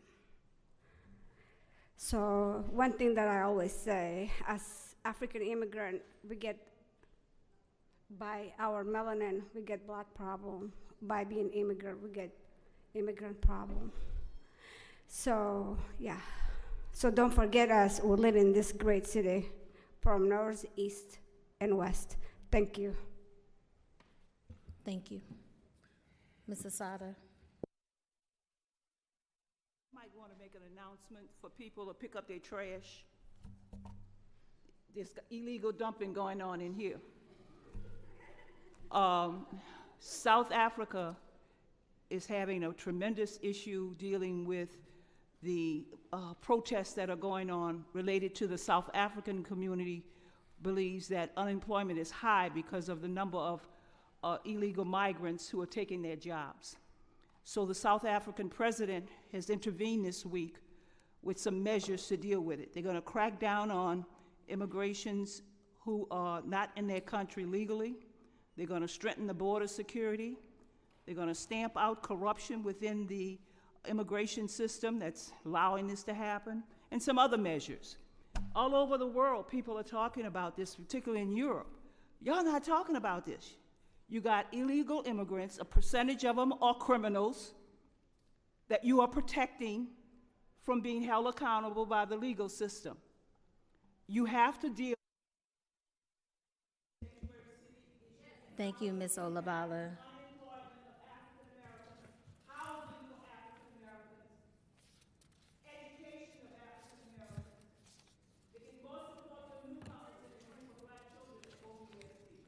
Thank you, Ms. Olabala. Moving to our Zoom speakers, starting with Mr. Beekman. Please unmute yourself and begin your comments. All right, Blair Beekman, thank you for the meeting today, important meeting today. Yeah, I hope we can, I'll save my comments for Thursday on today's meeting for the rules. For this, I just wanted to quickly comment that good luck with NN things, and that you really can be working towards accountability, and that city council persons can have a part in that accountability process. The commission process is really important for NN things. It'll be interesting to see how city council persons can add their 2 cents to it, and I think that may be helpful if it's positive and constructive. Good luck how to define and consider those terms. And I thought I've heard earlier, if not, I think last week, that by putting parking citations into the transportation department's job instead of the police department, it could save a lot with overtime issues. Man, it was so nice to hear that. I don't know how accurate that is. It sounds like it could help a lot, and I just wanted to. Ann McClain, you are next. I have you under two people with Ann McClain. I'm guessing one is Robbie, but please unmute yourself and begin your comments. Am I on? Yep, I can hear you. I'm Ann McClain, rental property owner on 35th Avenue, and one of 18 property owners newly added to the Laurel bid last July 1st. We comprise 61 rent-controlled apartments, 7 condos, 3 single-family dwellings, 1 property in transition to housing, and 1 Chevron gas station by Highway 580. Last year, all 18 of us were forced into the bid district and were billed a new additional assessment. We were never asked if we wanted to join. A San Diego company put us in the district. We were added without so much as a hearing. Of the 18 of us, only 1 condo owner voted yes. A few owners didn't vote. The remaining 95% of us voted no. We want out of the district now. If you can't carve us out, then I am requesting a disestablishment of the entire district. We on 35th Avenue do not want, need, or derive benefits in any way commensurate with the duplicative assessments we are charged for belonging. Thank you. Robbie, please unmute yourself and begin your comments. Hi, can you hear me? Yes. Okay, perfect. My name is Robbie Ayala. I attended the City Council on July 1st of last year, and witnessed Daniel Swafford, Executive Director of the Laurel Business Improvement District, lie by mislabeling the 35th Avenue corridor as commercial, while the board president also falsely accused a 35th Avenue property as abandoned. Both last year and this year, I compiled the photos included in the packets provided to you. The 35th Avenue properties have consistently presented as a well-maintained residential neighborhood, while the Laurel consistently presents as a slum. Property owners on 35th Avenue are paying double assessments after being forced into the district. 35th Avenue property owners are doing an excellent job maintaining their properties and see no reason to support the MacArthur Commercial District through additional assessments. In your packet, you will find petitions from other 35th Avenue property owners requesting removal from the Laurel Business Improvement District. Thank you for your time. Thank you. I don't see any more hands on Zoom. If your name was called and you're in the chambers, please approach This the meeting is, podium. oh, sorry. Just gonna cut me off. No, please. We're waiting on you. Thank you. No, thank you. This meeting is adjourned.